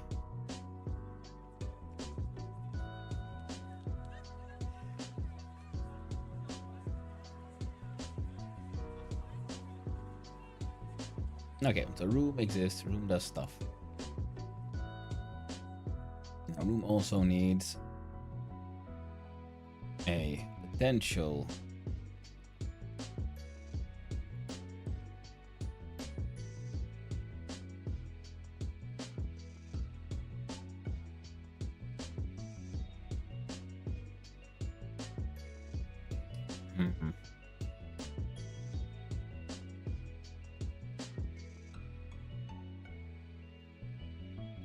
textured rectangle containing our good old gaboomlin.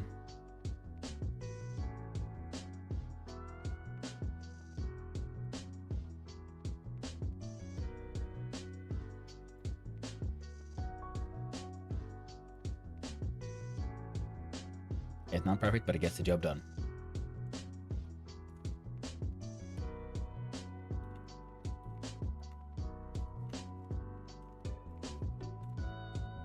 Perfect. So now Boomlin. Actually, can I make this guy own you? So if I hide this thing. So we can have this one without the Boomlin. We can't have this with the Boomlin. Perfect. Nice little array there. Journalism. So is Spider-Man. Kinda. Yeah. The idea is it's a journalism who's just falling down. The player looks like this. He's a nice little journo dude. With his parachute and a camera.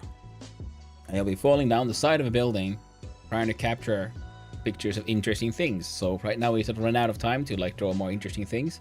And then when you run out of things to how many photos you can get, then our intrepid player here will change sprite to this one. And the parachute will deploy. In fact,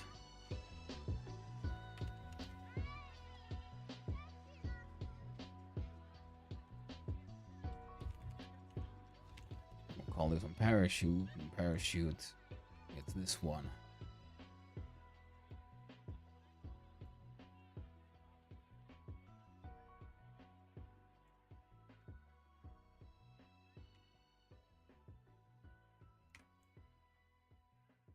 There we go.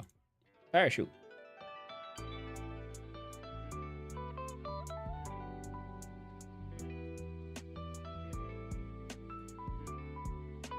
Maybe it'll be easier because we don't actually do any animating, so we'll just do multiple sprites. So we'll do sprite 2D, F2, player done. Tell me you don't other sprites.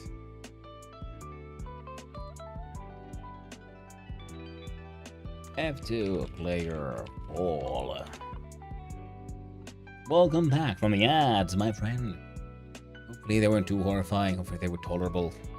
Yeah, this is... I spent way too many hours drawing these silly things. Player done should be... this one.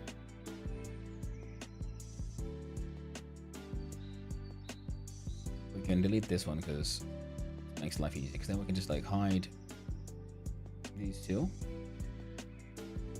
Player fall is this one. This is him swooshing down. Then we switch over to hit these.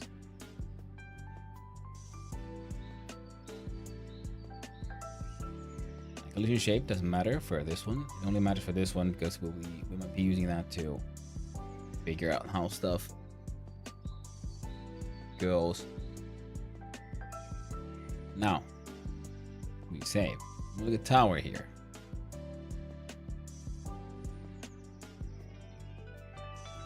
I don't... Okay. It's all messed up. Good to know. Why is this one messed up?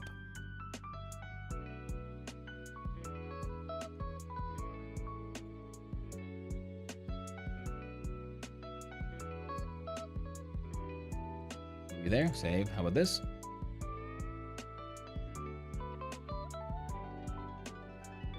The margin contain owns all the things, right? Everything here is in A-OK in absolutely the correct order. In the center.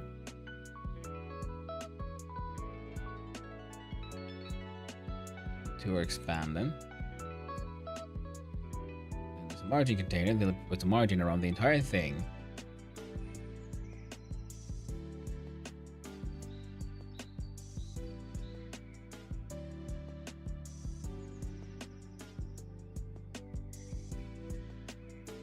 Could you just grab the thing, friend? Jeez. Scene pops in here.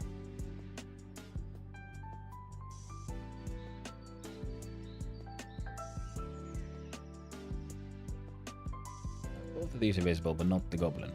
Here.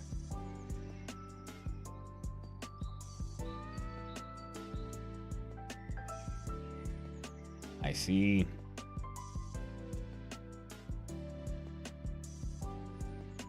Yeah, so the idea was to have these spread out.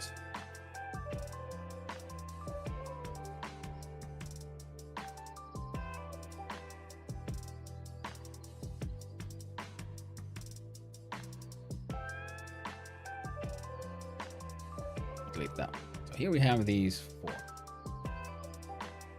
They're all wrong. That's okay.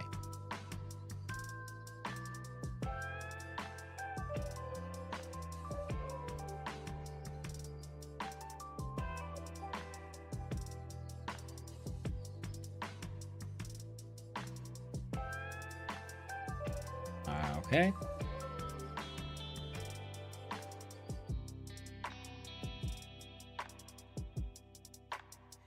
Now, then, friend.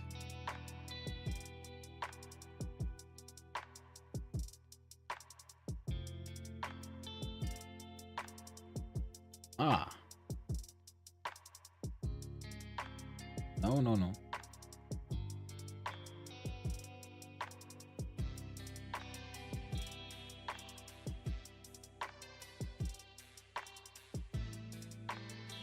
He keeps high, I think.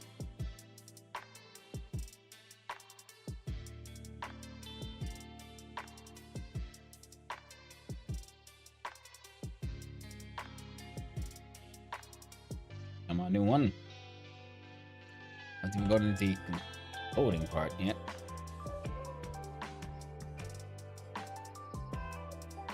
Oh, that's fascinating.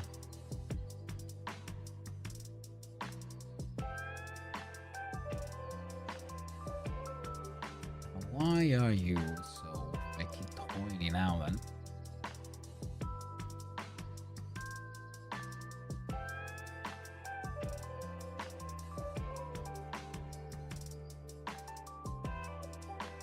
Size is 12.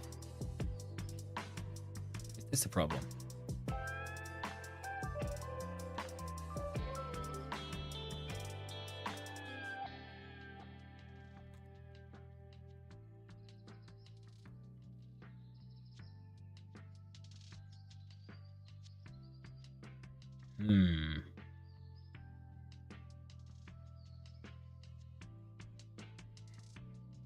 You know, you'd actual gamed it, by the way. Never posted a project outside of a jam.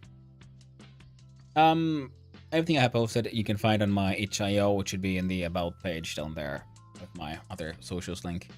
Mostly it's all these, but on the I mean I do have one game like jam project I've been trying to turn into a more playable demo. But yeah, I should return to that one. I'll continue working on that one at a later point in time. I just like this one. I will not be finishing this today, so now this will have to go on my shame pile of things I'll finish. So no game jam submission this time, because I can't get this stupid thing to do what I needed to do. So let's see. Let's add another one. Let's do a grid container, right? No, our own grid container. Grid container has 4 columns. Grid container owns many rooms.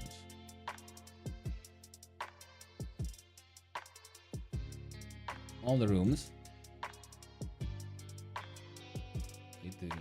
Fantastic. Now, zoom on out.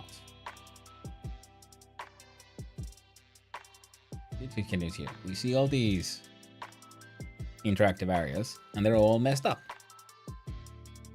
I don't understand why. Let's show the Gaboomlin. See, they're all there. They're all in very, very small spaces. Now, oh. There was something here, and I wasn't there. Look at this margin container. We'll look at layout. Transform. No. There we go. Custom minimum. So we not then that one to be 480 by 270. Save. There we go. Would you look at that? Of course, the grid container still has them all messed up somehow. And I don't understand why. Expand, expand. No? 480 by 270. And yet... full rect. Nope. Top left. Ah. Oh.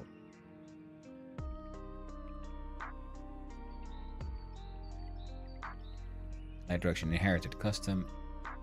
Minimum size.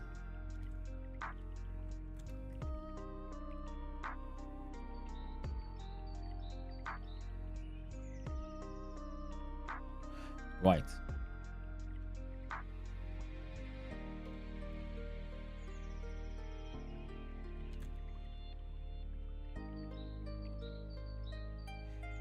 There we go.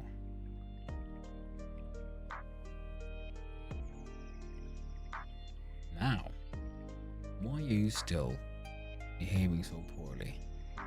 You have the columns, right?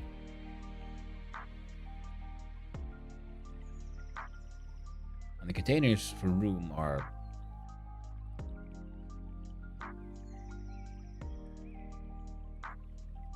How about we make it even smaller, such as...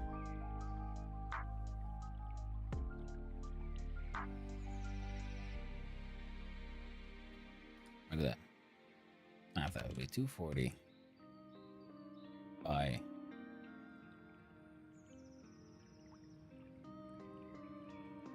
1.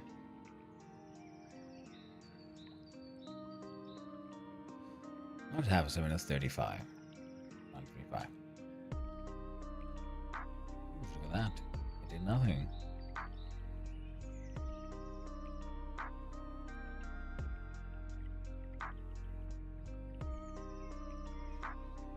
Okay. Kind of getting there, but there's still something very, very wrong.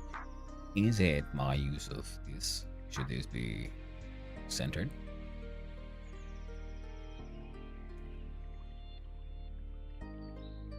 Oh, well, there. Well, now. Looking a little better already. Now. Remove the minimum requirements here. Okay. Anchor presets. Center. Undo. There we go. Fantastic. Now. Oh, that's why. Good container, friend. You are supposed to be.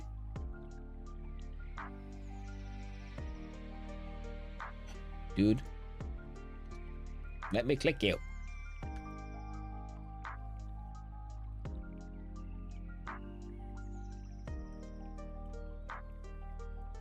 Back nuggets. There we go. There we go. And yeah, Sheraton, also, yeah, so I am, yeah, as I said in the, try to say in doing the sort of raid intros, I'm an extremely amateur game programmer. I do my best.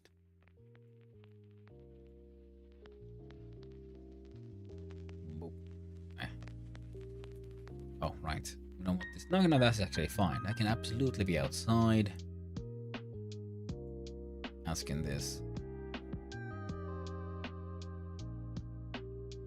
So we can do it like this, yeah? That's a very cute page. If you want to get some feedback on a project and UX evaluation, hit me up in my DMs, especially if they're a smaller project. I don't mind doing eval pro bono. Oh, thank you very much, Sheraton. I'll take you up on that probably. Enjoy it. If the project's bigger, it depends on whether I've got time. Yeah. I'll most likely be asking for help. Nice, we got 856.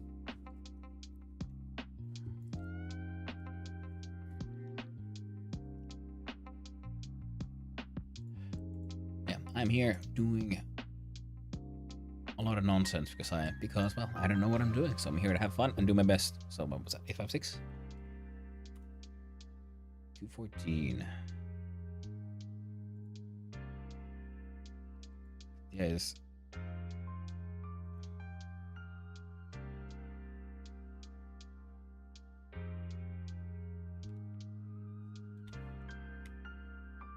No.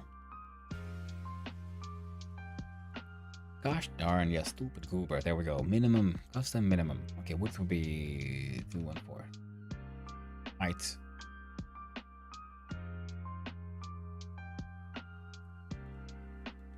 Something.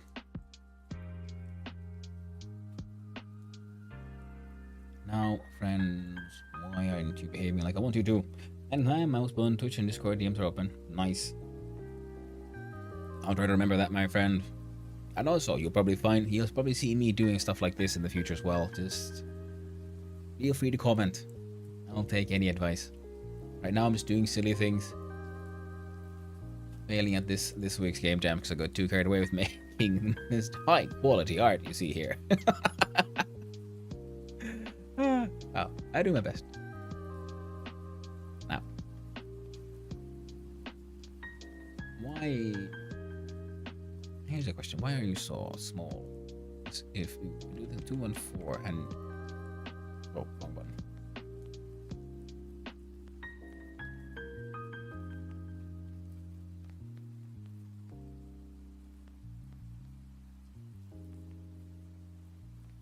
Interesting.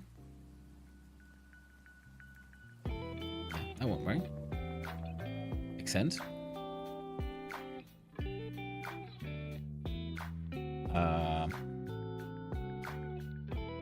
Hey there, Portin. Have I finished the game in time? No, absolutely not today. This week it's an absolute failure. I've done my best, but it is what it is. Can't win every time. That is A-okay, friends. I can squeeze that in, right? Actually, how would that just look? Still not there yet. Oh, right, the margins.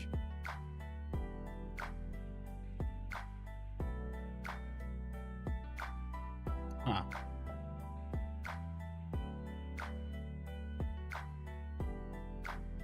So from 214.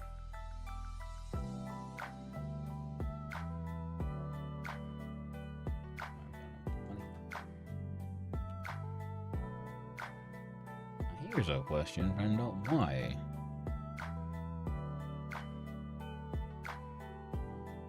Container.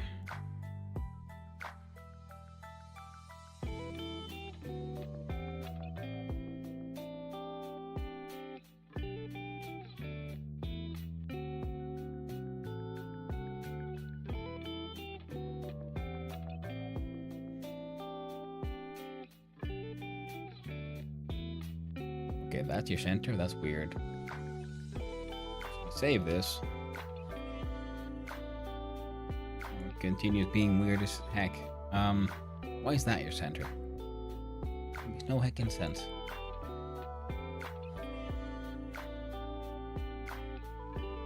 So, anchors.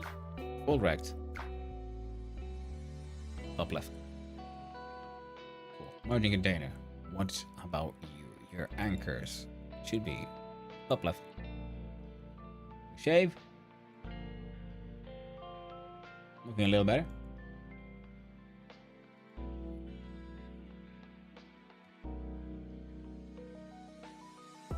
Why are you weird, friend?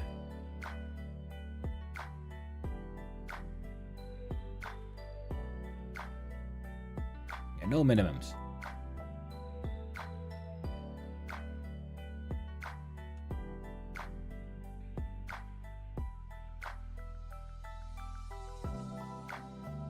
I just wanted these things to be in order. Sadly, it was not to be this time. Has its charm? Oh, absolutely. Zelda Woolden Walker isn't the most high fidelity, beautiful thing ever, but it has style, charm, and direction. So people love it. That is a very good point, and that is very true. Yeah, I'm not ashamed of my art here. I'm actually pretty proud by what I've achieved in the little time I've had. I know I'm not the most inept artist, but at the same time, I know I could do it with a lot more practice. It's just like, you know, in my pause screens, if we look at, say, let's see here, go like here. We'll look like, you know, this one. That background is an art. It's a acrylic painting I made a little while before I started streaming, and I just decided to use that as my background, and it has just stuck because I haven't come up with anything better just yet. So I do know that I'm not the worst, but I do also know I'm not the best, far from it. And I need practice, and I'm not very good at digital art. It's very new to me. But I like coming up with all these funny, weird assets and then reusing them. And right now I need to figure out why. Oh wait, don't tell me you were the problem. You were the problem, weren't you? No, you weren't the problem. Not this time. You were almost. Now, area 2D. Hide the Gaboomlin. Does that break stuff? No. Gaboomlin does nothing. Texture right here is filling out the space. Why is this guy's size here, you know, weird though? I don't know. Layout mode, anchor, position.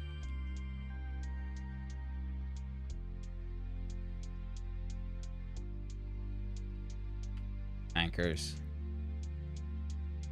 And we do this to center.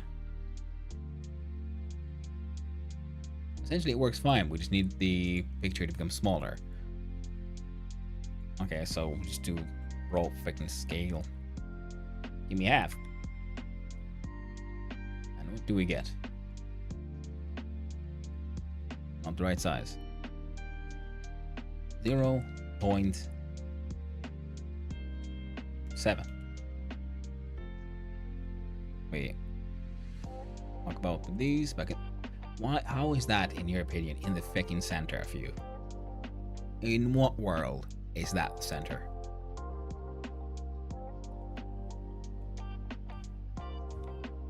Zero, zero.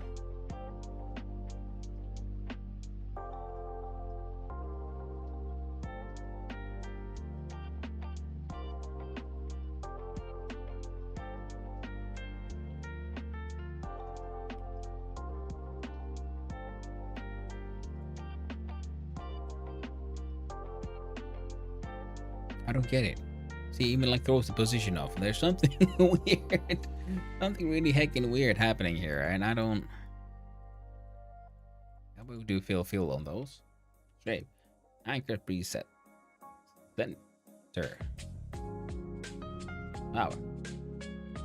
Okay, things looking slightly more centered. That is A-okay. Still need you all to scootly poop that way. So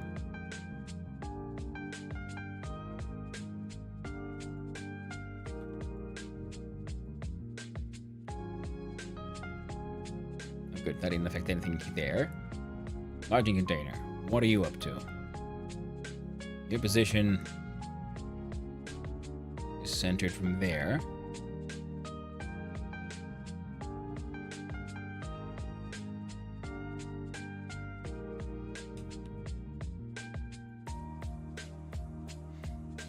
Finally.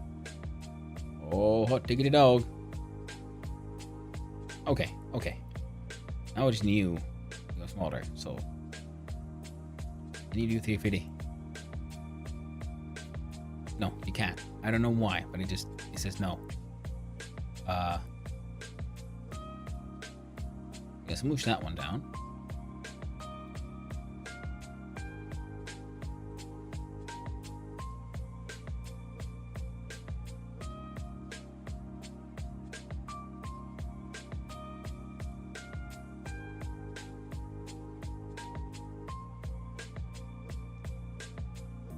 Okay.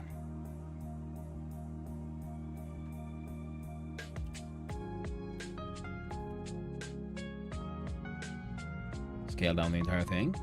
Getting there. So apparently 0.5 was the answer. No.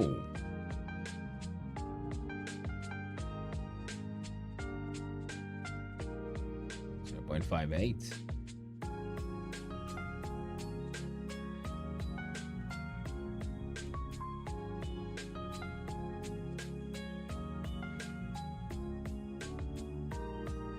Oh yeah, goober. Okay, scale goes back to 1. Stop messing around with that one. We'll use this one instead. So half of this was 135.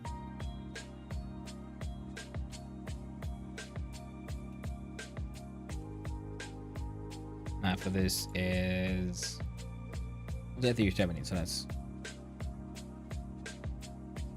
25 plus 35 is 55, so 60. Say 50. Okay. Now, throw in random number. There you go. Perfect. Save that. Look at the tower. What do you think? Tower's doing okay, actually. The width needs to be fixed. So the margin container, your size. I want your width, my friend. Change from 5 200. It is the magic number.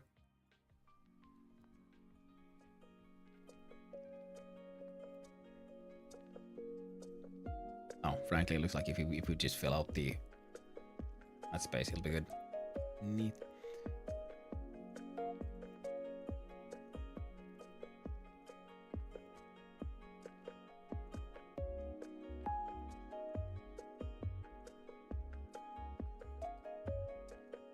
Oh god. I am so dumb. I completely forgot that I had these notes I could just pull. I'm ashamed. Chat. Oh well. Now there's a giant goblin in the room. That is a-okay. Now, we have a successful row of rooms. Now we just need to fill the entire thing with rooms, I guess. Good job.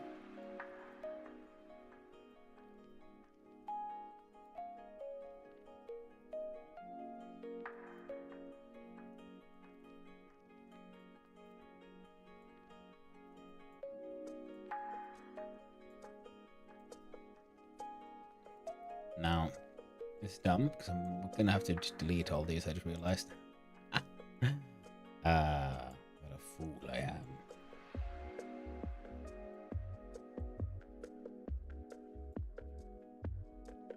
I'm gonna start to see how many of these they could fit.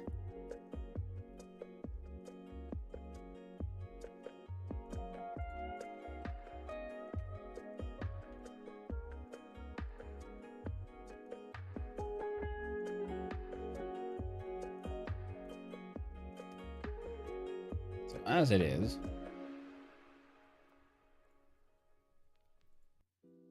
finding the maximum out of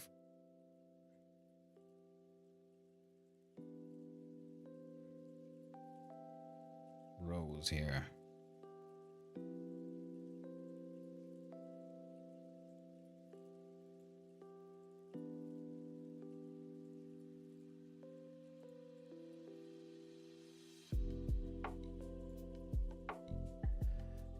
There we go. Ah, god dang it.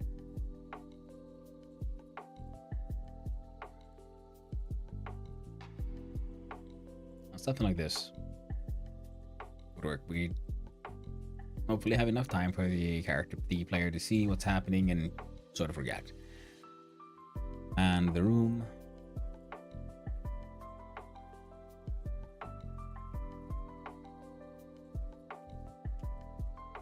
This is our basic building that we would see. I think we can even do this, right?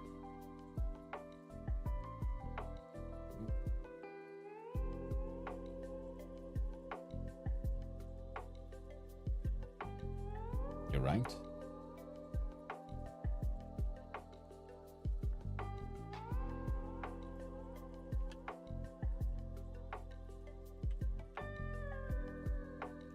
Control.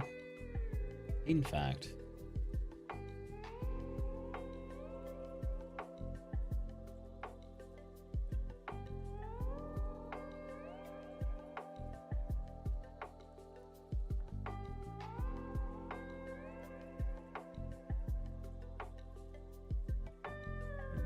that one.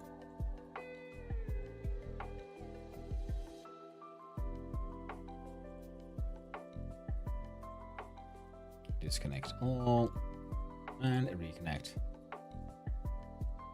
the tower. F6. And we should just see a static scene of what we would be seeing. Oh yeah, those blinds don't look like blinds at all. That's okay. That is a-okay.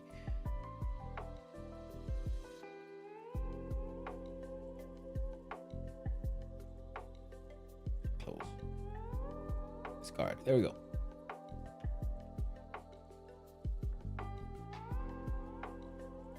And if we look at the thing, Bob, we have how much? We have 1, 2. This is outside the screen completely. So we'll have 1, 2, 3, 4, 5, 6. Doing 6 and 5 stories. Alright? Now we want them to spawn in to decide their state based on the turn.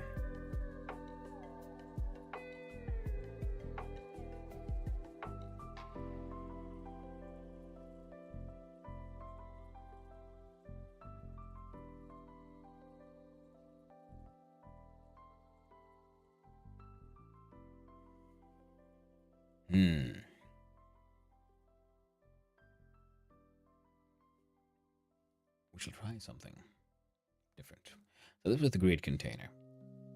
It works. How about add a new? We tried these and didn't know what would work, but what if?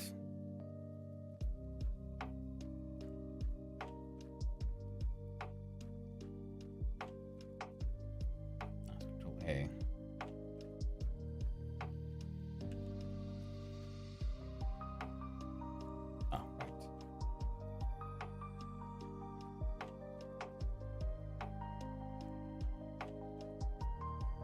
You guys being numbered. There we go. And we do copies of Rube. Sign these. That way, because if we can get these to one of them to be the rows.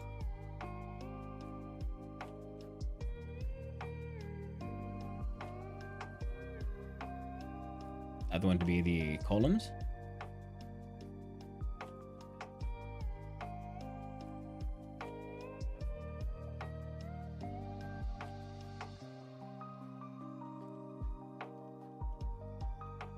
Alright, time to good old grid.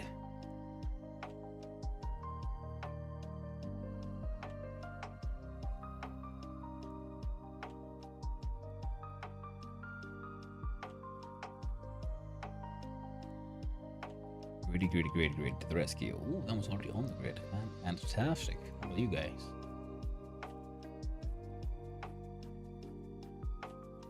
Right. Didn't move it, did we? No, good. Here as well. Oh, there we go. And color it erect. There we go. Now, you know that we are somewhat aligned. Now you, my friend, tell me.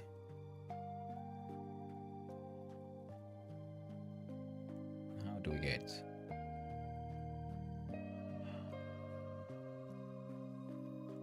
There we go.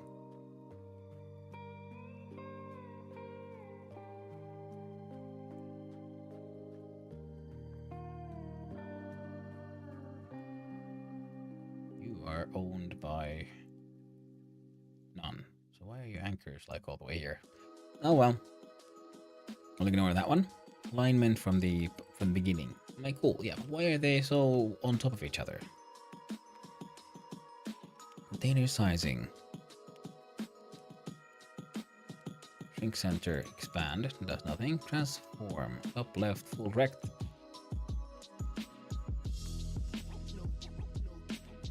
Center.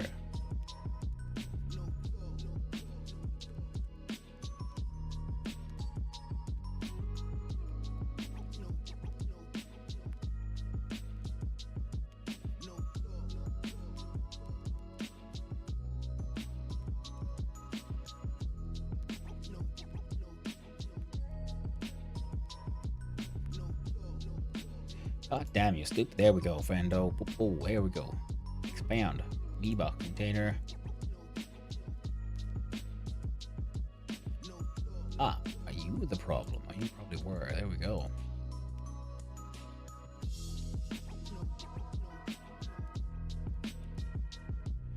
Well, well.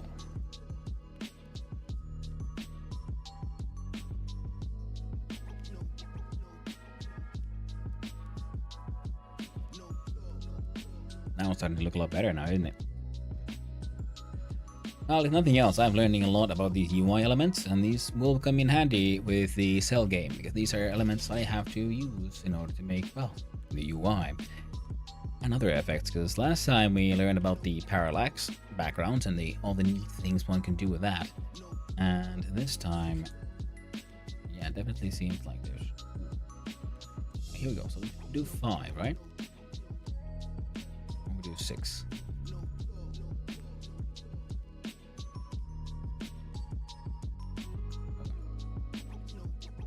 I think 6 looks neat. There looks like there should be enough to be a floor between.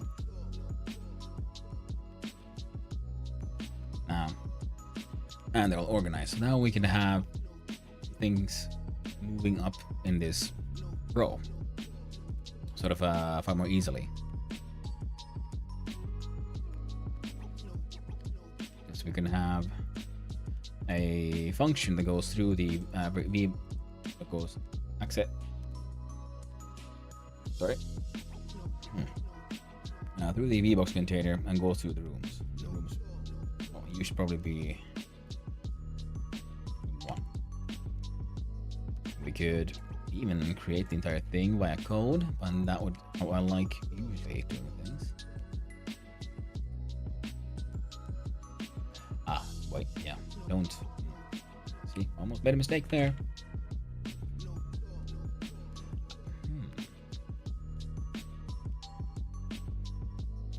What if I delete these rooms in VBox container 2? We go to tower here, we give them a piece of code, and in this code, when ready, we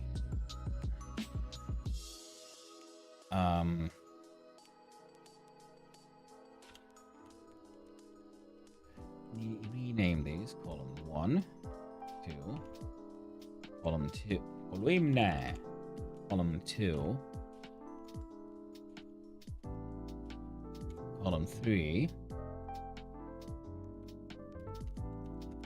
and column 4. Yeah, acceptable. Okay, we're gonna want all of these to be accessible by code. And right now what we're going to test out is we have a room scene here. And we have that now as a constant for us to preload, so we can create new rooms when necessary. And the other thing we can do is, let's see here. Alright, so as things are, if I just press, okay, first we save, press F6. I want to see what it looks like in its broken state. Perfect. Now I want this column to become populated with rooms without me having to do it manually in here. So when ready, 4 and good old annoyingness. Okay, we can do a const. Wrong way around. Const goes small, and we'll say stories equals of type int has the value of 6. We'll say 4 x for story in stories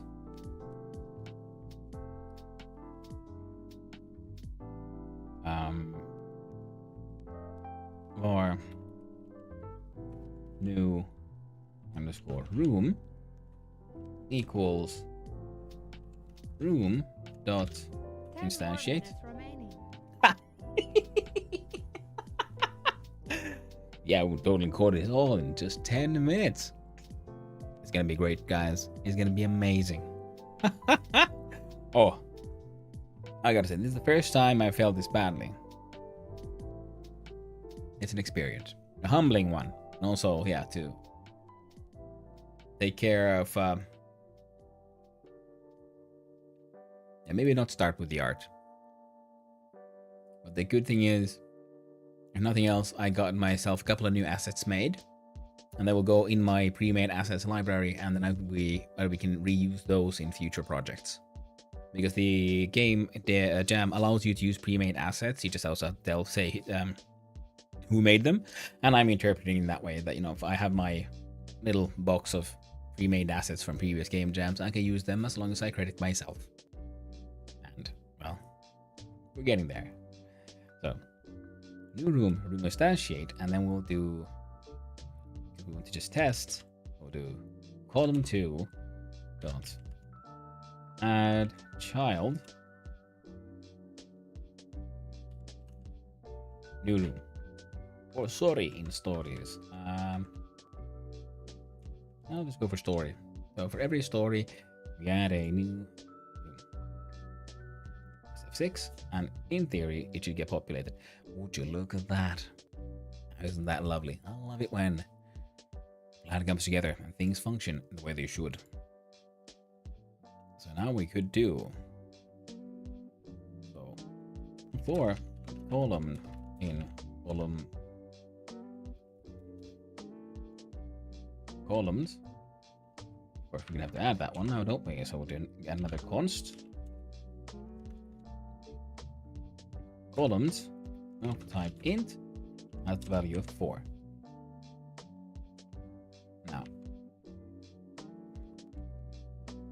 there we go. Their consts, they should be up there with the other consts, so maybe they are already, so no column or column in columns. For story in stories,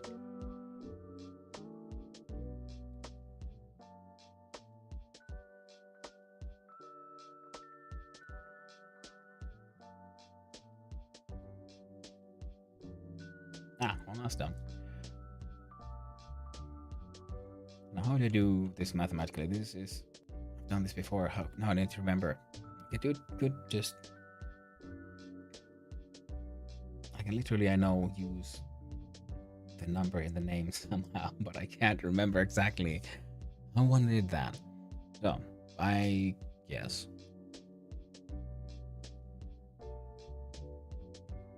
we'll just do it ugly but functional.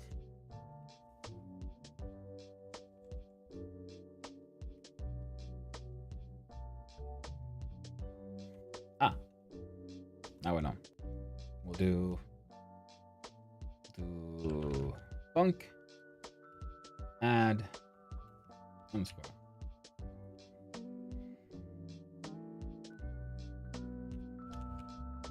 Instantiate underscore rooms input of column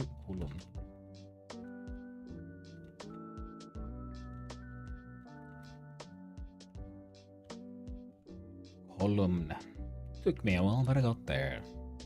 Of type dbox container output of, you guessed it, call. We could, of course, I don't know, output an int or a boolean and use that as a sort of a error message thing, but so, and then I do pop, cut that out, paste that in, or story in stories, and instead of column underscore 2, we'll just do column. And then we can do for column. Wait, no.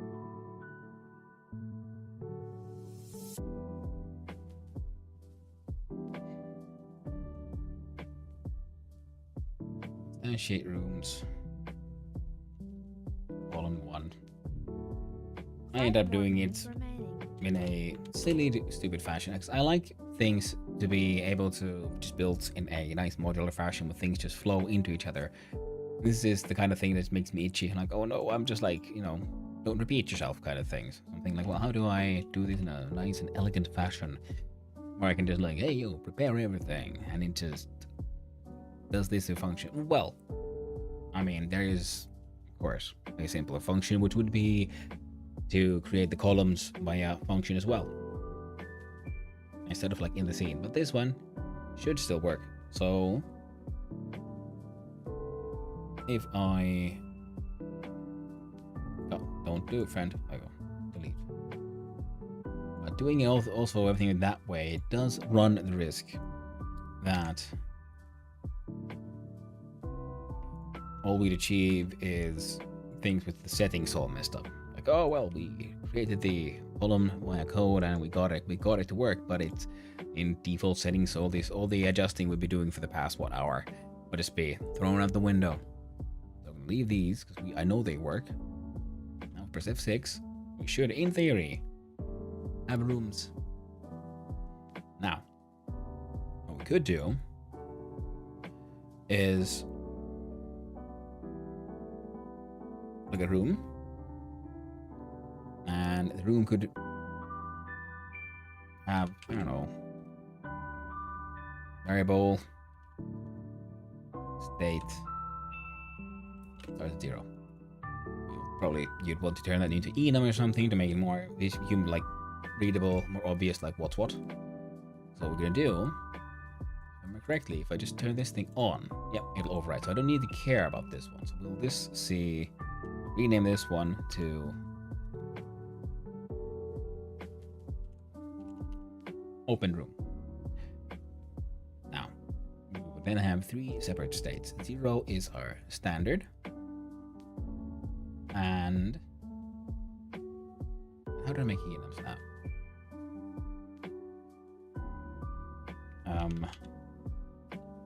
Enum. I've expected curly brackets. There. And we'll have closed,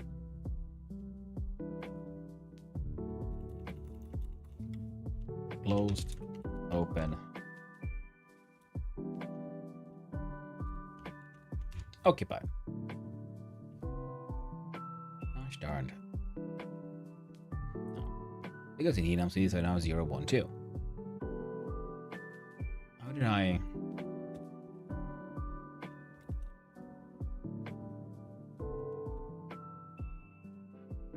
Will we get an error? I can't remember how all these worked. Oh well. So. And we'll do a little funky funk here, a little function of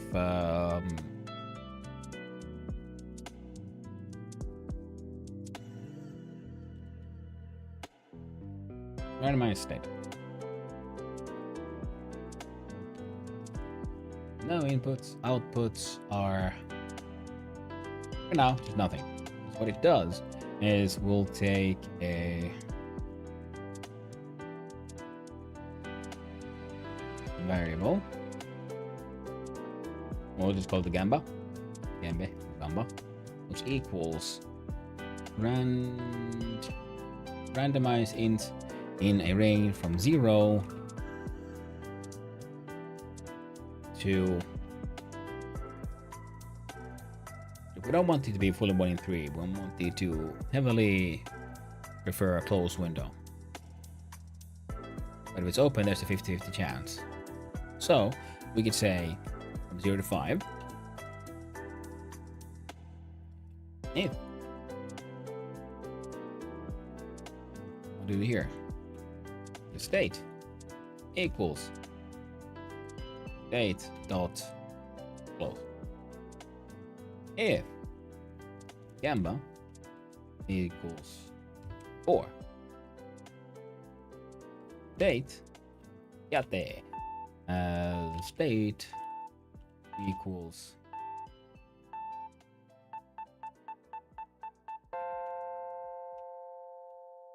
sadly that was the end. Now, so normally this is pencils down and publish whatever you have. But this is more than just not publishable. It's just gibberish. So we're gonna break the rules. We're gonna keep on going. And we're not gonna break the rules. We're just gonna keep on going. And instead of posting anything that done in 3 hours, we're gonna post something that took a little longer.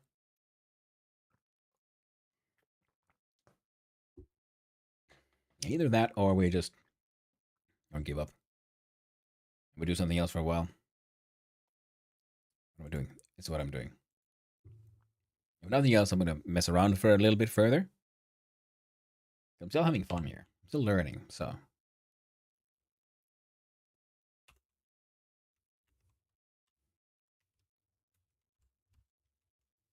Also. Oh, wrong one. Here. I'm gonna put on our own chill hop music now. I keep going. Feel like exactly, yeah. I tried to stick to the 3-hour one, but because I didn't. This is so far away from even remotely finished. So we're gonna go like this. Occupied and 5. So render range 0 to 5. So if it's 4 or 5, it's open. If it's 4, it's open. 5, it's occupied. Neat.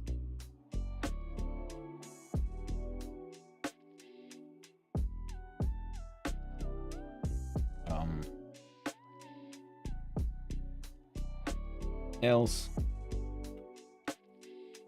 state equals state dot close.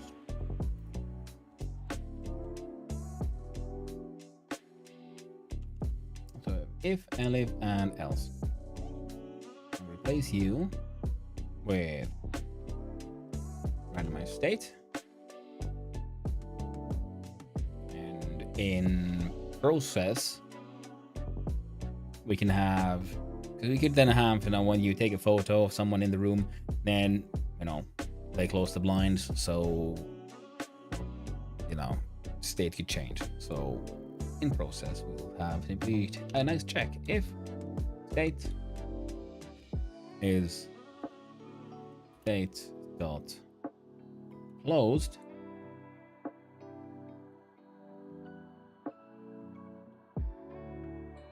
these two in here.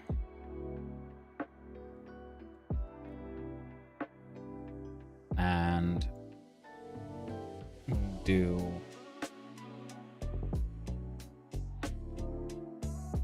open room,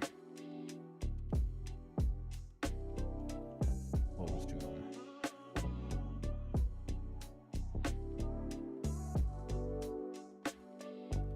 There we go.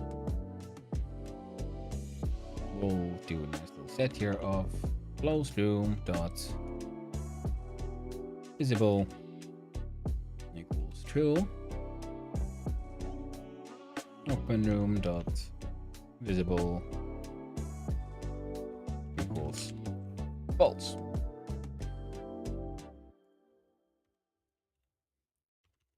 Elif date equals date dot open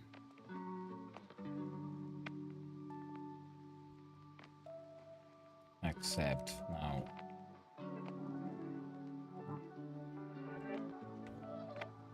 flip these, even though the previous one is kind of pointless because of the order they're in. And then we'll also want Boom to be here. Oh, there we go.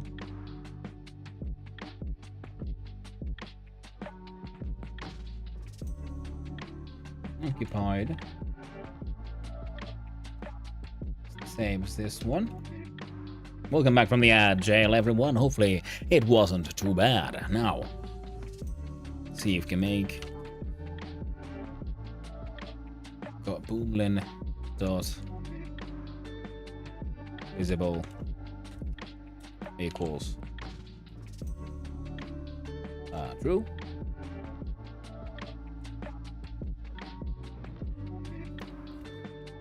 And here's false. There we go. Now, if I press F6, something might happen. With any luck, we'll have random rooms. We have randomized rooms. Now, if one was sensible, you'd make sure that you can't have, say, this happen. But it is what it is. Now then we'd also want some way of moving our state upward. Now we have the columns, and instantiated in their most basic form. I'm thinking, so should the columns themselves have their own scripts? exactly, that could work. But since we're not doing anything that too fancy, we'll just let the tower script handle them as well. Now, per column. So first, in a single column, we want to what do we call it? Func and a cycle column. There we go. No inputs and no outputs. They're randomized again if you start a new game. Oh wait, got us an error here. Sorry about that. Oh. Now we're just like starting this specific scene. Yeah, I know. Yeah, because I had to properly stop the bugged out scene. Yeah. Close that. We try again. Close that. We try again. Yeah. They randomize. If they randomize every time they're because right now the randomization is happening when they are created, and they're created in here. So of our new room is stash shade column add child new room. So this is where the child enters the scene, and in the room's code we have here in ready. So when called, when the node enters the scene, the scene tree for the first time, which is when it's add child, then we randomize, and then this happens. So then we go through the state, and then process here checks what is our current state. So this one keeps on running, and here we go through comparing them. And it checks out. Oh, absolutely, yeah. Never trust the code actually does what it's supposed to do. Oh no. Alright. Give us a quick sec.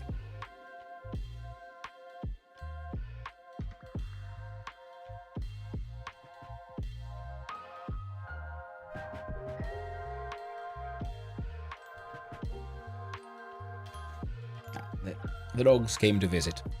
Now, column and child new room. What else we got? I'm gonna cycle the column. So now I want their state to just go upward, and we don't need to create a new state per se right now.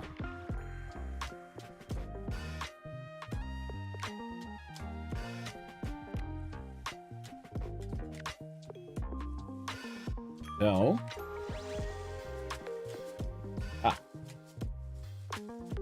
we do need input because we need to do what column are we cycling, because we otherwise why would put this code inside the column itself.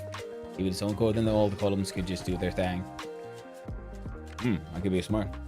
I mean, I gave up on my first project because I couldn't for the life of me get something to work. Granted, I'm very bad at staying at my skill level. Oh, well, hey, that's the thing. You shouldn't stay at your skill level. Otherwise, you stagnate. You should do things you can't do, or something that's new, just like I'm doing here. Something that seems simple can in the end be very complicated. Like there was one game that I didn't finish, but it was still sort of playable, but it didn't really work. And that was also me thinking like, well, I'll just use these. I'll build it like a board game. Seems simple enough in my head. Turns out to getting all that to work just takes so much time. Okay, I mean, it makes sense. There's just so many steps. So apparently this is badly playing Asturias on guitar. Hey man, everyone played badly at some point. It's only the ones who kept on playing that got good. That's the thing, you gotta keep on playing. Can't give up. Now, so we're given a column. Now we want a more rooms. Column dot get list of children.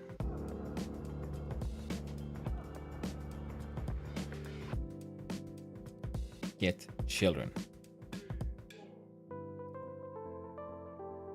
I like this in Godot. It's so because as long as you find the sort of correct function. The good thing is that they're all named in like natural spoken English. It's very logical. You find a function and you think, oh, this sounds like it should do what it does. I wonder if it does do that. So you hold down control and then you click it. Oh, Zelda, you're being so gymnastic, aren't you? My dog. Being mean to the other dog. In a very passive-aggressive way, so there's nothing really I can do about it to help him. Now when we get children, so it returns all children of this node inside an array. Perfect, that is what I wanted. Include internal is false, excludes internal children from the return array. Neat. Yeah. Excellent. So we get an array. Nodes. Perfect. So we have more rooms. Times type array. I do that just because I like to do it this way. Now,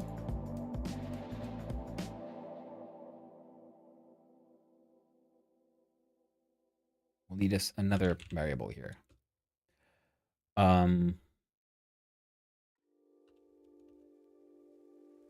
Previous underscore room underscore state. I'll type int. Starts out at 0. Room state, not room state. Room, very different thing that. And we can use a for loop to go through the array, I think. For room in rooms. That. I mean, I partly agree. Absolutely don't give things up. You don't want to do. If you want to do them, that is yes. Yes, you have to know what to do. Compromise your skill level. If you try to shoot for the stars before you learn to walk, you're gonna either burn out or teach yourself incorrectly. They're very good at, and I know I will not be taking my own advice, sir. You are not my therapist.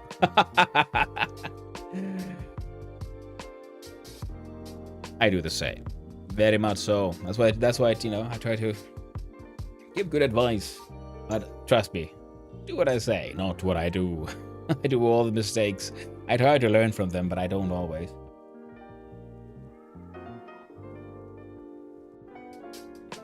What we can do though, and yeah, you're right. But the important thing is being aware of your own limitations. It's okay to shoot for the stars, but also then wind back a bit and get back to your own skill level, and then push again. And also because if you know you have a bad habit of overshooting, you're less likely to get burned out because hopefully you'll be more aware of your own bad habits. So you can sort of try to look at it more from wholesome perspectives. Like, okay, I'm reaching too far, but now it's okay to fail because I know I can't actually succeed in this, but I can do my best to sort of do this thing I know I can't do. Because through that failure, there's a lot to be learned now, isn't there? At least for me. It's sort of also why I love the 3-hour game jam is because it is very easy to fail. And that's okay.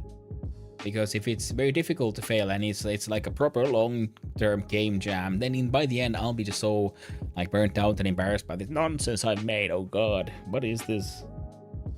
How can I show this to anyone? Whereas if I make nonsense in a 3-hour game jam, well, I'm like, hey, well, guess what? I actually made success. I made nonsense that runs. So I call that a win. And every time I learn something new. There's a good chance to sort of have an easy, a low barrier to failure, if you will. Where the consequences are really low. That helps me at least. To know that it's a safe place to fail, and then I can just go wrecking shit up and failing left and right. And that is my type of learning. I don't know if I'm making any sense. But it happens. I ramble, I rant, and I forget the point halfway through a sentence. Happens more often than I'd like to admit, and more often than I am aware. Okay, what are we doing here? So for room in rooms, we are going in. I don't know what the order is, so we'll do it this way. So for room in rooms, we'll do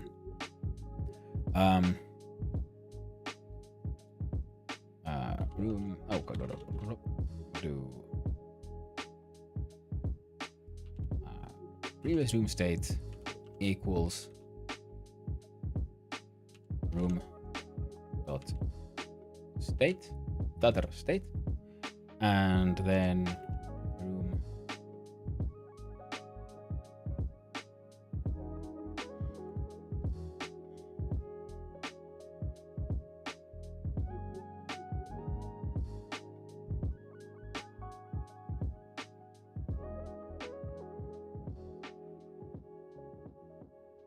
but I'm going through them at one room at a time.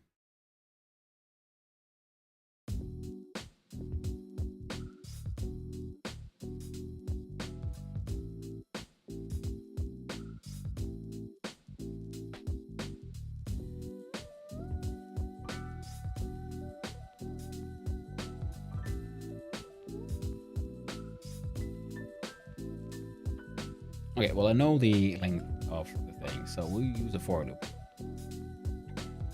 Okay, but if you finish something, whether it be by time or scope, it's not a failure. You succeed in making it a thing. It's not the perfect thing, no, but it's done, and by that logic, it has succeeded. Very good point there, my friend. Even if it isn't a success, in the Game Jam instance, your task wasn't to make the best-selling game, but your task was to make a game. That is a very good point, my friend. Very good point. But I call it just a failure. Well, this one would then be a failure because it doesn't run.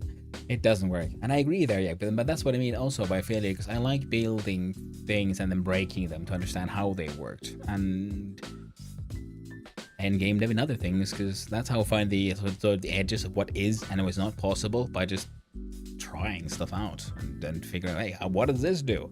What if I bend it too far? That kind of stuff. And many times that really helps. Sometimes it can be demoralizing if I forget that, you know, I'm just a beginner.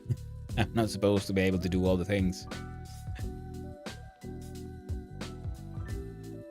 You know? In the end, it all comes to perspective, doesn't it?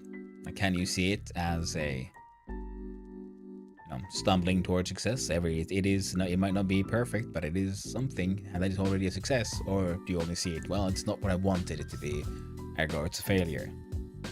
So it's hard, and that's what I mean by I liking these challenges that give me a sort of permission to fail easily, because I struggle giving myself that permission. I know there's some need to just be good at things immediately. I don't know where in my life if I picked that poisonous idea up, but it's very much stuck in the back of my head. And I can't get rid of it. So sometimes that's why I need some things like these that give me sort of externally give me permission to fail, and fail a lot. And it's fine.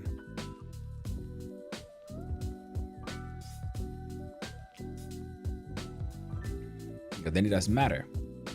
And I gave it a proper try and everything happened the way it should. But if I did take part in a larger game jam and things don't really work out the way I'd hoped, well, then I feel like I have failed. And I'm just not good enough. And that's one of those thoughts that are hard to get rid of. Especially because you don't know at what point in your life you picked that one up. These poisonous ideas.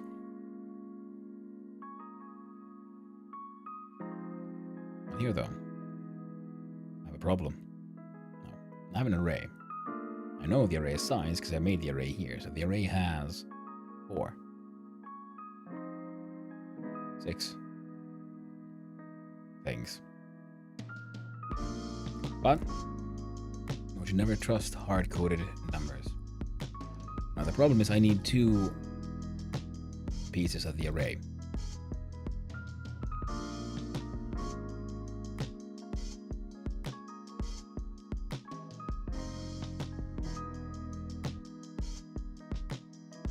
God. Let's do this even simpler. So we'll do bunk. Swap rooms. Take in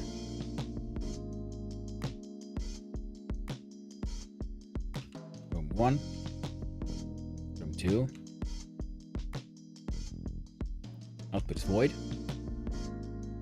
Because everything here is through reference, everything is pointers. So more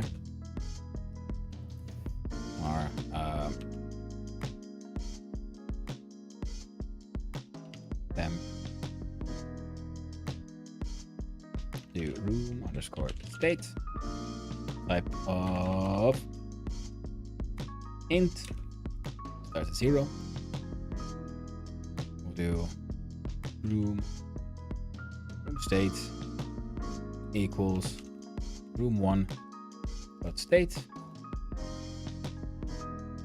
room 1 dot state, take then the value of room 2 dot state, and then room 2 dot state grabs the value from room underscore state.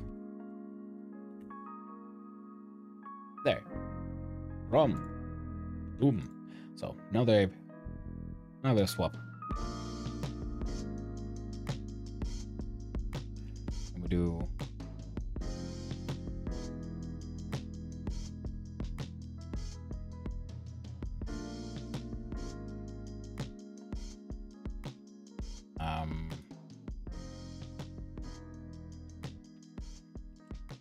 for x.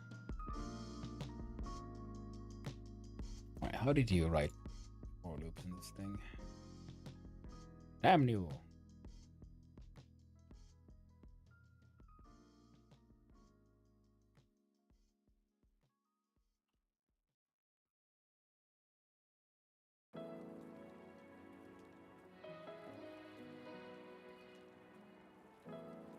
Okay, so let's have a look here.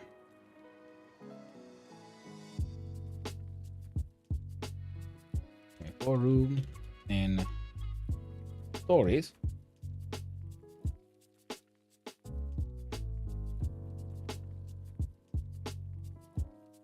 Nah. Okay, we can get the array's length, right? So we do it for room in array, silly me, rooms dot this size. There we go. While, no, not while. If room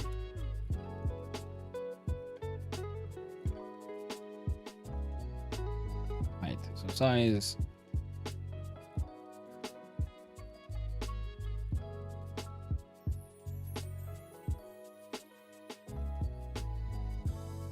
all right.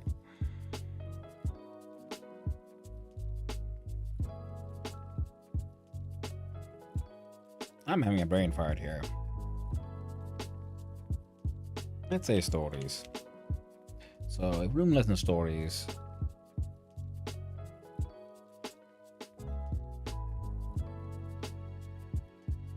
then we do swap rooms with rooms. Oh yeah, these and rooms room plus 1. Okay, room plus 1 actually. Else, so now room is no if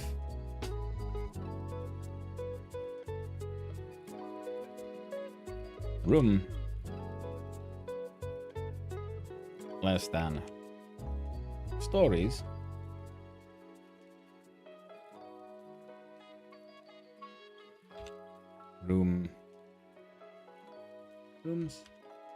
room dot randomize state.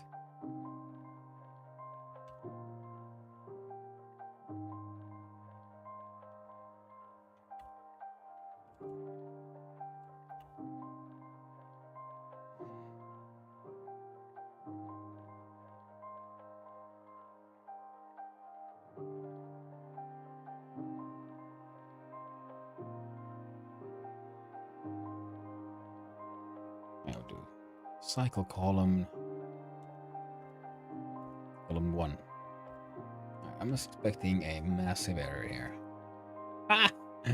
Well, not a massive error, but in fact, it's working heckin' perfectly. As fast as all hell, though. Otherwise,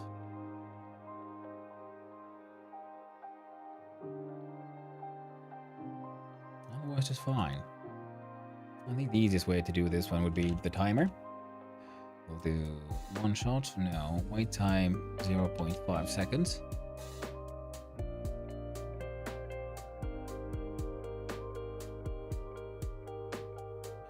Oh, right. We'll just leave the timer as is. On timer timeout. Cycle column. Column 1. We'll hashtag this one out. It's F6.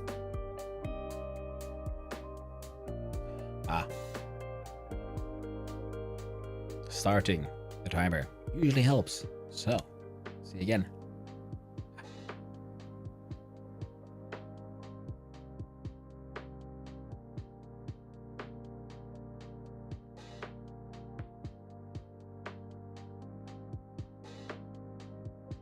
It works. My golly, it works. All right. So,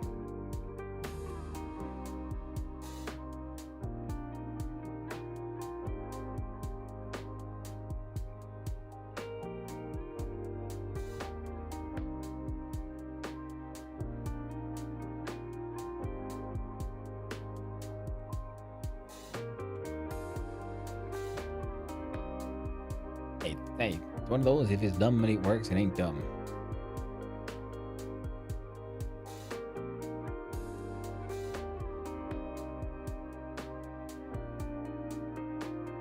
Now, the problem here is though,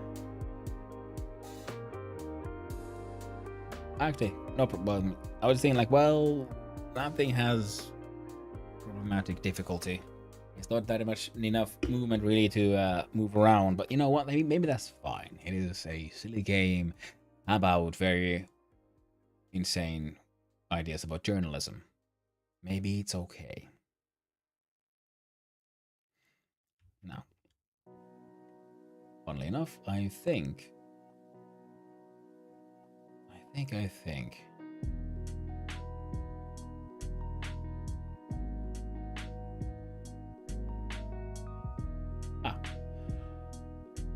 Now,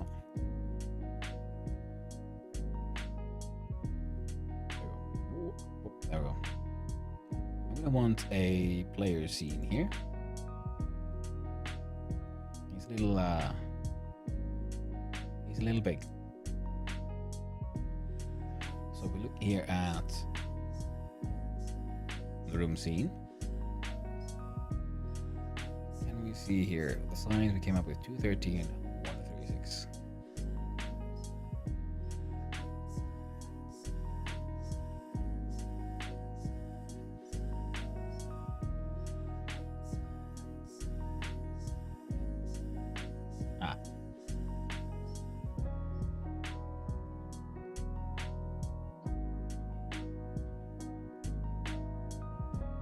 Well, that didn't help anyone.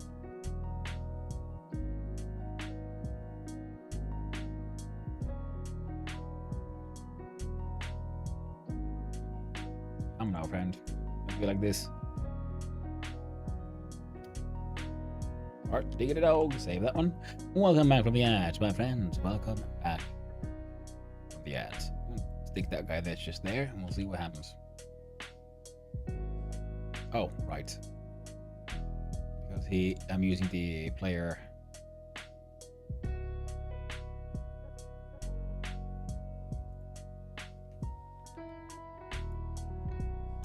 Might have been a little pointless. Dude. Got a shave, mate. Alright, let's do here. Motion floating. It has this thing though. Velocity, get gravity.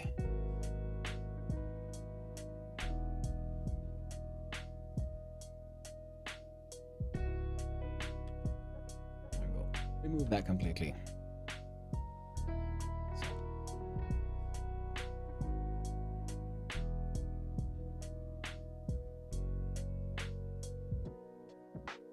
You know, that's actually pretty okay. Position wise. Then we can have the collision box. Right, let's do it again. I forgot to check. So the collision box should be head and camera.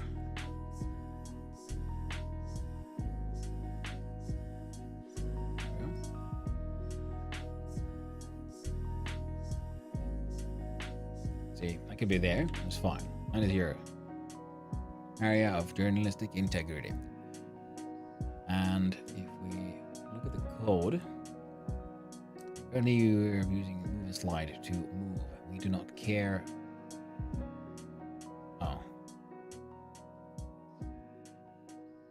We don't care about any of that now, do we?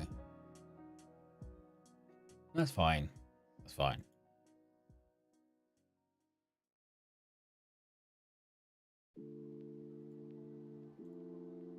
How many...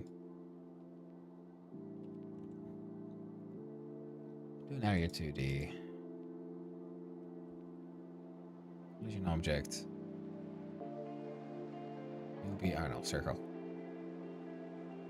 How many know what kind of stuff do area entered, area exited? Well now. I could do something funny.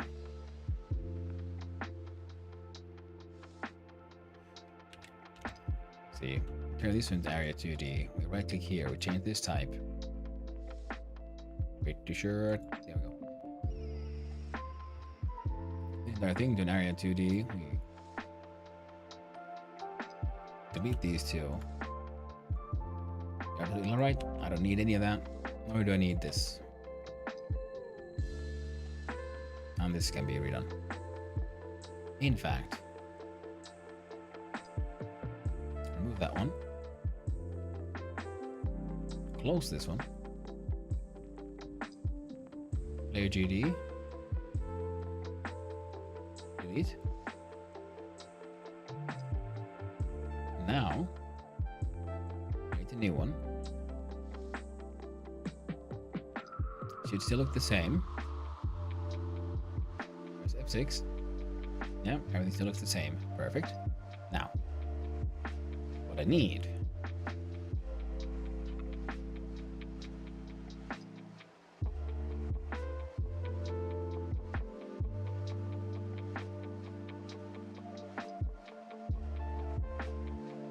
is figure out how this guy moves. Which I can do by using markers.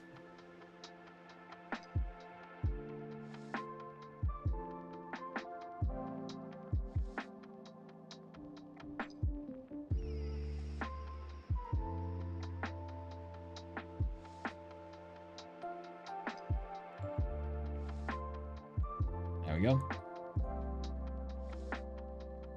F2. We'll call these spots. We got spot 1. Spot 2. Spot 3. Don't forget the T. F2 again for spot 4. Now, can I have like... Ooh, I can. Ooh, lovely.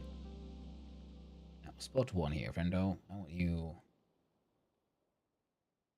There. Spot 2. It's there. Spot 3. Spot 4. Now. Save.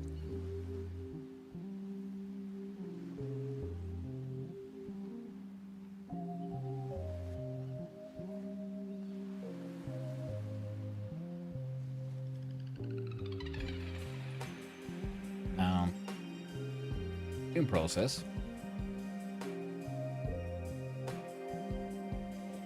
If input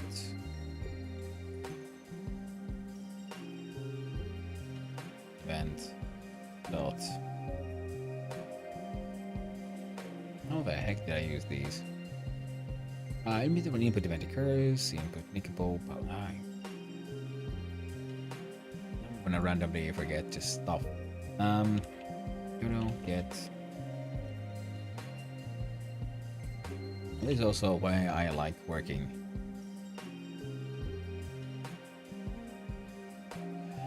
with a computer because I am very bad. I have memory issues usually sometimes. I just forget things, especially when I'm working on things. And that's why I'm filled around me with notes, and I have a pen and paper, and I'm working with the internet because I can sort of remember where information is. But memorization has always been my weak point. I've always externalized a lot of my remembering. Working with computers, it's very easy to just like, oh, well, was that information now? I remember these like clues that'll get me there. See, because funky input event, print that event. There we go. This was an input.isAction, just isAction pressed. That is what I wanted.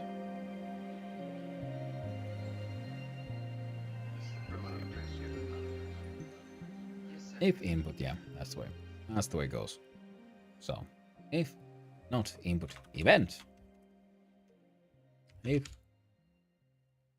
input dot action is action just pressed, we can check out whether the remade UI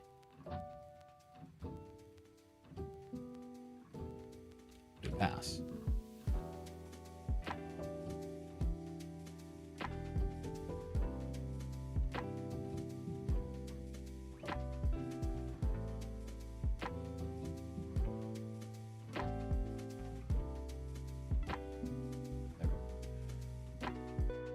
UI.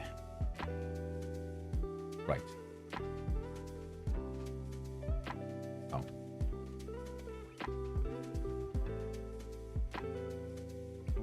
Will that help? That helps. Excellent. Now. Alright, how do we do movement? The player does not know about the existence.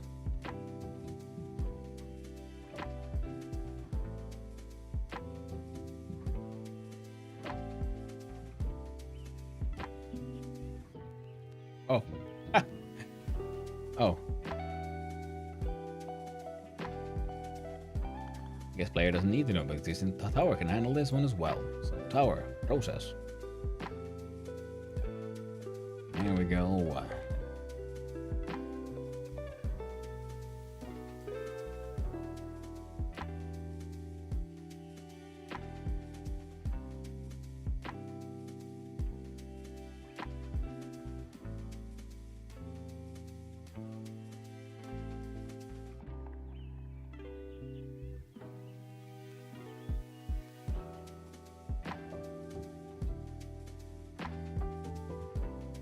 So,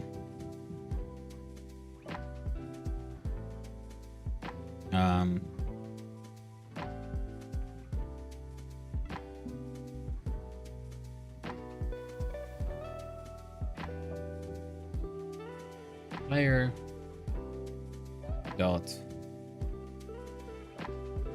position equals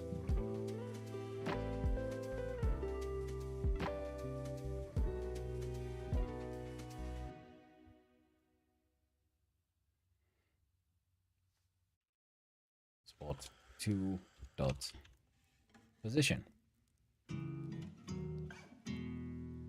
F6.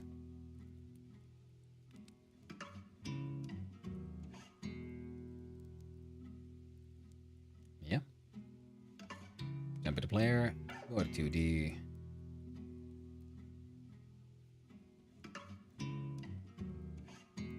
And if we save this, go back here. No, still remains true. Player. Control Z.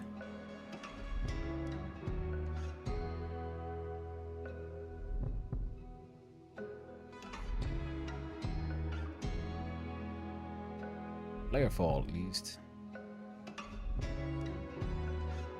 Can go like this. There, now it looks like he's looking in that window. See? Makes sense. Maybe a little bit further up.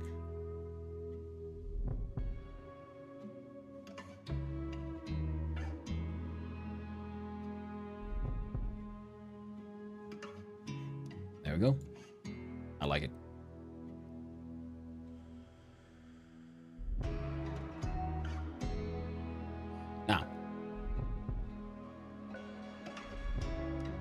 inbuilt code here. So if input action is just press UI left.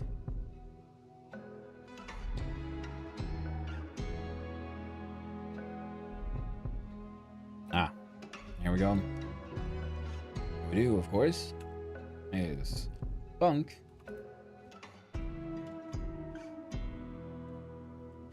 player position.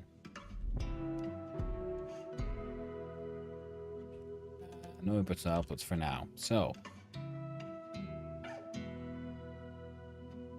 good old random ass variable here. Variable. And we'll do is just nice good old player pulse. Int equals 2. Now.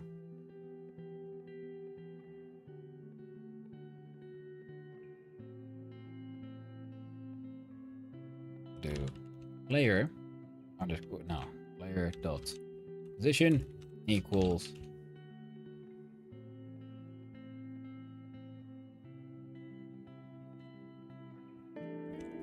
spot1 dot position. If player pulse has the value 1.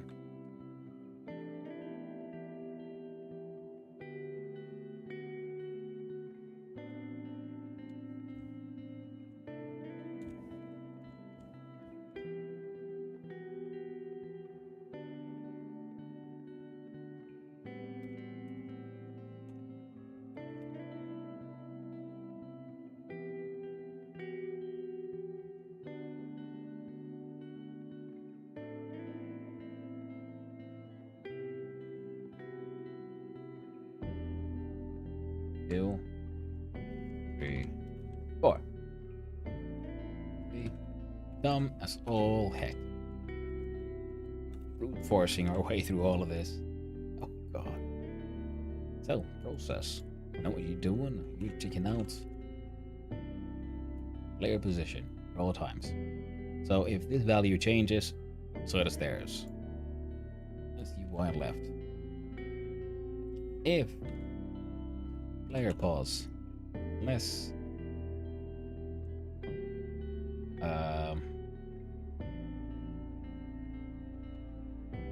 right, we'll do player pause minus equals 1.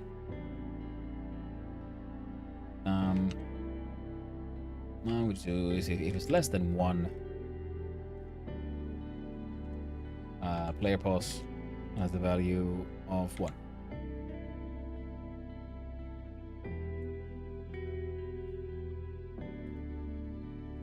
Okay, we'll do player pause plus equals 1. If player pause is greater than 4. Well now. Player pause is actually 4.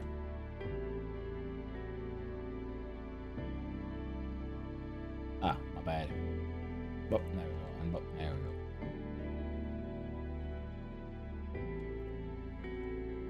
And we press F6 and we'll see what happens. So if we press left, right. Okay, we can't go outside and we're here. See?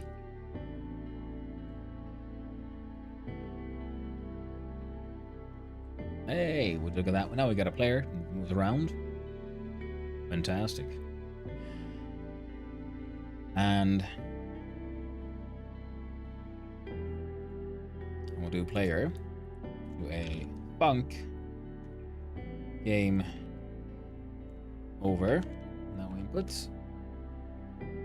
No outputs. And what it does is that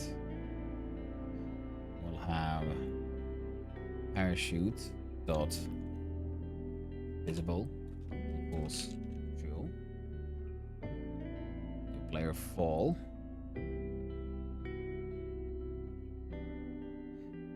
Dot visible equals false. And okay, I still get just press enter before I do my clickety draggedy. Dumb dot visible equals true.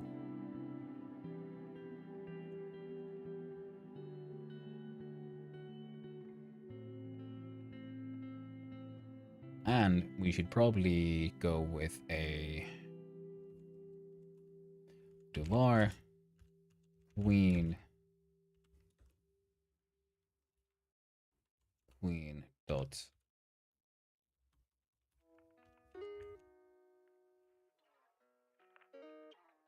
tween dot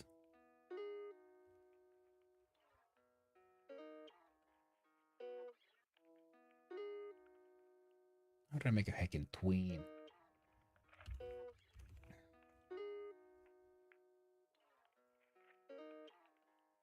Great tween. There we go. Now we shall tween dot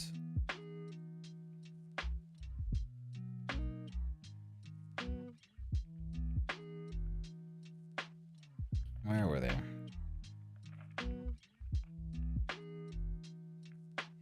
Oh well. Great tween.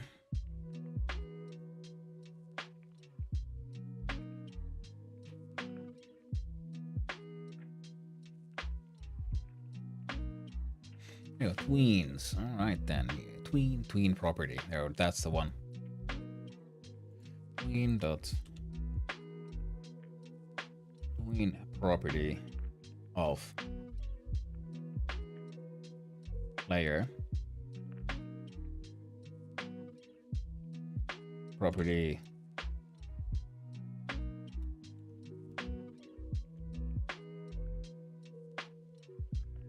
position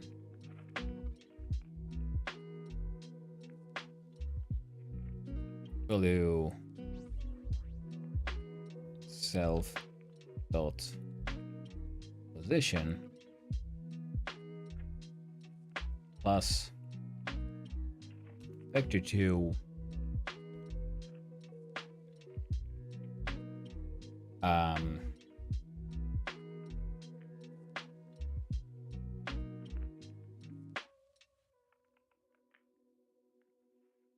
I don't know 5.0 iteration 1.0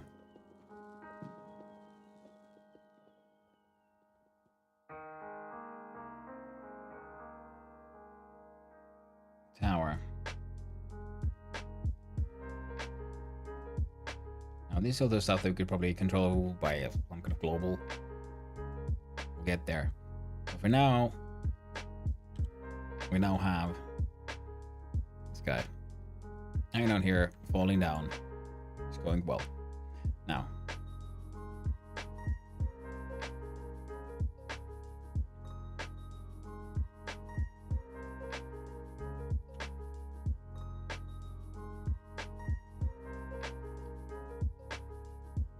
our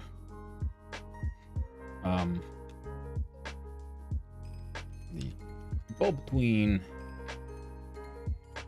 of type tween equals create underscore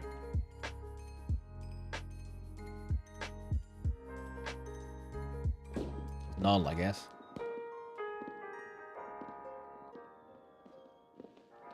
How do you create these inside ready? Create tween. And we'll do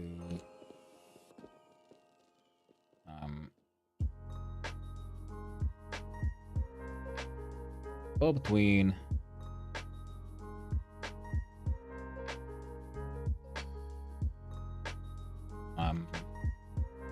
set loops 0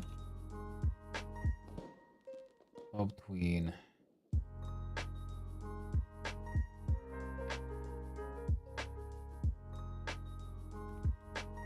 dot tween property object is self,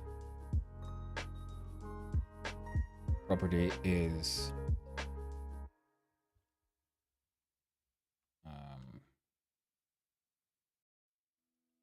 let's look at tween examples here. Modulate, scale, sprite, position.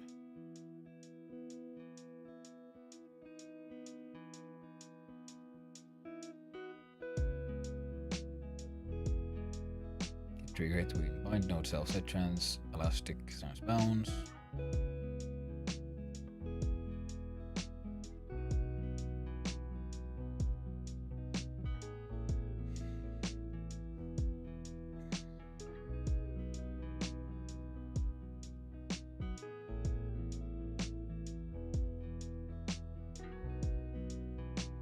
Set loops.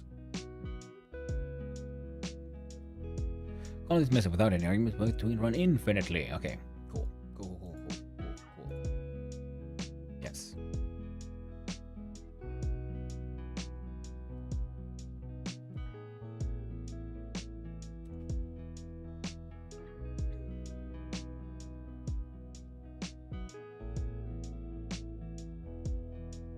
We'll do 2, 0,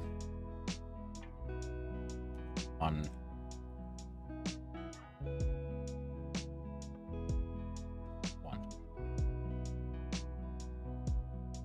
Right?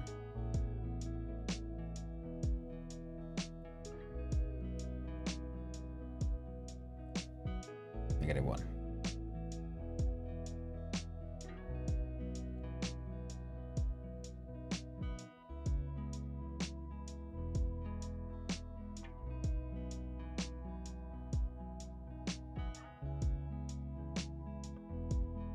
Oh, perfect.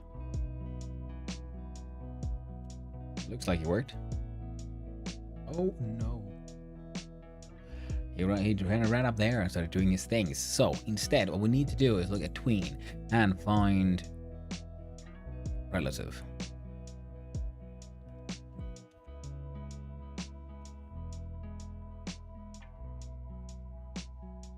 As relative.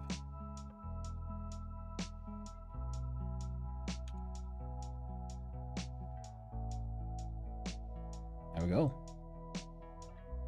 Now it should stay where he is. See, he has a little bit of bob to him.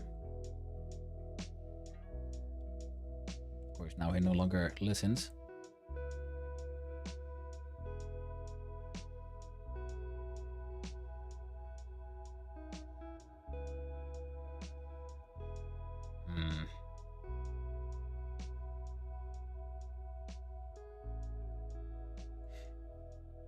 It was a fun idea, but alas, it was not to be.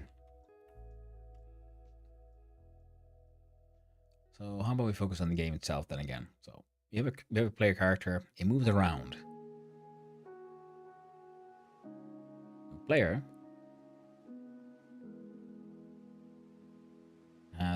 is a area 2.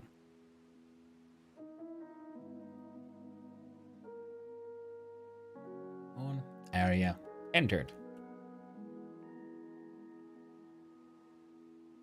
We'll do if area dot owner dot state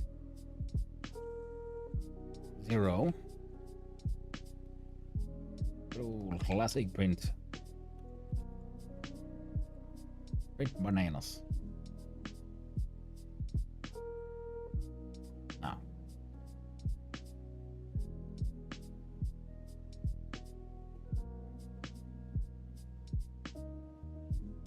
neat. It happened once. If I move around.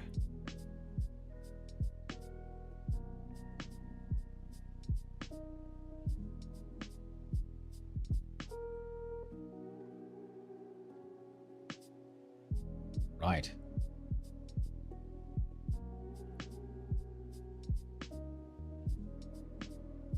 Equals.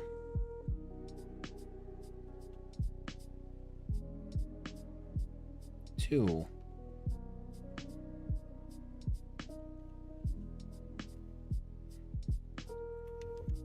And it says picture.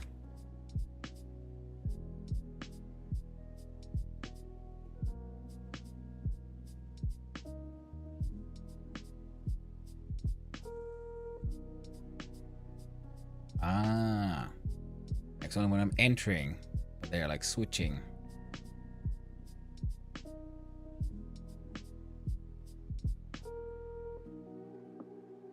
So we don't care about area entered in a way.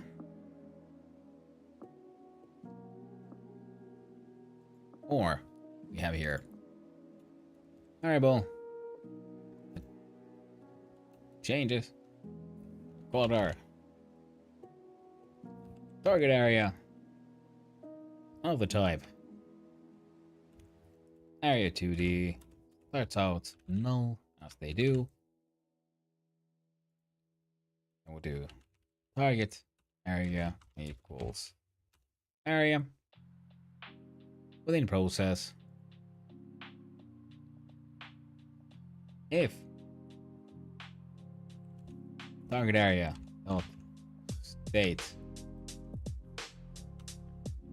equals to print underscore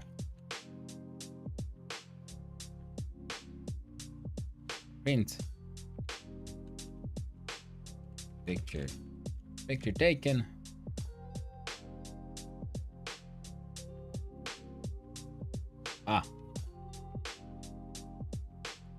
sorry about that. And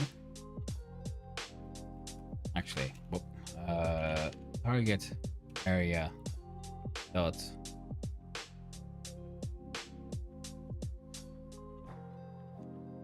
close blind. What is that room? Is that a function? Func close underscore blind. No inputs, no outputs, and state equals state dot closed.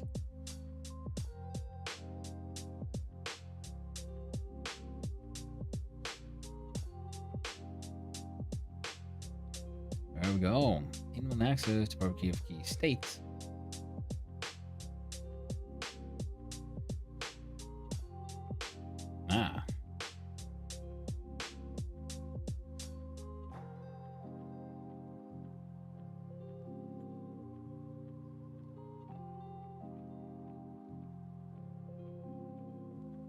If target area does not equal null and that stuff is true. Let's try again. Pretty sure it's bugged out now. There we go again.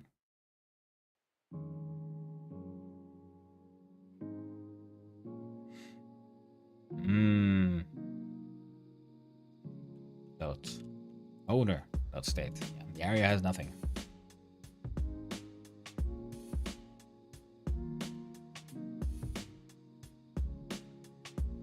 What diggity dog? Target area dot owner dot close blind. Aha.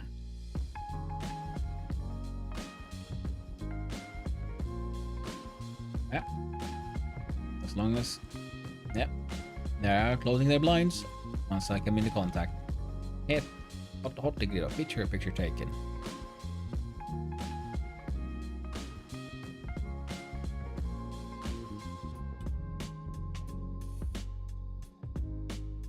Alright. I can tag that out.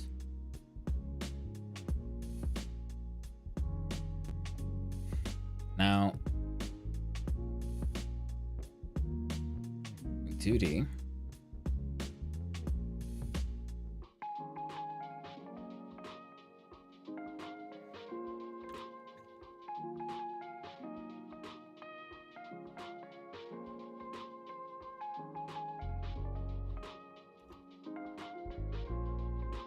One of these.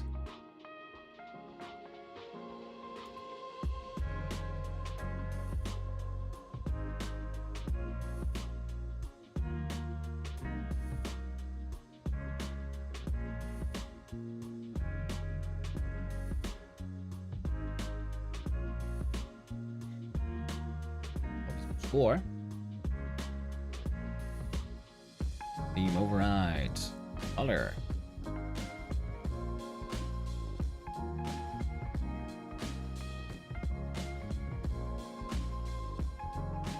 Nice.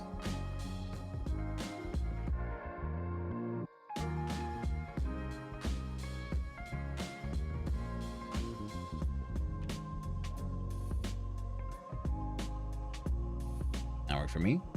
Horizontal alignment should be in the center. Now, jump in here. And some more already. Our score is now in the label here, and we will need a variable to keep track of our score.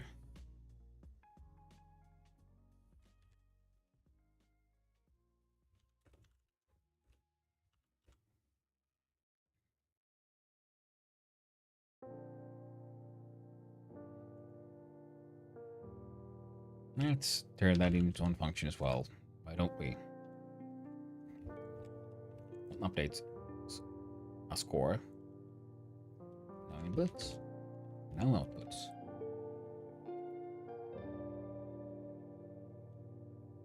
Now do score dot text equals str player score. We press F6 and they should appear on the right. Nah, look at that. ASD. Ah, of course not, because no one's calling update score. Player position. And update score. Nice big ol' 0 right there.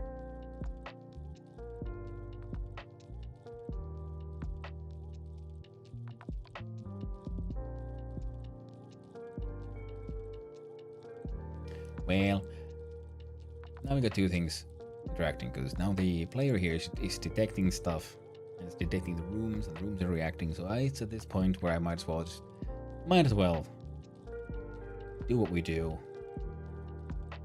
Add a folder for our global project settings. Global. No name your mama. Global. Click on add. Choose position to be inside the global. There we go. Double click. Oh, here we go. Global. Now we have a global. Inside our global, we have a variable. That variable is score. Which of course is of the type int and starts out at 0. Now, we need a function for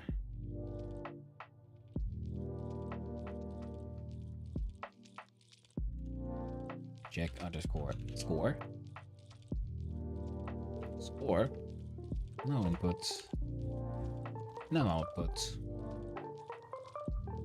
If score greater than 5, stuff's gonna happen.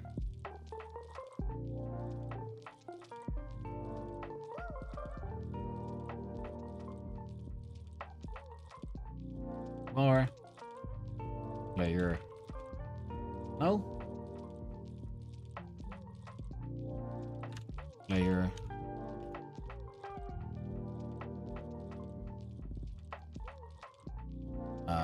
what's it, game over, what do I call it? Yeah, game over. Well, we'll call game over, and inside tower, when we're ready, we'll do here as well. Very first thing, global player is a reference to our player. Save, and we can remove player score here. Irrelevant. Here we go. Player score, no friend, it is global. Global score. Global.score. Player? No. We'll look at a room.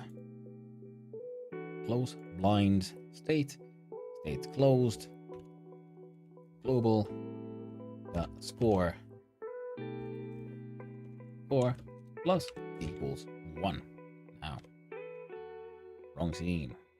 Otherwise, good. Check out our tower. Score is 1, 2, 3, 4, 5. Oh no.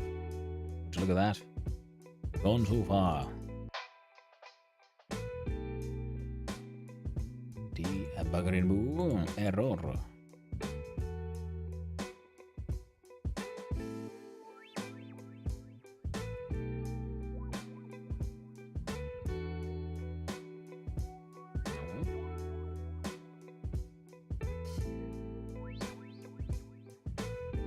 Let's quiet out these teensy weensy little bugs.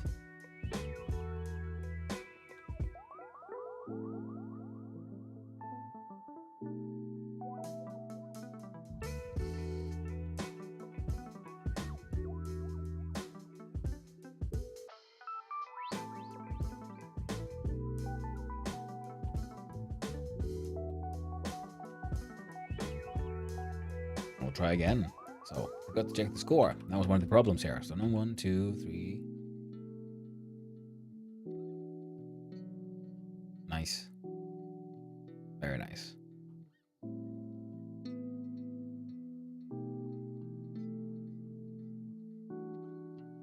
So, now we can have a sort of game over text up here, I guess. Only half lurking all the time doing chores, but things seem to be progressing well. Well, they are progressing at least relatively well. So now we have technically a win state. So time for us to add some more details. Oh, right, that is very true. Child node. The parallax.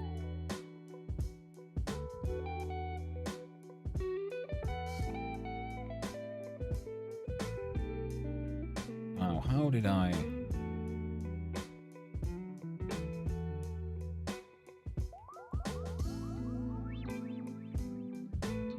There, the parallax 2D. How did this one work? Parallax 2D creates a parallax effect. Show scales. Do this game.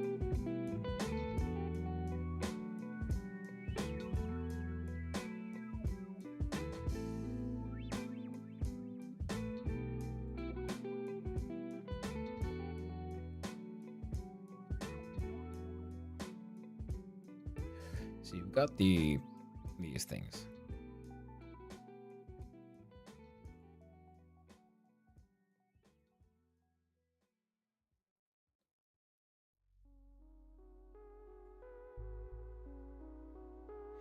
Alright, I'll give you a sprite. I shall give the sprite the swish.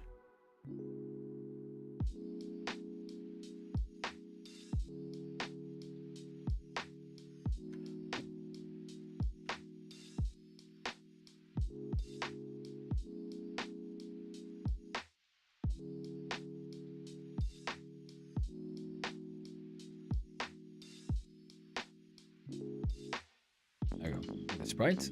Let's transform. Okay. It's... here we go. 1240.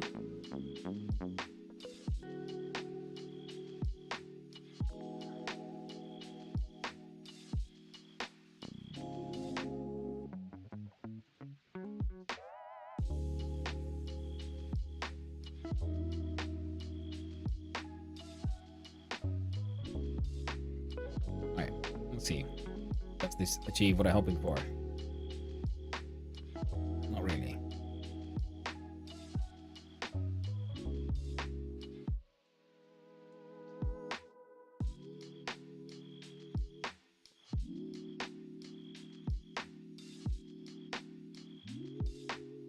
Ignore camera.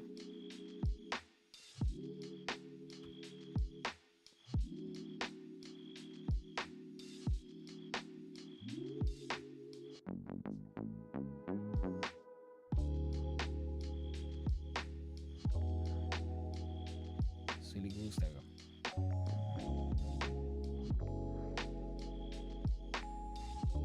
We gotta...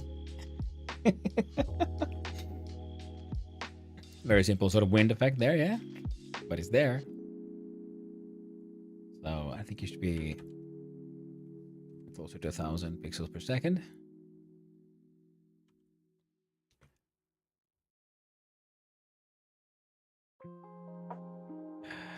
Oh man, I'm loving it.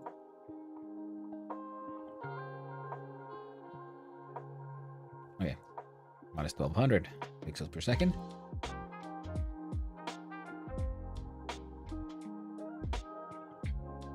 Now, how about we just jump all the way to 2,000?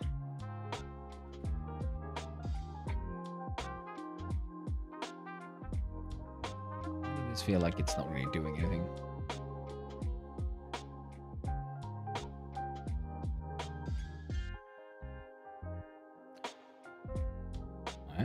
Scroll scale. Multiplier to the final parallax offset can be used to simulate distance to the camera.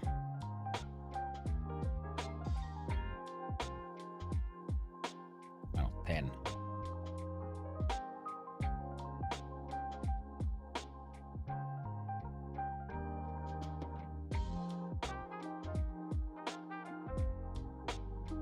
I'm okay with this. Now then.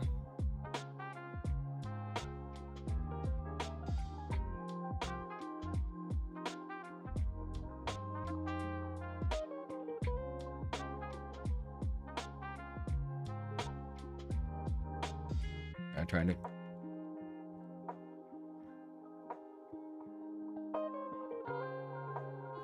Okay, so the parallax will have to have a value here. Okay, so if we change scroll scale to 1,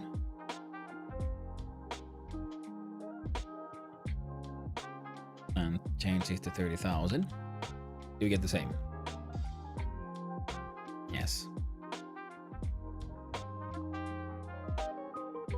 Yeah, that works.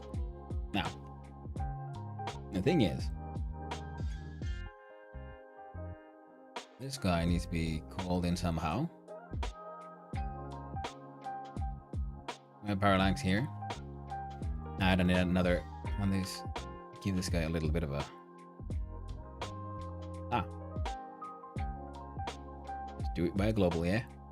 Add to the global a nice little variable. Interesting, the swoosh could go up in speed, indicating more momentum when falling, and thus acts as an indication for how much time you have left until you reach the bottom. That is very true, you could.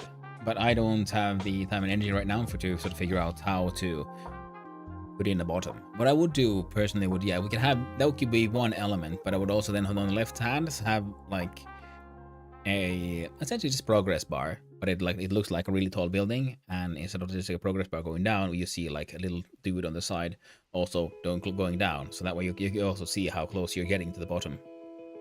That could be one day. Yeah, it's a good idea. Absolutely, but for this thing, because the idea is just to collect points, and should I add the sort of like solar powered camera so you can like try to maximize your points, then it would make sense for it to be a sort of like infinite system. Now, in global, we need another variable, and we shall, yeah, we'll call it swish. We'll just leave it untyped, because we dirty like that. So, game over swish dot visible equals false. And inside tower, global player global dot swish equals parallax studio. So, hot dog, that's fast. Okay, but it disappeared perfectly.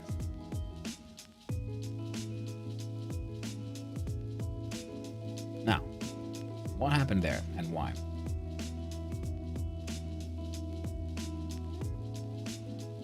When I tried it perfectly, like previously, that didn't happen.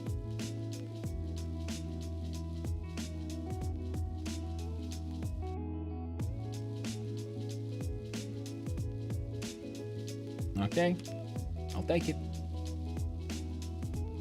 No global has an access to that then. Parallax. So dude. and then the switch goes away because he's not falling down so fast anymore. Also, you know what global should do? The tower. And I do believe... Oh, we don't actually. Timer. No.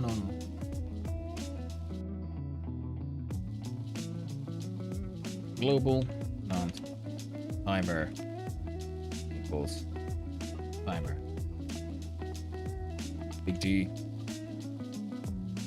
looks at big G global. Another variable called timer. Also starts as at null. Not null new, just null. Push visible timer.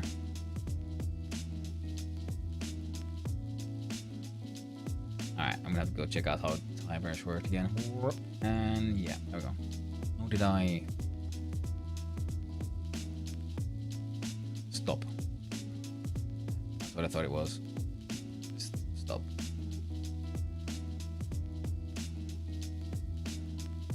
Save. Press F6. I want to see, can I make the house also like stop moving? Yeah, perfect. See? Makes a bit more sense this way.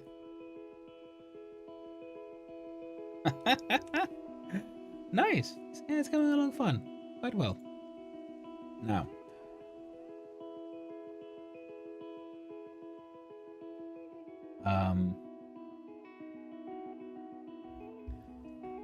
Right.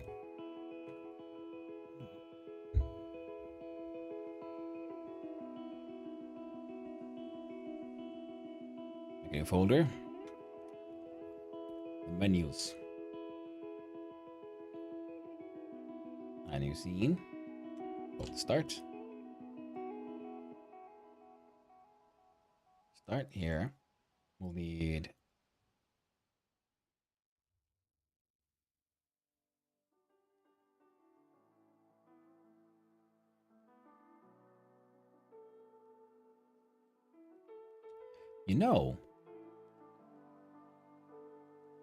maybe we can make everything happen here in tower.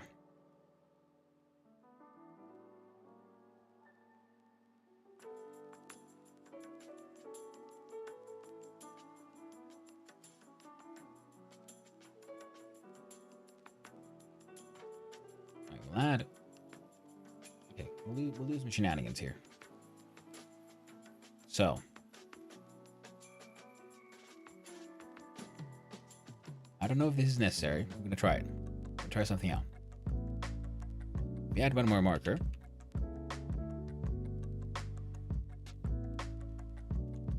Hold the start spot. Number 2 is there. I like how I just eyeballed these and they were close enough to work. Absolutely fine. Fantastic. Now, player, tower, go here. Ready.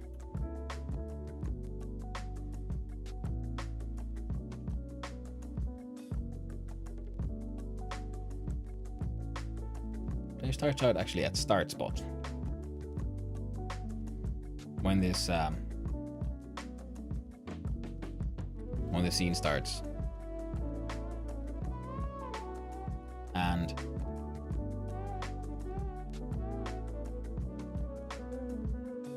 we look at the start scene here. We need to then change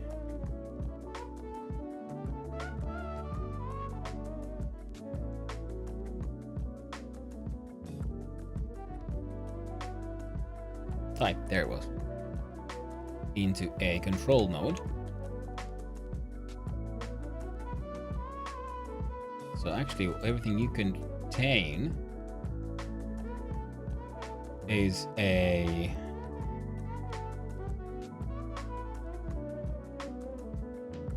let's see now, how would one do this? I could, yeah, contain a VBox container. As you, no wait, you could be the VBox container, can't you? Let's see here, change type. Ooh. Thank you very much for the stretch, Shoji. I appreciate it.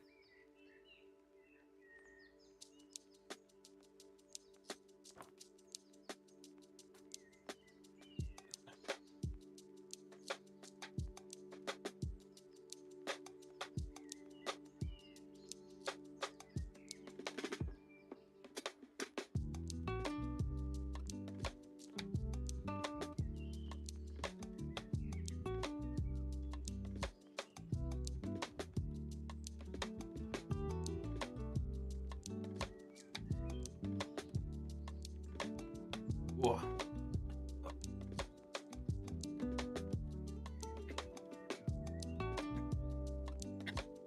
But thank you, Choji. I appreciate it. Thank you for that vote of faith. I've already gone past the 3-hour timeline, so that's, but it's fine. I'm still learning more and doing things differently. It's very cool.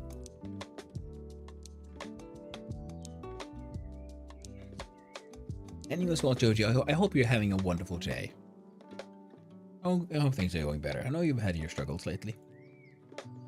I'll change these things. Then we add child node as a label. And control, it contains text, and that text should be, hey, Stamina is only there to get you going. If you go past, it's only a good thing. It's true. It's true. I'm learning very much, and although I never had any chance of winning first place anyway, so being inside the timeline is irrelevant. Now,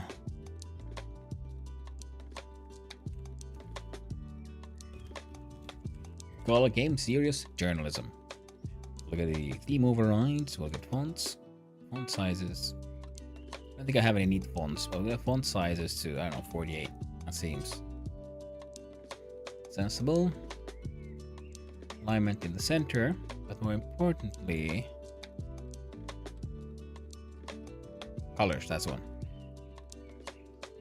Oh, outline and shadow. Hopefully that'll help. Change the color.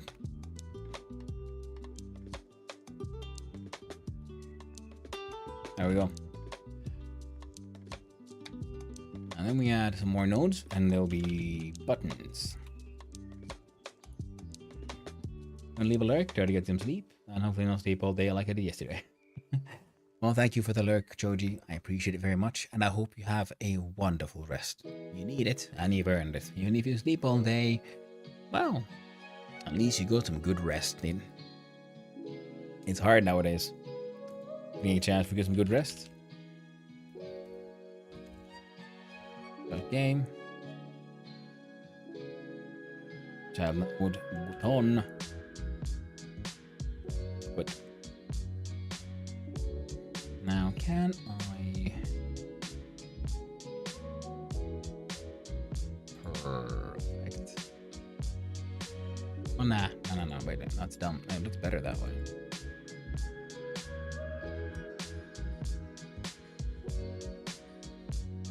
There we go.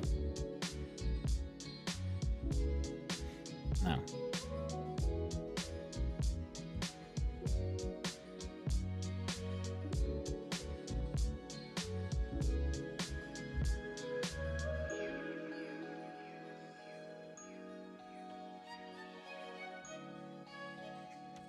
F2 is the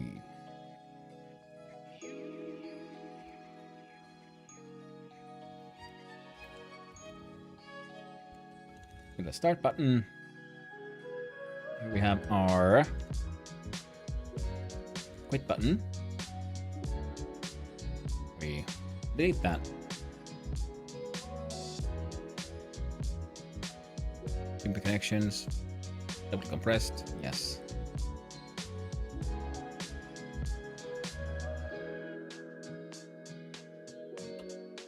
Do get underscore we quit.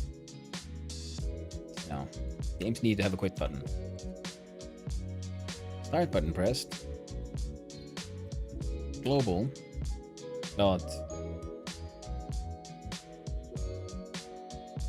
game state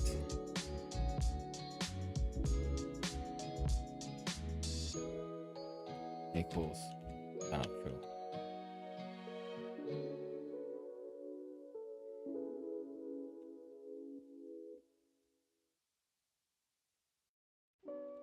Yeah, in play equals true. Good enough. Makes kind of sense. In global variable in play equals false.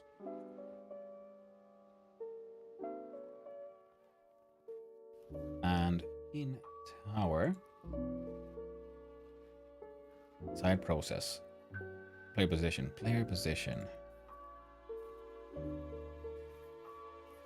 if underscore, no, if global underscore in global dot in underscore play equals true,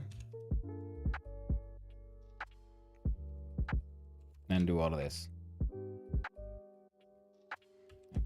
Do here, we got a tower, we save, press F5, cancel. Oh, alright. Not an assignment, but a comparison.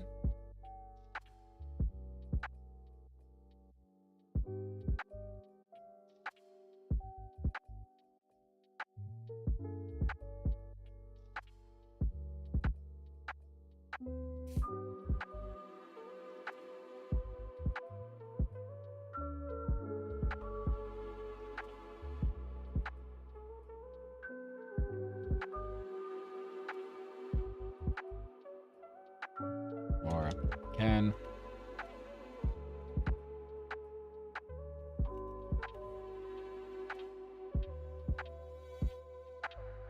I'm thinking, can I have the menu view here so that we'd have the start scene here as well. Oh, there we go. We're in the middle of it all. Serious journalism. And the idea is, well, this is out here. We can't really move, right? And the player, I can't see. I'm dumb. There we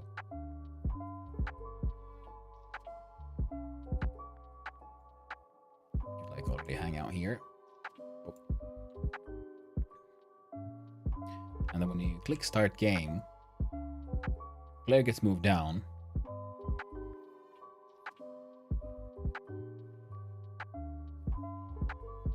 Yeah.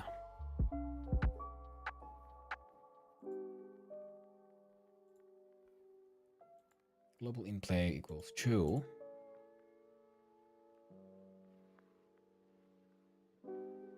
Now, we'll do it like this.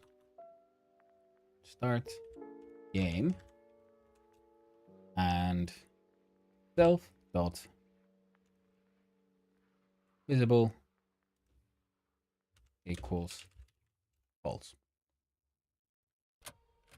Look at global. Let me share this. Look at global.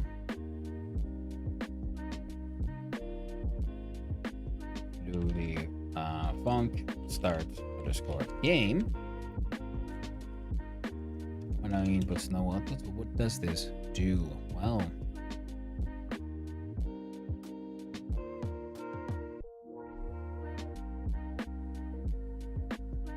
that's something. Now in tower,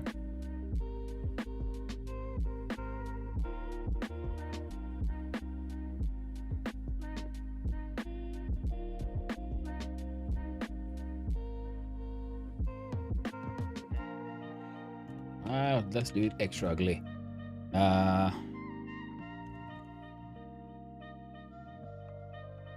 Start pulse equals not false. Oh, not sure if I should use this one yet. So do it. Player dot position var tween equals rate tween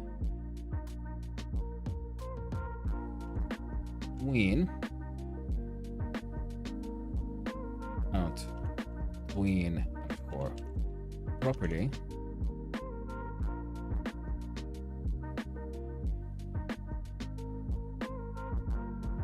player comma position comma final value should be start pulse dot position. The time it takes to get there should be 0.3 seconds.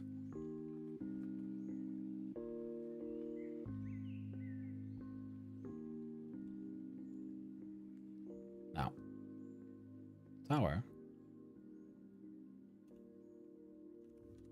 global, dot start pause equals spot underscore 2.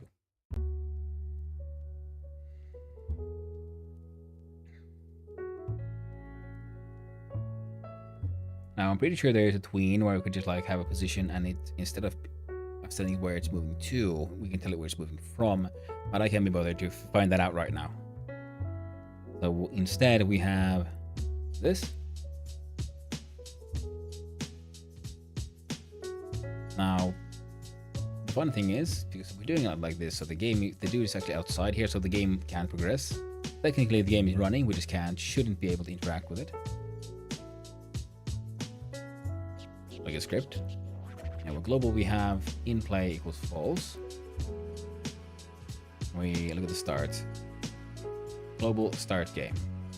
Global start game. Do the tween. And also in play equals true. Now we do this so that why?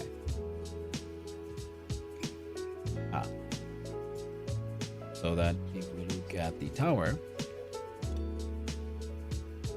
so moving around does nothing unless in play is true.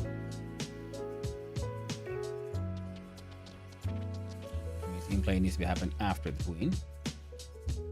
We'll do await.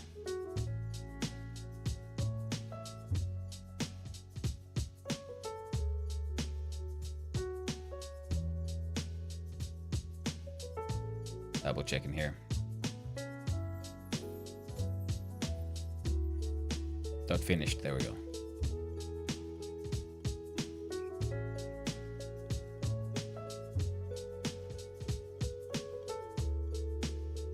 Control X. There we go. So in play won't become true until the animation is done. The animation is done. Then we can move around.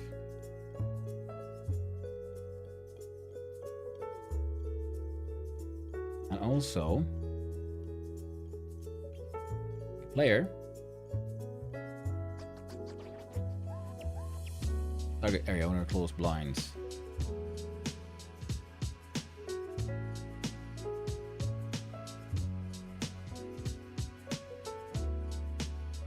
And global dot in play is true. Because I noticed that button.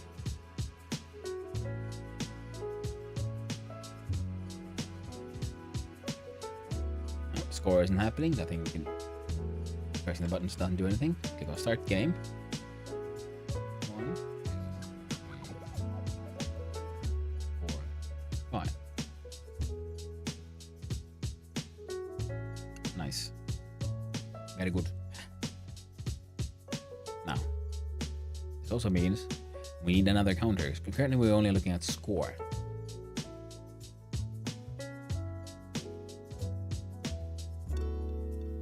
The global.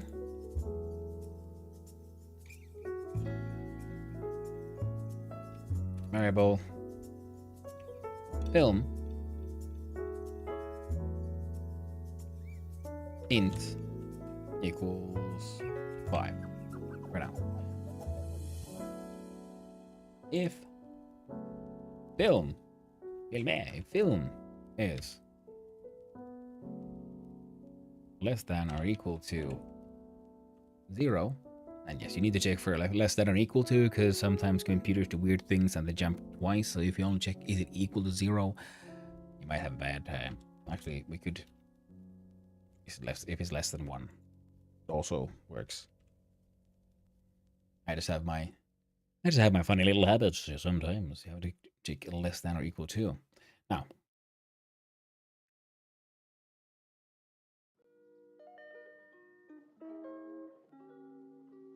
score 0, film. Now if we look at the room, global score, and global dot film minus equals 1. Let's close blinds.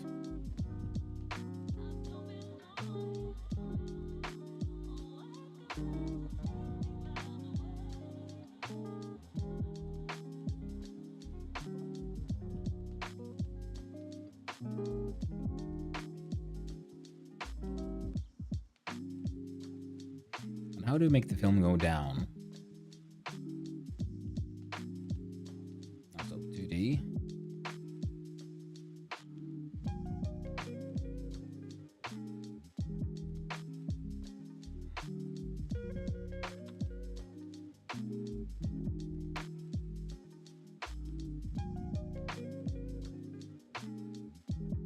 Let's do here.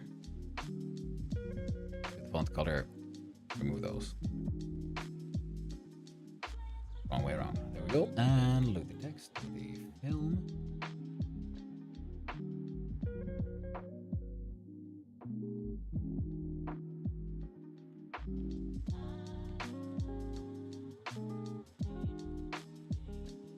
And we'll have film dot text equals Thingify global film. But not only that, you can add stuff in the beginning. I don't really feel a bit odd. Film.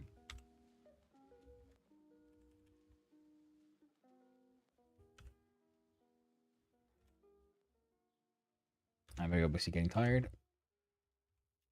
So we'll heckin' finish. No. I don't think this will work. Film 5. Scored.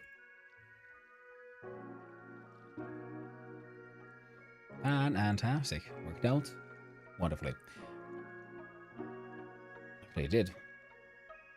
Heckin' wonderfully. And the player.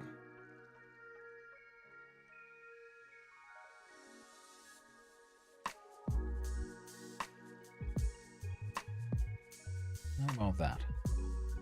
No. That'll just affect the ongoing animation a little bit, but that is A-okay. Now, if we look at the filming, so how do we recognize an open room? The problem is because we're closing blinds, so it's immediately just dealt with.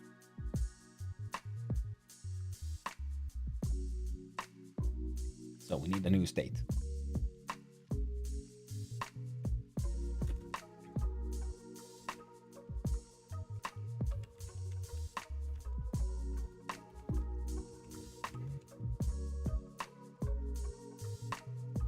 Oh, just wasted for wasted effort. And that is, yeah, now 0, 1, 2, 3.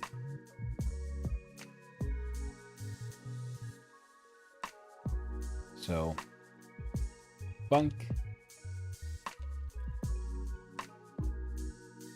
wasted underscore effort, no inputs, no outputs, and now we do the state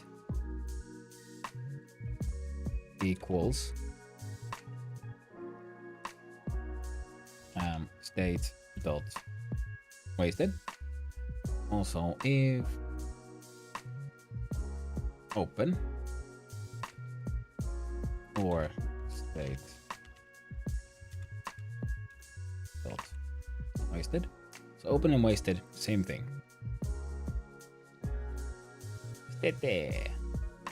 Definitely I'm approaching a need for a small bit of a break. And we do global dot film minus equals 1. Now that won't do nothing. Go back to player. We're checking if target area doesn't equal null, target owner state 2, and then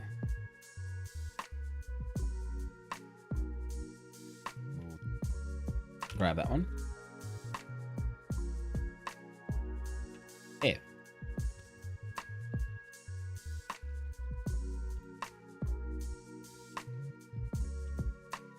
both lines 3.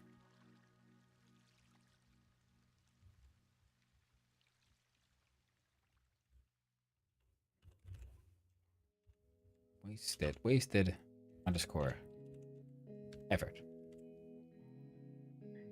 Ah, right. Semicolons?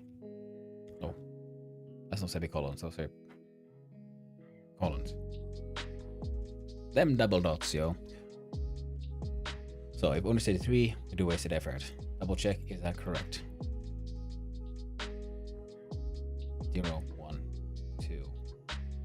No, 1, not 3.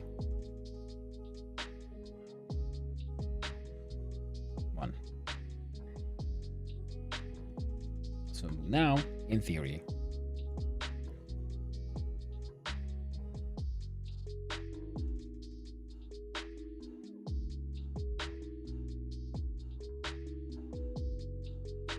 Everto. Oh man, I'm really getting tired, aren't I? Alright, let's try again.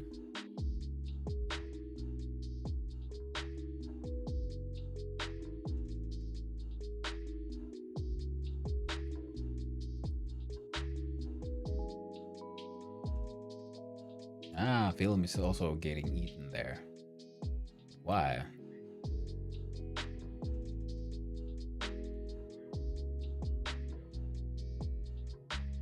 Tower. Not a good player. Close blinds, wasted effort. Room.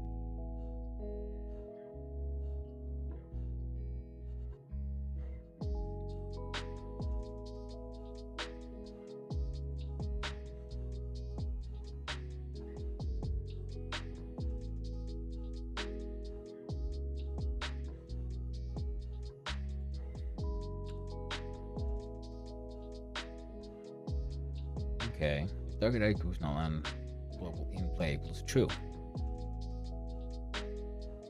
That should be the only way to get here. If in play is still true.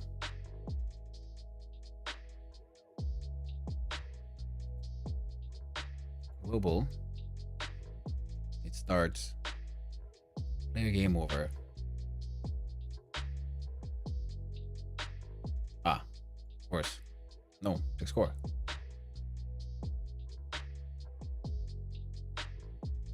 Yeah. And in underscore play equals false.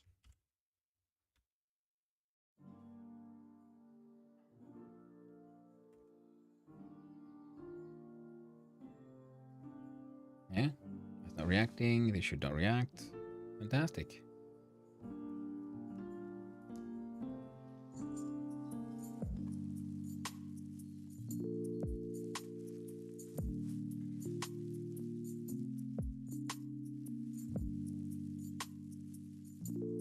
So, like a new user interface, we'll call it end. End is in fact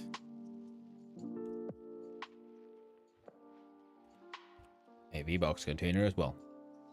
Now end here contains a label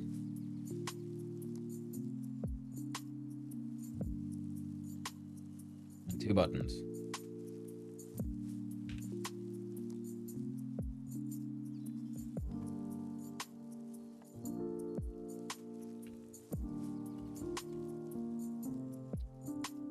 There we go. F2 for restart. F2 for quit. Now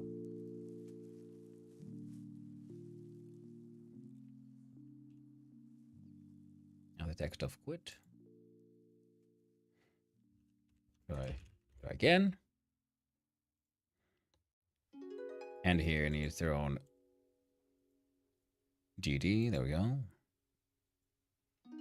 Double pressed. Ooh, thank you, Honderbot, for letting me know of the ad situation. Help to get it out. There we go. On restart pressed.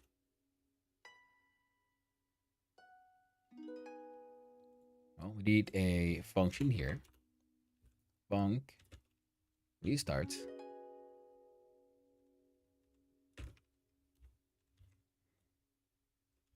Leaving nothing out. What it does is score equals 0. Film equals 5.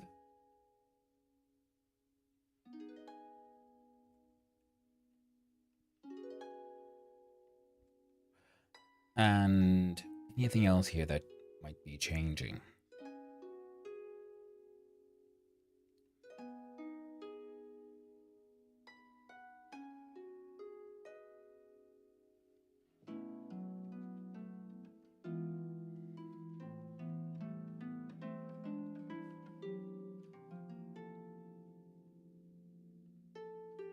Alright. Let's look here.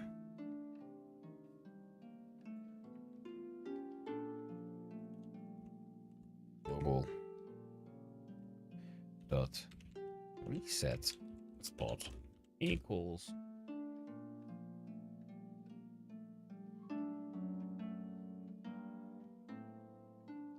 start spot. Or reset equals null.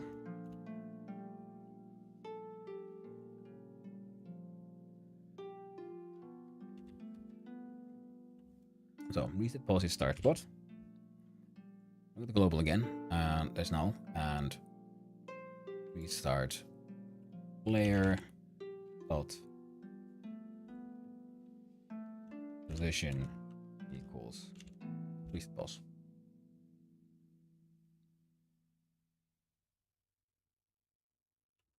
And just to make sure, in play equals false.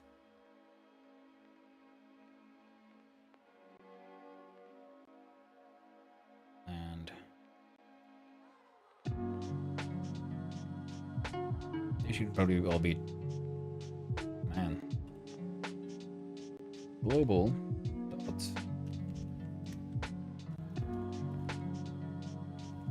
start menu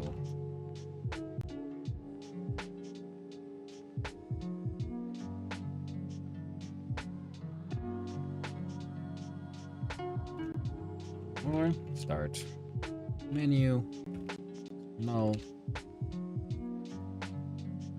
start underscore menu equals dot visible equals true.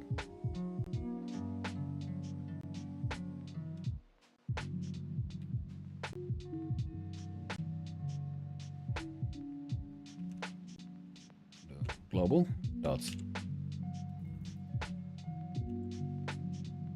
restart get underscore tree dot put. Now the thing is, in many times I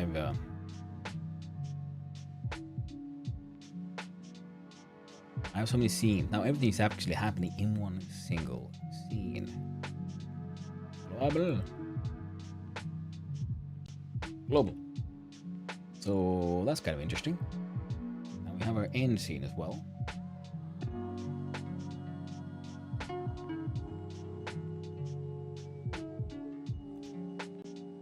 Global dot end underscore menu. I don't know if we need this.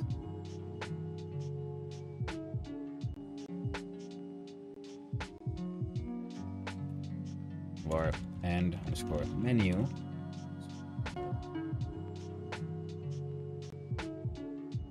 And then save. Have a quick look at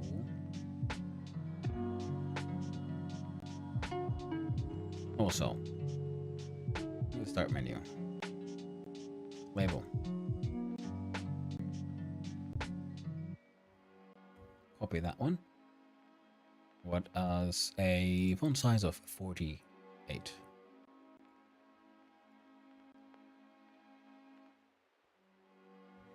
So 48. And a font color of this thing.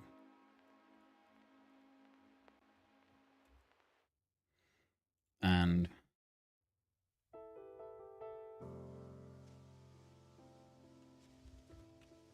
limited film you got.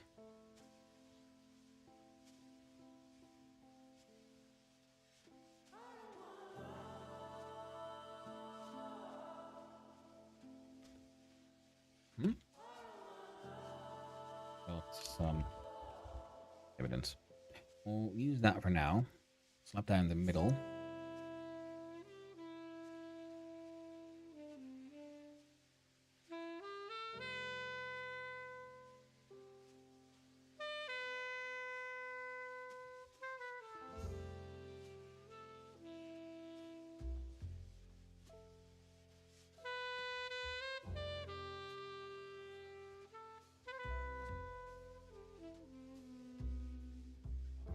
Okay, that thing seems to be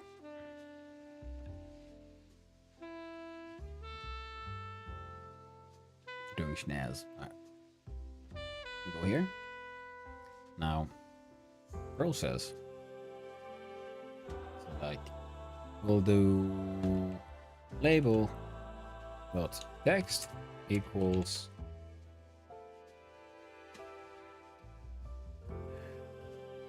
you scored space plus str global dot score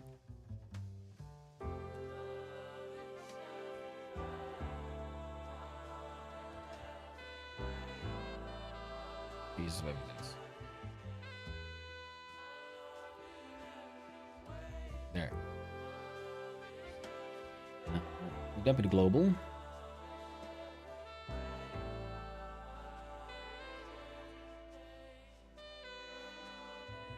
Player game over, swoosh, timer, stop, end menu dot visible equals true.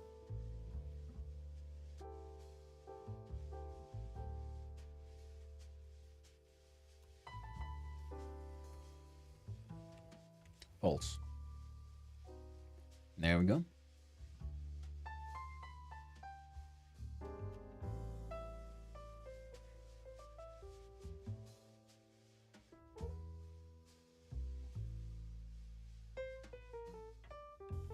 Now let's see how this game checks out. Start. Immediately broken. Tower. When we do the ready, we'll just do a little bit of a double check out of here where it starts. Builds. Visible. Hey there, Shiretone. Oh, thank you, Shiretone. Yeah, spelling is an eternal enemy of mine. Hot diggity dog, that grown. And dot visible equals false. Like the end here. You've scored piece of evidence. Now, okay, this is the text I'll replace it. What's here is actually just a placeholder.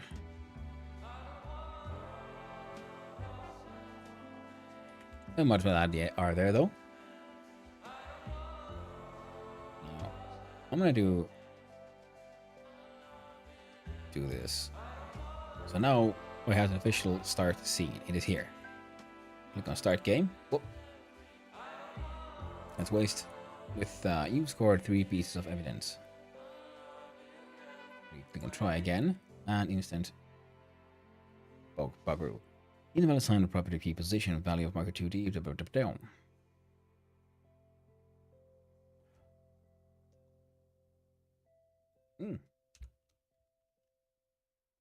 Position. Save. Oh crap. And that one first. Then we can properly save it. Errors. We have 2. Tells us that are not being used. Well, literally not being used. And kinda not being used. Ah yeah, forgot to use space from here. Now press F5.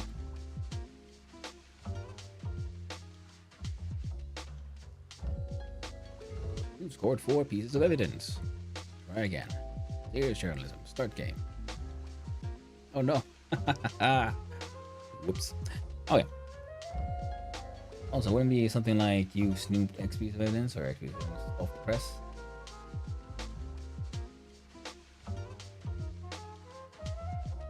Yeah, good point.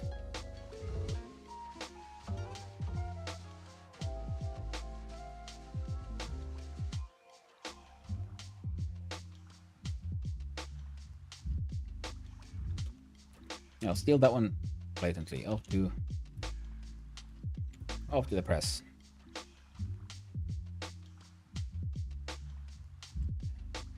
No, reset isn't working right now. So what do? Restart score, player positioning, reset, pause.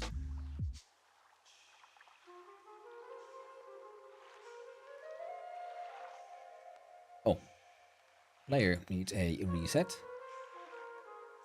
function.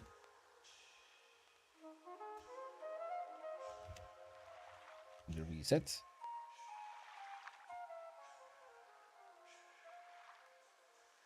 We do a func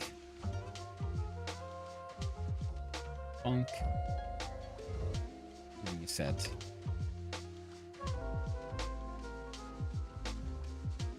Void.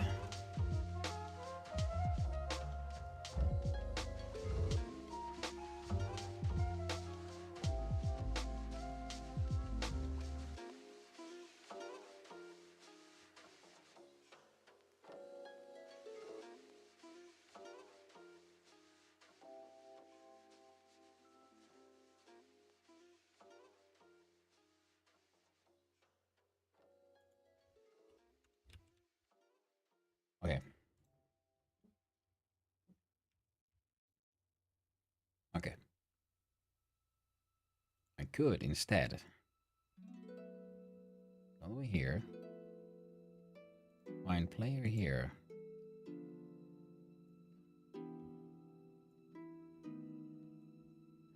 So player C. Alright. We're ready. We do var new underscore player equals player dot instantiate as add child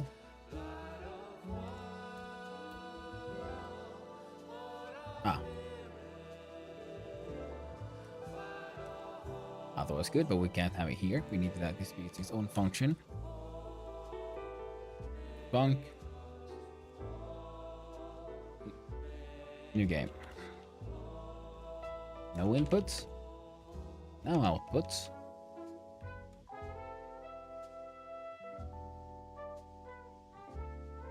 So new player, add a child, and then new underscore player dot position equals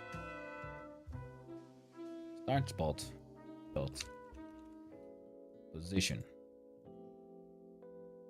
and then global dot player equals new player.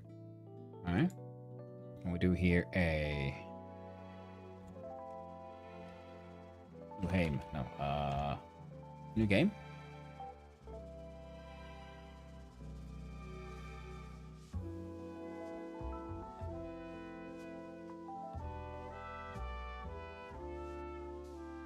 And we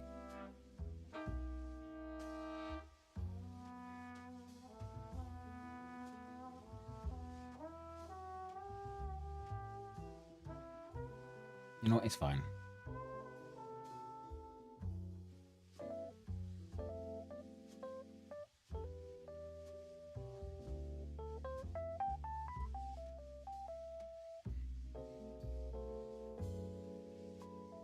Alright.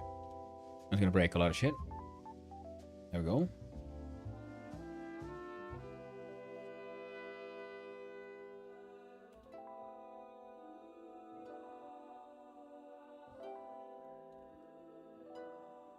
Alright, do I have a player here? Yeah. I remove you completely.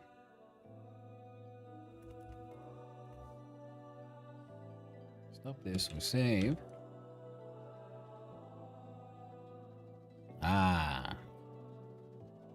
We undo.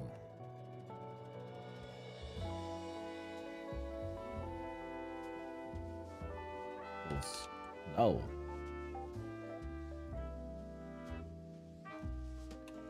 Player equals new player.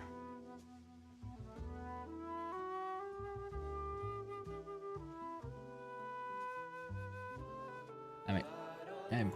Okay. Stop the broken one. Save it. F6 again. Gonna start game. Yeah, everything's working just fine. We're gonna try again with perfect. Now we're going to end global restart.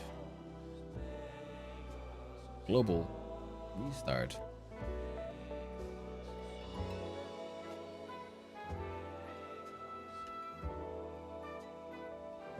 Q3.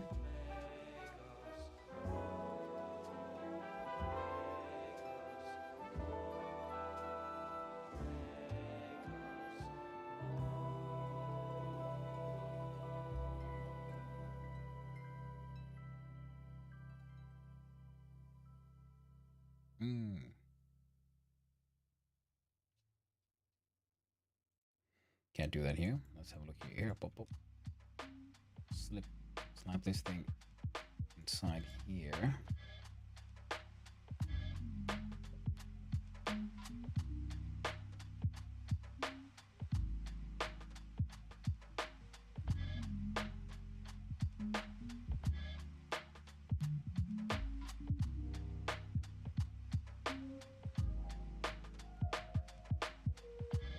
Dang, how do I link these things again?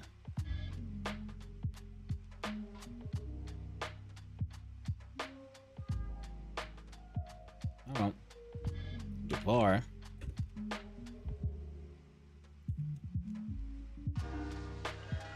main underscore scene equals null. Go to tower. Global dot main underscore scene equals self.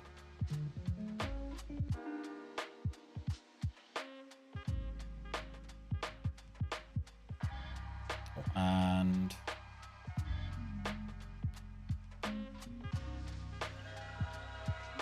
that's something we need. We have main underscore scene dot add child new player. Start spot, we don't know what that is, but we do know reset pos.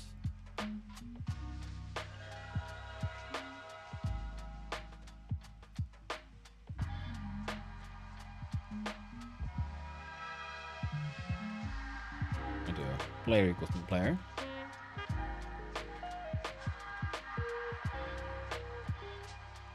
Whole new game, instantiate new player, add it to the thing, restart player Q3, then we call in new game. In tower.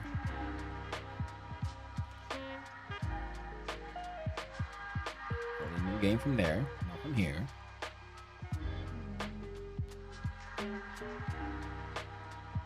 Oh.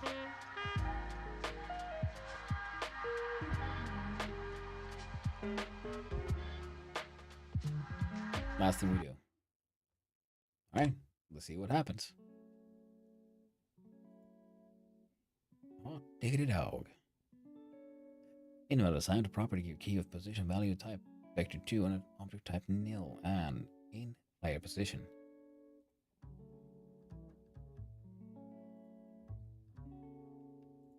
Oh. You're right. I don't need to care about that actually. At all.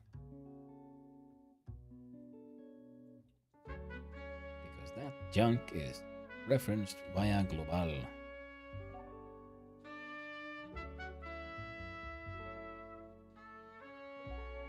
Ah.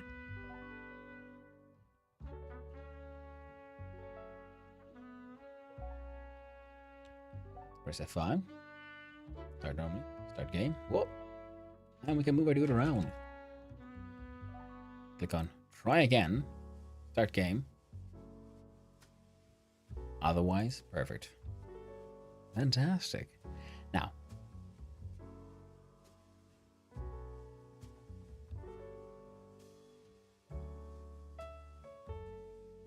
let's look at the global. So, in game it becomes false. Player, game over. Switch visible, false. Timer stop. So copy for these here. I do restart.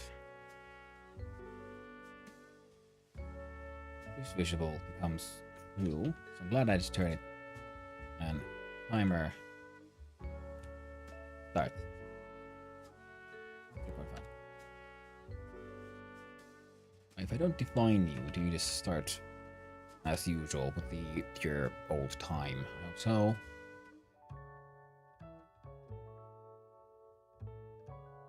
Or piece of evidence. Off to the press. Try again. Serious journalism. Yeah. Hey, yes.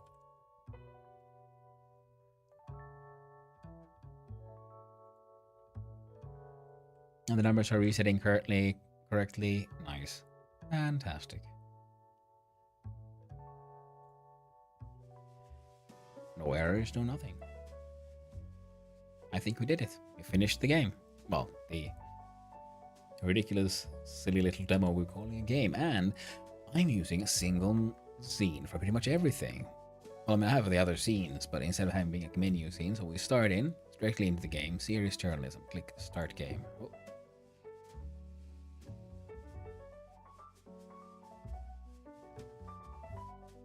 Now we can try again, and we can quit.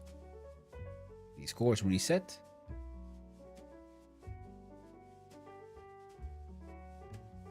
And we did at least a couple of resets there, so going to the start and end scene, start there in between, worked out just fine.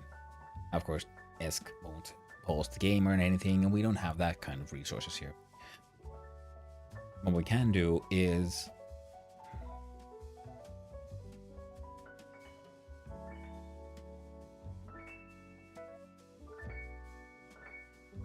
look at our start menu and add a bit more text. One more label, because what we need is instructions.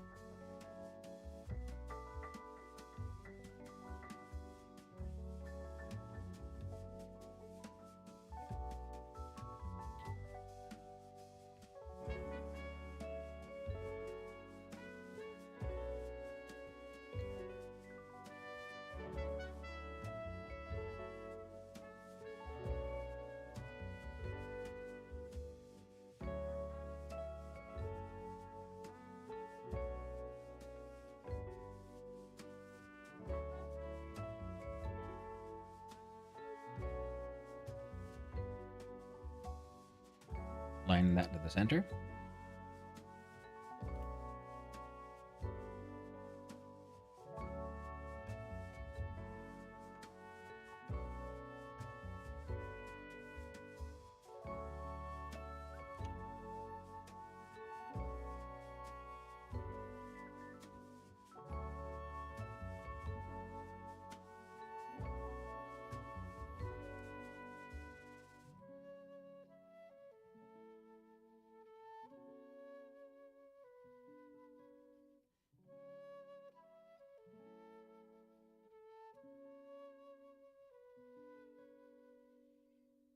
From here, we'll copy the color, jump into here.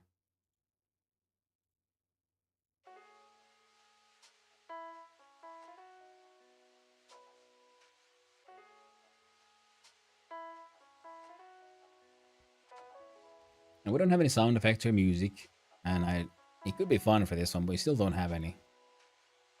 Maybe for a future one. I actually have found a resource for like DRM-free, like free to use audio files from other games and such. It was made some while ago. But yeah, I don't have the energy or time to like just go through that, because it turned out it contains a lot of sound effects. And I don't know what kind of music I could put on this, because I also haven't really checked those out. I really should.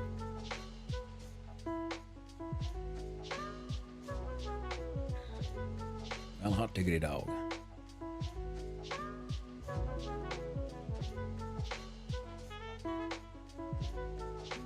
Let's double check. Did I break anything?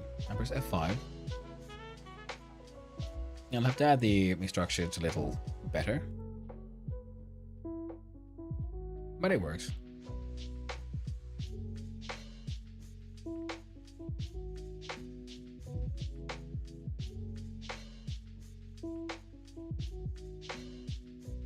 What is our intrepid here, fellow hero's motivation for what he's doing? Well, he has uncovering evidence of a goblin invasion in corporate America.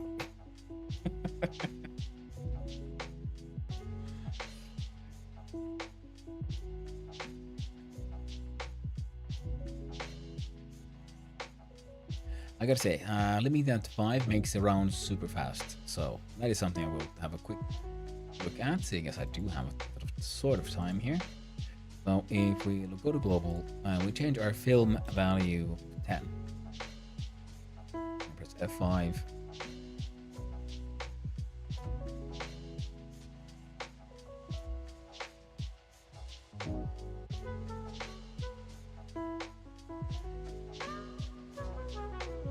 Let's make it 12. Actually, I think that could work, right? Nice little 12.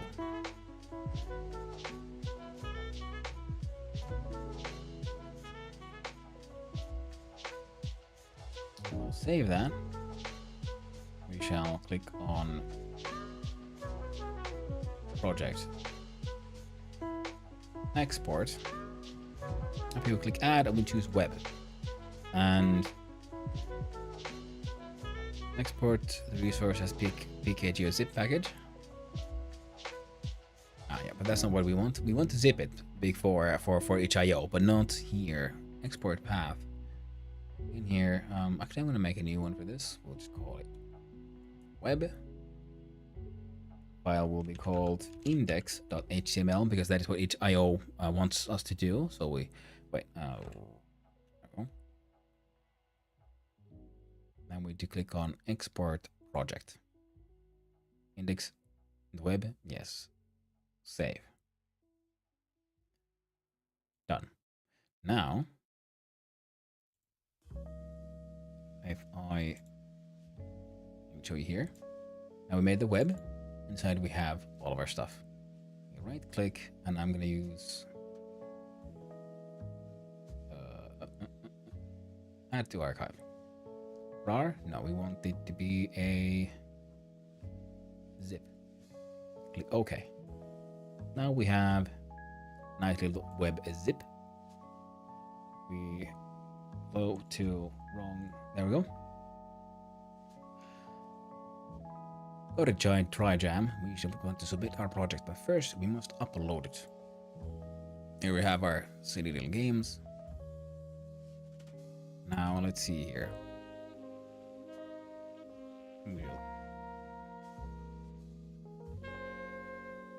There, upload new project. Man, I'm getting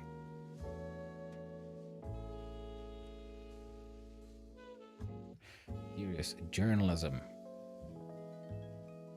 Yep. Emotes and other things, but nope, those are not the ones. We'll go into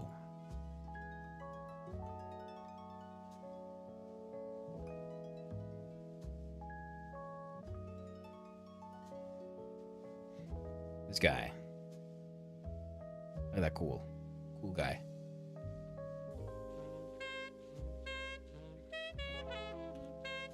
Oh man, it's coming. The saxophone fail.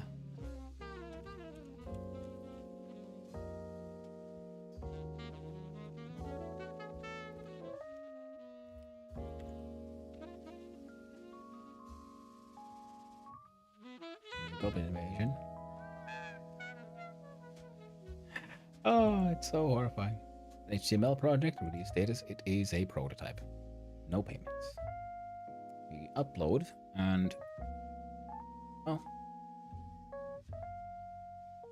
And here we see Trijam T23. Go to web and I choose the zip file I made. Here it says upload a zip file containing a game. There must be an index.html file in your zip, or upload.html contains your entire game. In order for us to make it sort of playable directly on Edge here. And then that's done. Viewport dimensions. Well, I always keep on forgetting that's something I should change at some point, but we'll keep on going with good old defaults. We'll find those by going to Project Settings, General, Window for Display, and you will see Viewport width and height. Put it here on the side so I can see all the necessary things. And then we'll change to 1152 and 648. Frame options. I got nothing.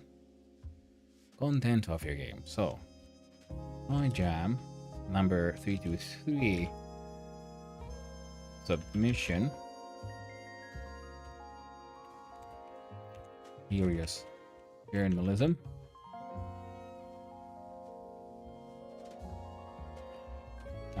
Theme. Jump off. Ooh. Double checking.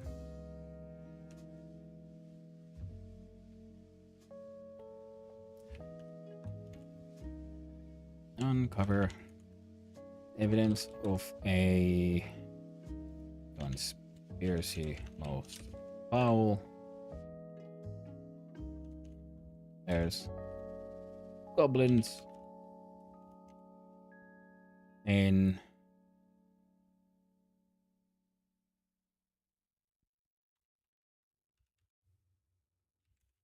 management.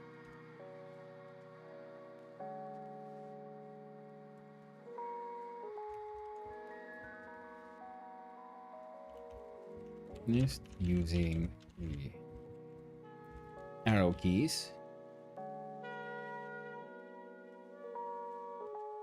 The left and right arrow keys. Using arrow keys. Then what?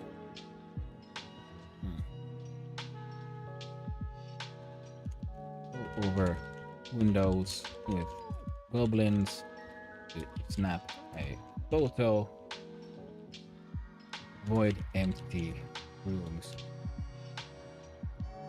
so you don't waste film. Journalist hitting left and right arrow keys. Go over windows, goblins, and snap a photo. Avoid empty rooms so you don't waste film.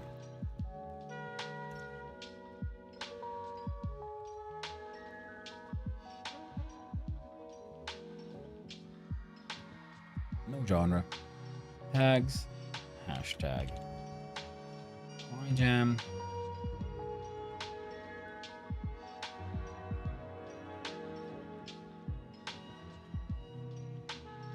Nope. No AI.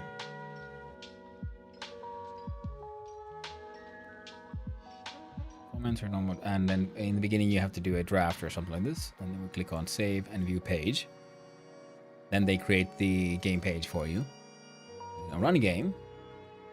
Good old, and then we can see does our build run as we hope it would. Click on start game.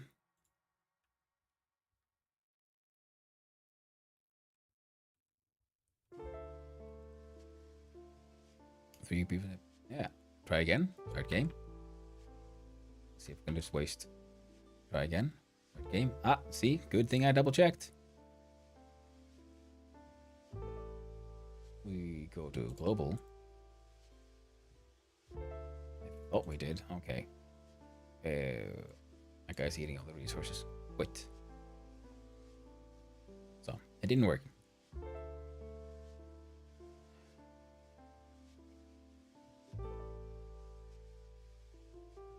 Oh, that's why.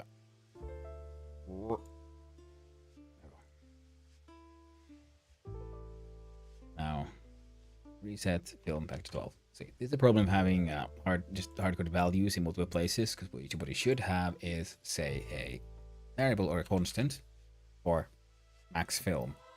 Then when ready, set film to max film, or when we set film to max film. And that's why you can only need to change the value in a single place. Because if you have it, say, film here is 12, and then here 12, and we'll see what happened when we had different values in those places.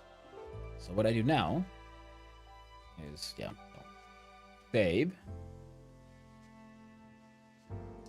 project, export, web runnable, export, same place, save, overwrite, yes, close. Over these files. I realized my mistake. I delete everything. I did empty the folder, so I didn't know what the heck was what. We export, save. Now new list. Right click. Add to archive. Zip. Okay. And there we go. Now we have the zip file. Now I go back in here. We click on this one. See, now we can like publish it so everyone can see it, but I won't, because instead we go here and click on delete file. I confirm I want to delete it. Delete it. Upload. Same place, same name, different content. And we save. It remains a draft. Then I can click on view page, because when you do it the second time, it doesn't like automatically go here, because the page sort of technically exists. You see, Trijam 323 submission, 3 years journalism. It is 323, good. Theme, jump off the roof. We need a space here. Oh, there's goblins in management.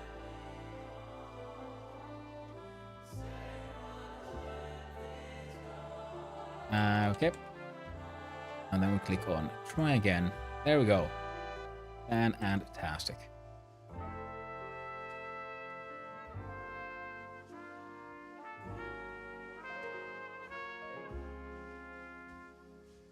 They got 10. Nice.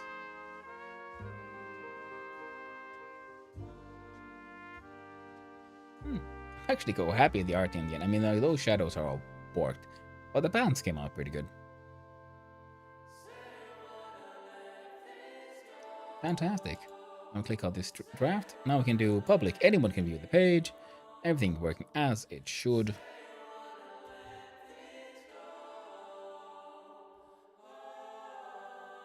I'll move this around.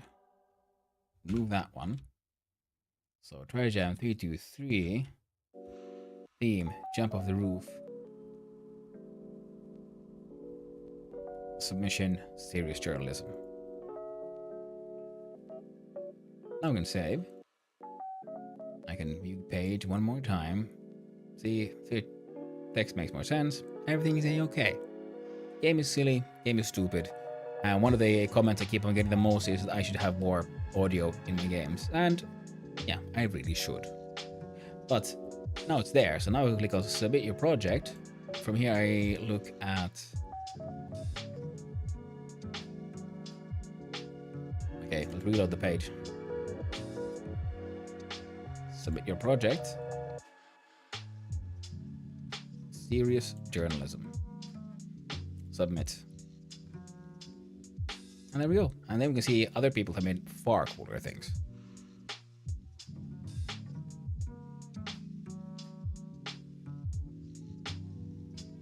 Okay, that looks like AI because there's a leg going in the wrong direction. The third leg going in the wrong direction. Oh dear. Alright, let's have a look actually. Let's have a look at what other people have done. So, oh no, I forgot to answer the question. Oh heck, damn it. Can I?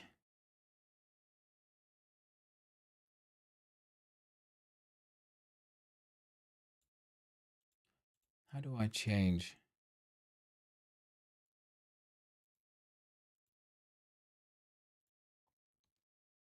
Okay, let's see. Can I remove the submission? Okay. Now I submit my project.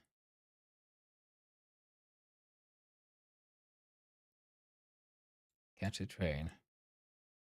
Serious journalism. Oh, there used to be a question. Fill out all the submission fields. I don't have any. It's just this one. Spruce up your game's page if you haven't already. Hit that nice heady themes button. Add a color palette.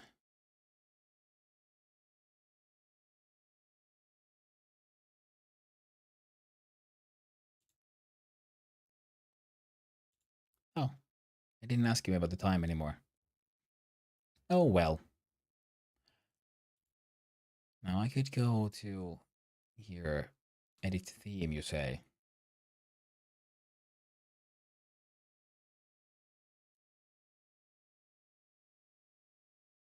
I don't know, mate.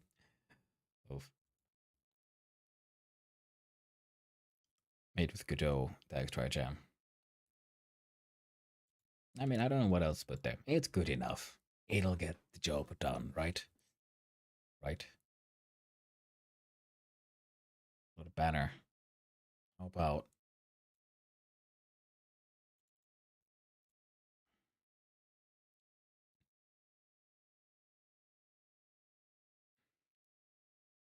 how would that work? I mean, like, really worked that much on this page.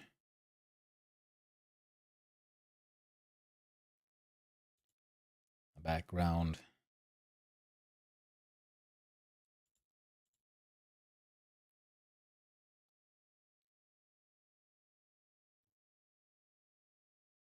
Oh. Hmm. Interesting. Well, looks weird. Line. Oh, that looks better. Save that one then. And all these are by 3 hour ones. I should make a more serious game. I will eventually. But like we said, let's try out someone else's cool things. Such as Gravity Sucks. Play game. Waiting 2 hours. Gravity Sucks. Fall down, collect points, hit the ground. AD move. Getting very similar to what I had thought. Ooh, in Unity as well. Lovely. Space to start. AD or left right. Yeah. Similar to the ideas I had.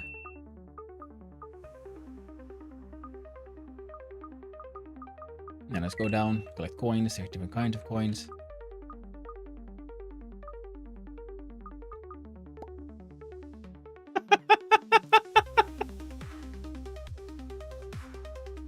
I like the end. I gotta say, that pop sound, wonderful. I was wondering like, how is he gonna end this thing?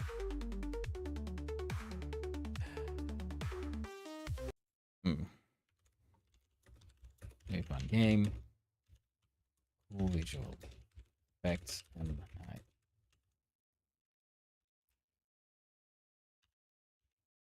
I loved the pop sound hitting the ground. Very fun game, cool visual effects, and I absolutely love the pop sound hitting the ground. Yeah.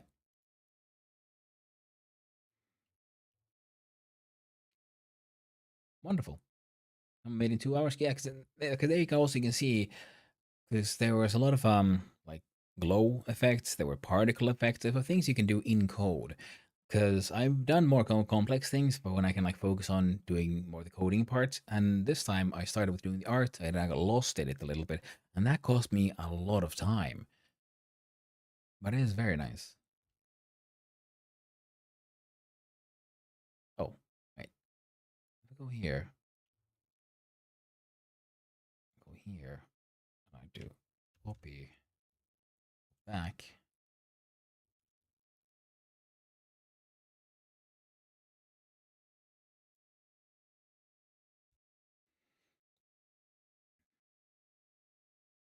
crunch, the sound of bones breaking.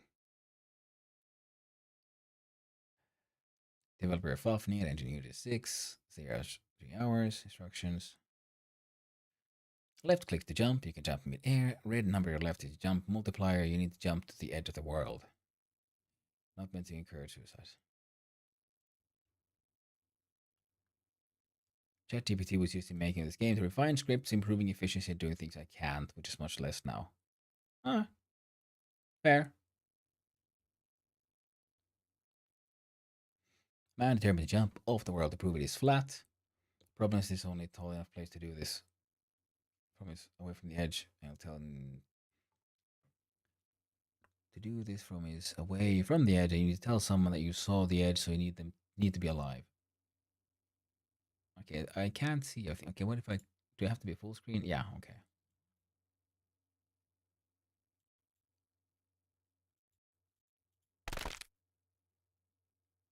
Okay, interesting.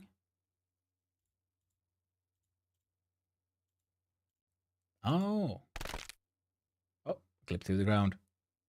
Okay, that's interesting, yeah. So I have to time it with that thing. I would have preferred a visual.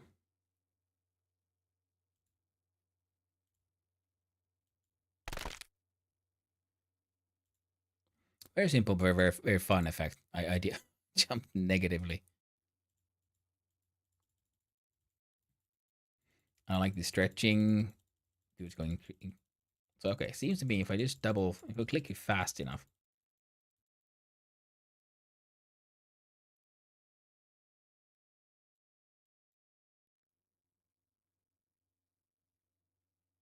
I like the sound effect. And mine still has nothing, so yeah, still way better than anything I've ever done. The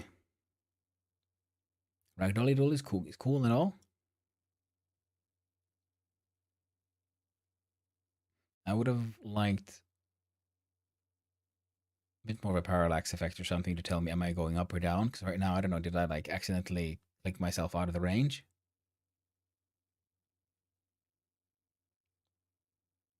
Is, Have I do it good? I don't know.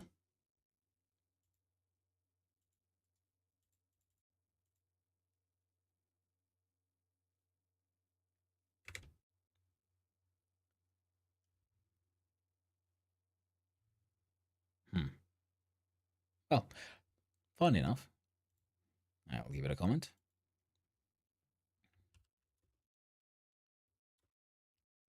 Fun game idea. I would have liked the jump to try to be a more visual, a power bar or something that pulses rather than just a number.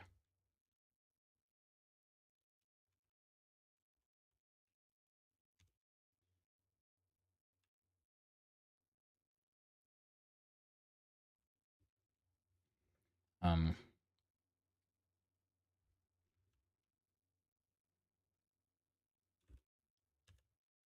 I just flew off to space. Weekly. Yeah, I can almost write as well. I clicked very quickly and my dude just flew off into space. Fun game idea. I like the jump a bit more visual. The power bars and the pulses rather than just a number. Nice touch with the breaking bones sound.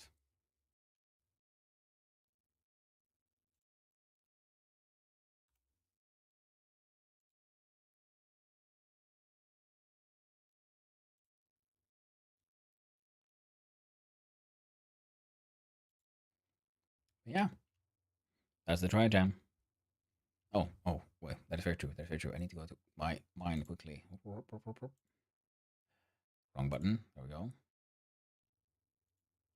I do have edit. No, not theme. I wanted to edit my info.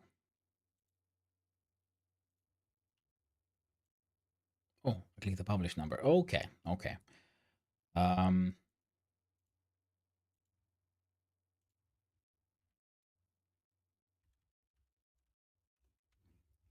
development and art drawing book.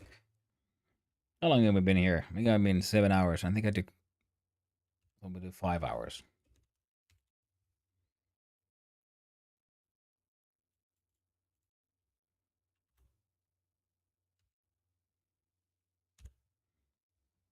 Development and art took 5 hours.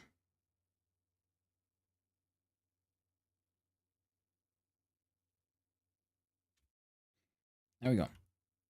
You know, you want to be honest. You want things to be obvious.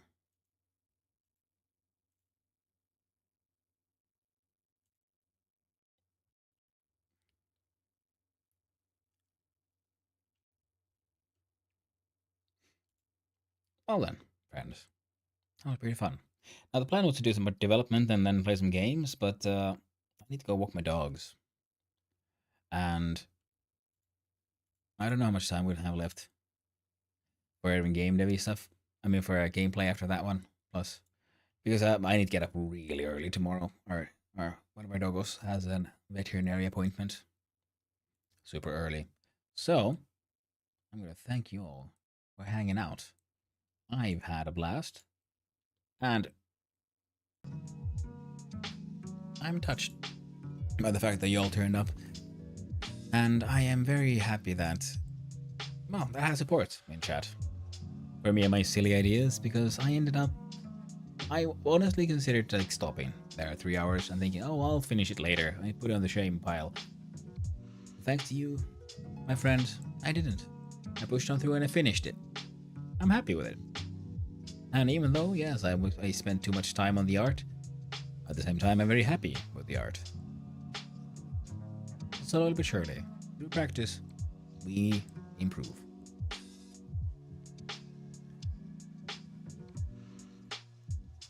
Although the first one will actually put in the banner and the side stuff, like so.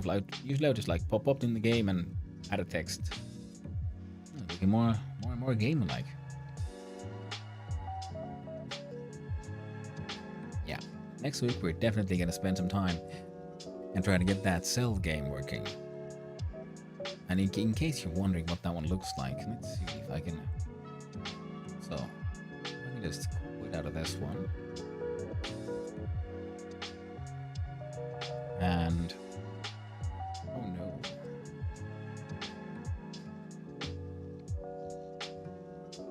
Oh no, wait, is it still here? Oh, no. I might have yeah. might have moved it and had a little bit of an oopsie there. Now let's see, did I rename the thing?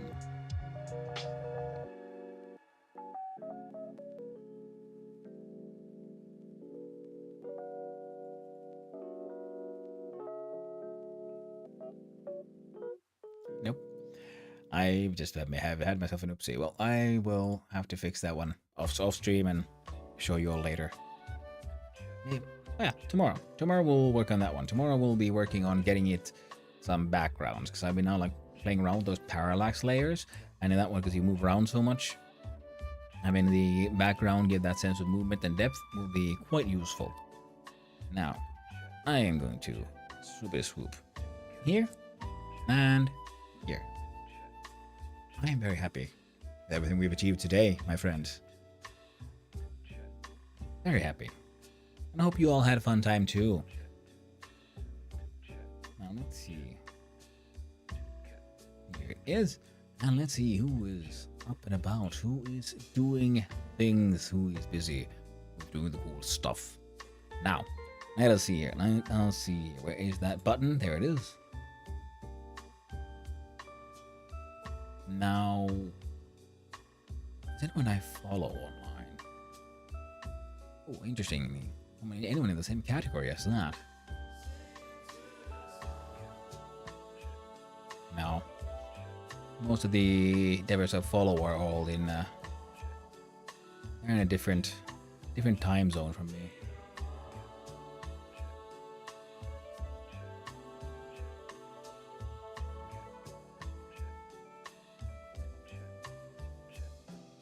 So, I'm going to just click on the following one. See who's up. Who's doing bullshit.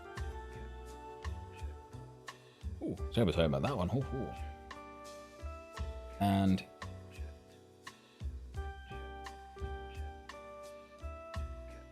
let's see here.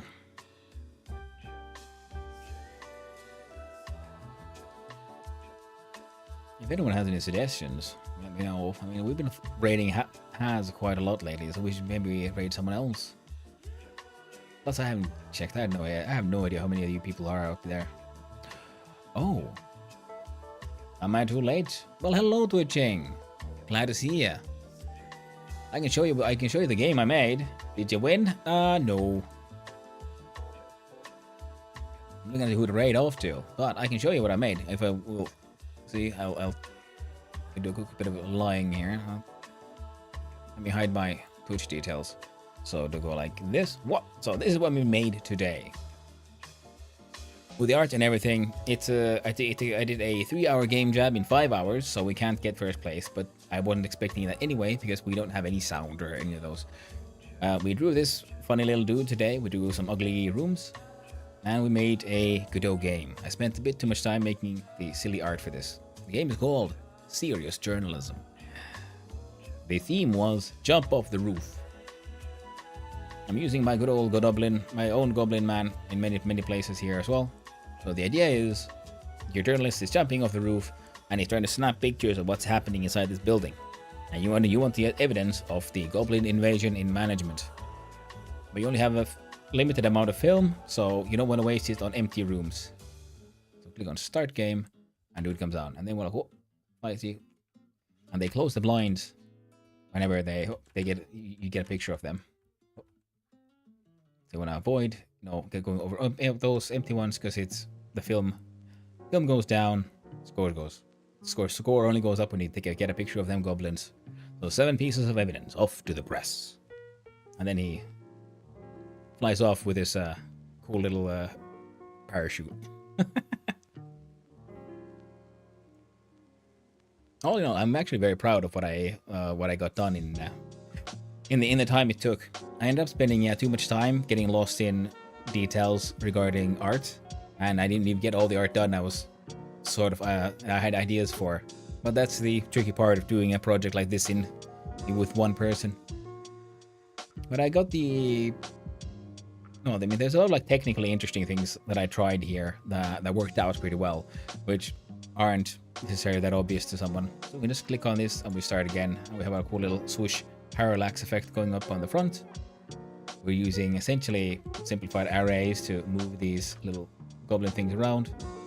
I'm gonna click and starting the new game works out pretty well.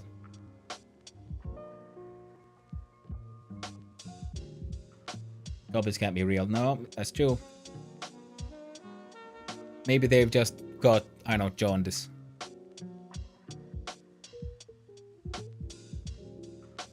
Another thing, and I like the little animation that slowly but surely just flies off. But yeah, I had a fun time. I learned a lot. Now I'm gonna find someone to raid off to, because they usually, of course, there's game jamming and then there's some playing. But it's about time to walk the dogs for me. Plus, I need to wake up at 5 a.m. tomorrow because we have a really early veterinary appointment for one of our dogs. So we got to get them ready for that. Now, and also if you want to go check it out, you can find me. I'm Son of Hondo on itch.io as well. I should probably edit the theme here, make it somewhat interesting. Banners and backgrounds and whatnot. But yeah, so far it's just your basic empty itch.io. Here we see. This is where the first time I draw that goblin for the Goboomlins game.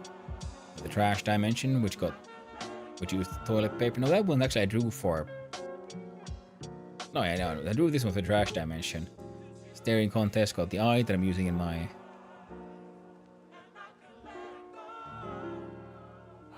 It is quite days, not many people I can give you rating to. Yeah, it's true. It's true. But we'll see who's out. Who's doing what. Where's the button? There it is. And what? There we go.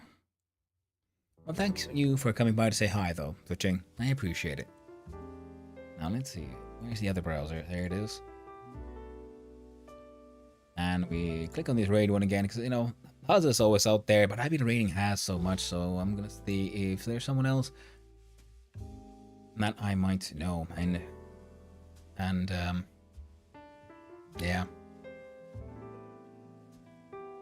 And, well, I do like space. I might as well raid off to the discount engineer who is currently working in a Kerbal space program. And if you're here because you like development and coding, he is automating it as we speak by writing something. I can't remember if that one was running on like JavaScript or if they have their own like bespoke language that they've been translating into it. So you have to, instead of flying your spaceships as you normally doing in Kerbal Space program, he's writing instructions and launching them off and hoping they all behave nicely. Now, I'm gonna click it here for the raid.